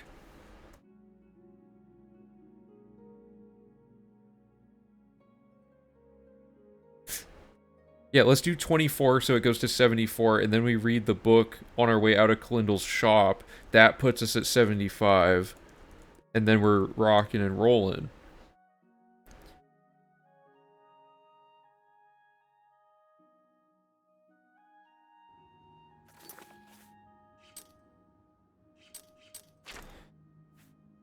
I don't know how much better we can make Mercantile, though.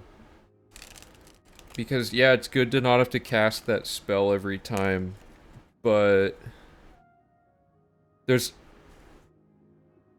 I don't know. We have to already make all the spells that are for the, getting to 70 in each thing for the... whatever it's called. Well, so are you saying we should sacrifice Mysticism and instead grind the Mysticism manually? Is that what you mean? So, like, we farm Mysticism, but Skooma makes our intelligence 0, so we can't, like, farm Mysticism in the middle of what we're doing, yeah? Like, if I keep drinking and waiting.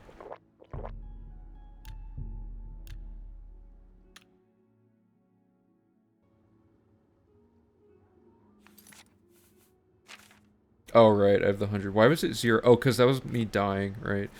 So I should be able to just spam this. My regeneration is way lower now. Is my willpower damaged? Interesting.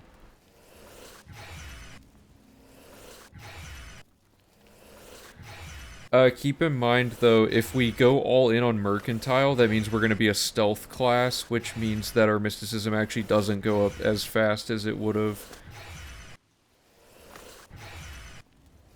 Something to consider. Because otherwise we can't get close enough to Mercantile. Or no, we have permanent chanting. I keep forgetting about that. So you're saying...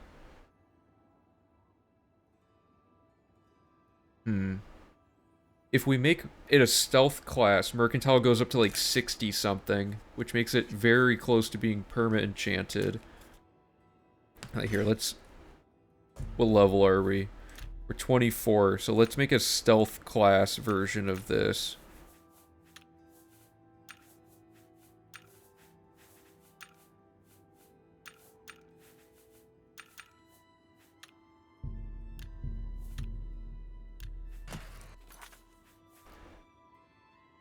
Yeah, so our mysticism's really low now, and we have to get reflect, like, really soon. So I don't think we can farm mysticism. Like, something about our regeneration got messed up, because you can't recover your magicka very well.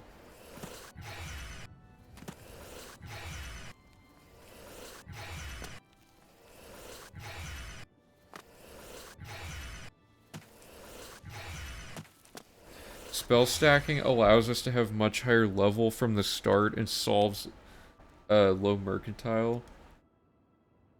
How would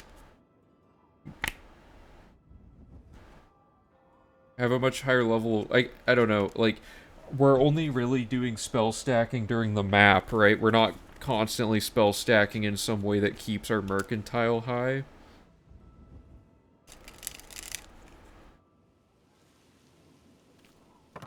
Oh, right, because if we could just power level at the start, huh. I think I think we can afford to be a higher level, but not too much of a higher level. Like, I mean, I guess we could literally just go find a combat situation and change our character level.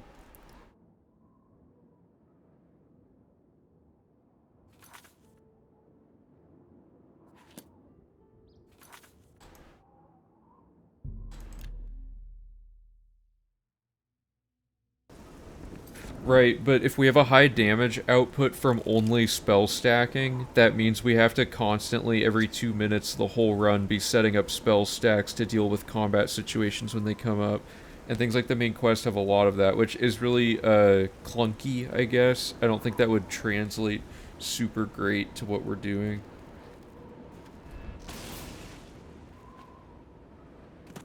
What level am I? So I'm level 100 and that spider just died.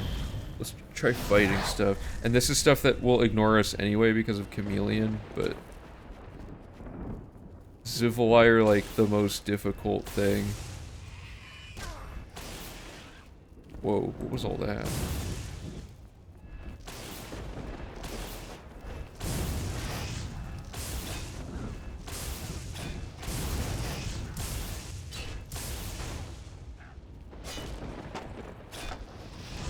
Yeah, Zivali are awful. What level do Zivali start showing up?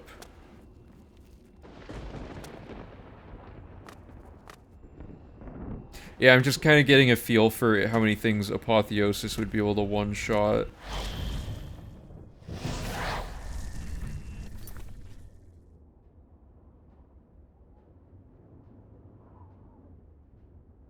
I think the only time we fight Zivali is during Great Gate, which is like a really hard section of the run, because you can actually lose the game.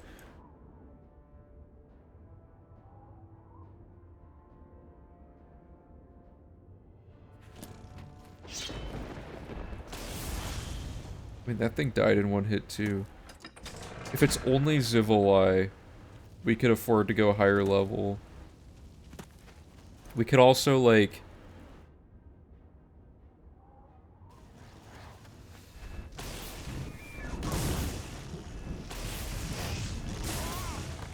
Also, Zivali are like a percent chance of... Like, that's not bad. They just have a reflect chance. That's true, too. I'm trying to think, like, what's the lowest level... I guess the thing we want to do is be the lowest level possible where our mercantile is still already at least, like, something perma enchantable range. And our mysticism will just be, like, ultra buffed out just because. So, like, let's say we get to level 50. Our mercantile is at 74. And, so, yeah, I don't know, let's just make it, like, 51. Yeah. So if our player was level 51, level 22 we get Zivali. Ooh, that makes me think it's almost worth it to not get to level 22 the whole run. This is a tough one. I'll make a note of that, though.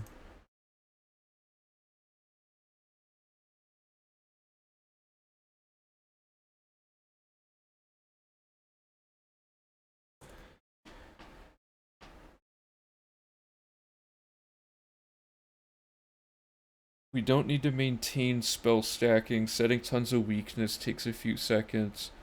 Yeah, but the maintenance is setting the weakness, is what I'm saying. Trying to think.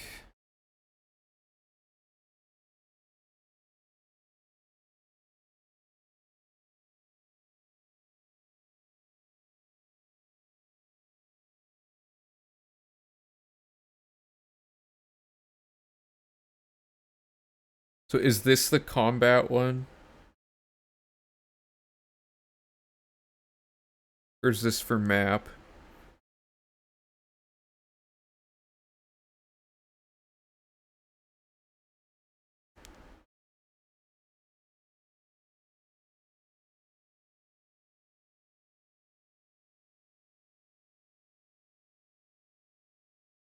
AoE's like super risky, in most cases.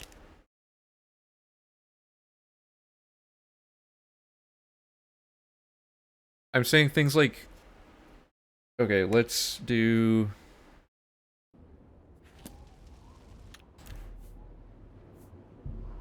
Let's pick like an aggressively high level.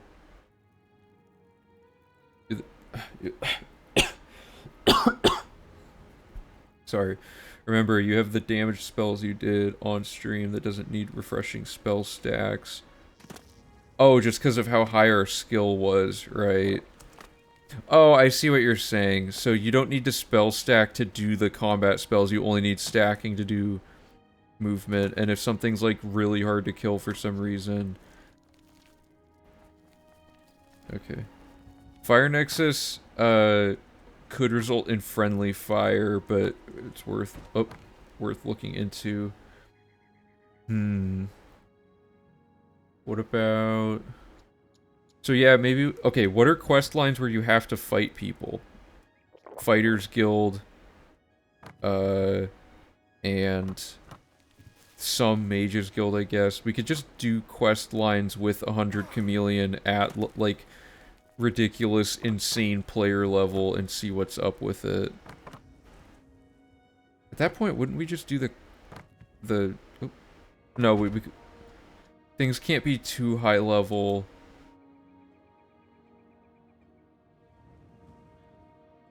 Is there a level we can get to where most things are level 70, so we have less spells we have to make?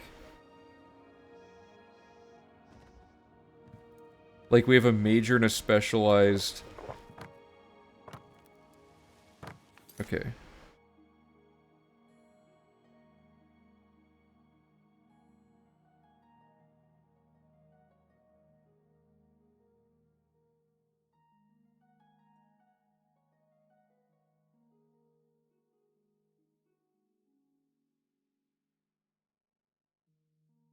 Do you have examples of combat spells in this document anywhere? That for ones I can make to test all this, besides Fire Nexus, which I assume I can just buy.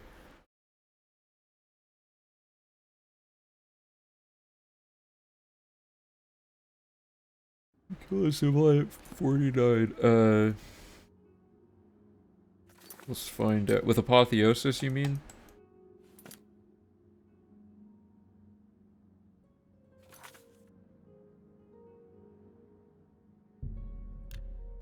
Alright, let's check that out.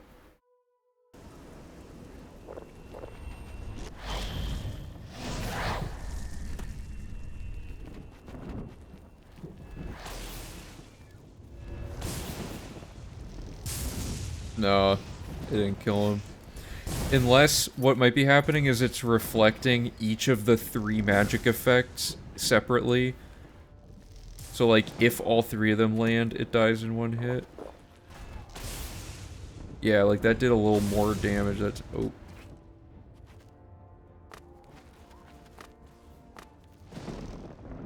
I remember using the arena spell stuff. Didn't that require a spell stack, though? Those arena spells? Or am I thinking of a different save file?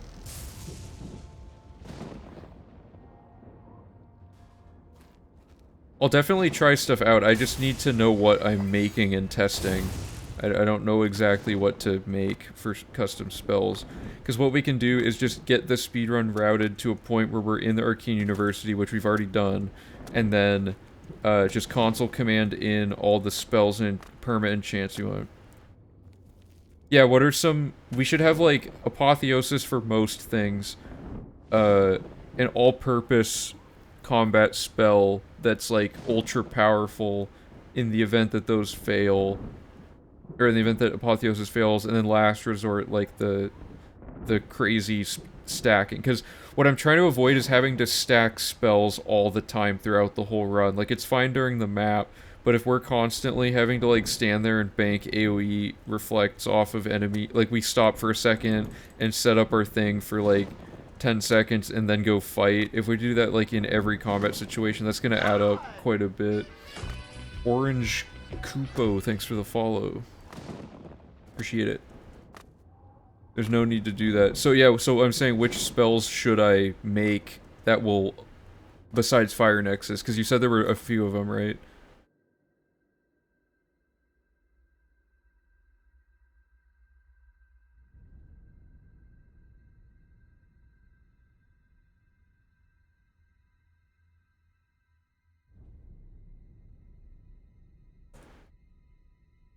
I don't know what to test, is what I'm saying. Oh, Fire Nexus is a scroll. I thought it was a spell.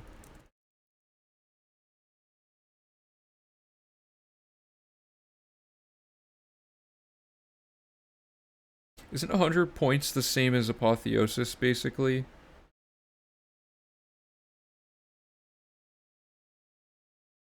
Oh, wait, really? Okay, that's the thing I wasn't understanding. So we don't need any spells, we just need Apotheosis and weakness stacks.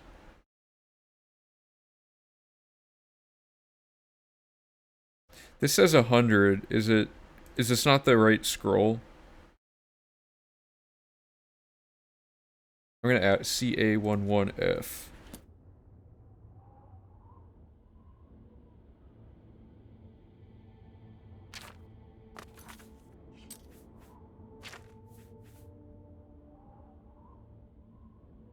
Oh, I thought the way damage worked on these is that the duration is just... Yeah, okay. So let's...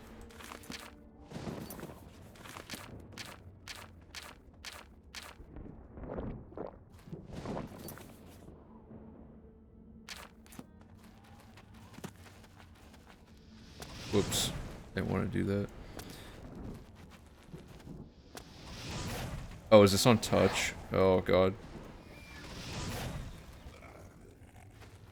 Okay, that worked. Is there... It being not ranged is a little unfortunate, although I guess it's AoE, so you would just touch one enemy and a bunch around them would also die. Oh, so that was the reflect chance. Okay, yeah, that makes sense.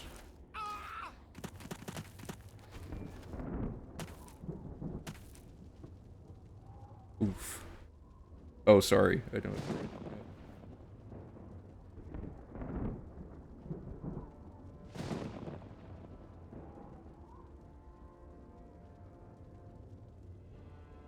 Okay. Yeah, I mean, we could... The thing I'm a little timid about is I think it would be good data for us to go through all the quests in the game with 100% Chameleon at a really high level and see where combat is problematic. The thing I'm... The thing I'm thinking is... The higher level you are, a few other things are annoying, like bribing costs like an insane amount of money, like thousands of gold, so Dorian Glitch would take way longer to farm if we're ultra high level, which I guess would be not that much slower, but still. And... what was the other thing? I lost my train of thought.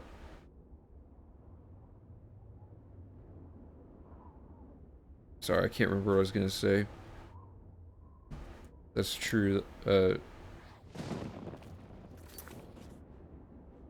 Oh, you're right. That would just make the Dorian would, as long as we do it before Dorian glitch, Dorian would just scale up. You're right. I more meant that when you're bribing other people throughout the run, it would sap a ton of your money. But I forgot, if we set up Dorian at the start, we get that much gold times like 1,000,000. So, yeah, that's a good point. A spell with all 4 weaknesses multiplies apotheosis insanely. And with our high magic and our maximum pool of 100 from the skooma, that would be enough to work with. Alright, I'm gonna test the AoE of this. I might die. Things are actually doing like crazy damage.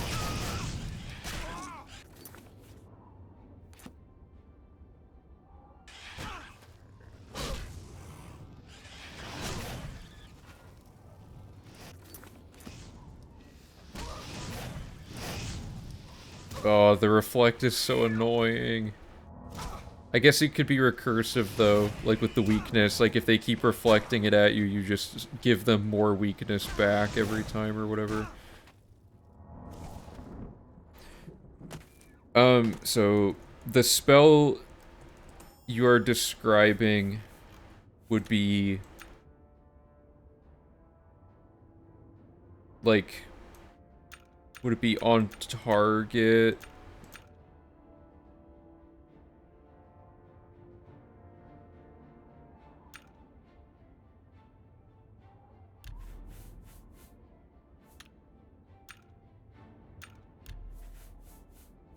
If it only lasts 2 seconds. Oops. Oh, I also don't have weakness to magic.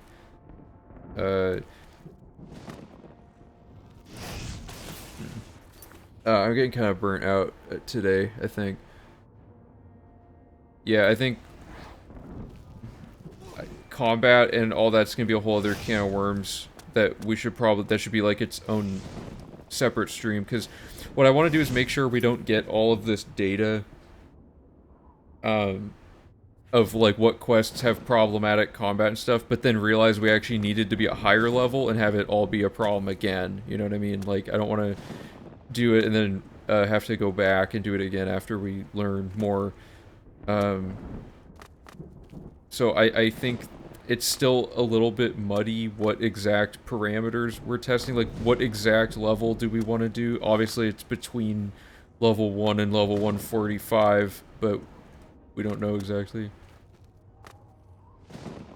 Combat's doable in practice. Yeah, it looks like you guys have put a lot of thought into it. I'm having a hard time wrapping my head around it without, like, direct examples of exact setups to try out to see it. Like, the Fire Nexus one looks pretty powerful. And I just don't have the brain power right now because I'm, like, 4.5 hours into stream. So, like, if I start fresh, like, tomorrow or like, another, like, 2 days from now or something, I can probably get more stuff figured out with you guys. Level 20 is cool, but being higher level would mean we can have way less spells we have to make in general, like, and not as much upkeep throughout the run, I think is what the point is. Because we wouldn't have to make all of those spells for doing the master training quest. We'd only have to make like a handful of those. And we wouldn't have to ever cast an investing spell, which would be really efficient. Level 20 feels more like, feels more familiar, because it's more similar to how difficulty was scaled and stuff in the last run. But again, Chameleon makes it so difficulty is almost irrelevant in a lot of cases. Can I not, I can't fast travel right now. Yeah, we got a lot done. So yeah, I'm just losing steam. I need to just call it a day, but let's do a quick recap and kind of what we can all be thinking about next time. If only all the races were the same height, there'd be a case for rolling Argonian instead of High Elf. Oh, is Argonian... Like, what about Argonian? Is it like the mercantile thing, or...?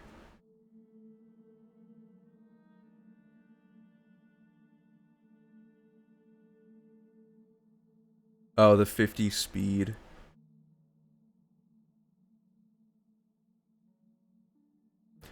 Ah, yeah. True.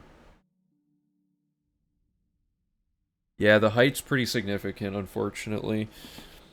Although high elf for this run would be better just because we need like the base magicka to be 100 because skooma would otherwise make it that we can't ever cast anything, which would suck.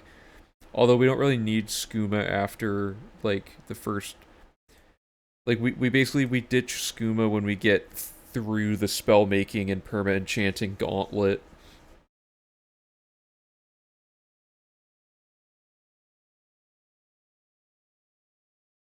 Okay, but this is good progress. So we figured out last stream we figured out ridiculously complicated end game stuff. Today we figured out slightly less complicated but still dense early game setup. Now we're on like stage 2 of the early game. We're like halfway done with our setup phase. And once we're done with all this, routing becomes very straightforward because we have our character built the way we need them. We have all of the variables in place for making sure nothing breaks. All that's left is just doing a ton of quests and collecting all the books and just all the like where is everything and what's the fastest way to go get it now. Argonians skip the alteration quest.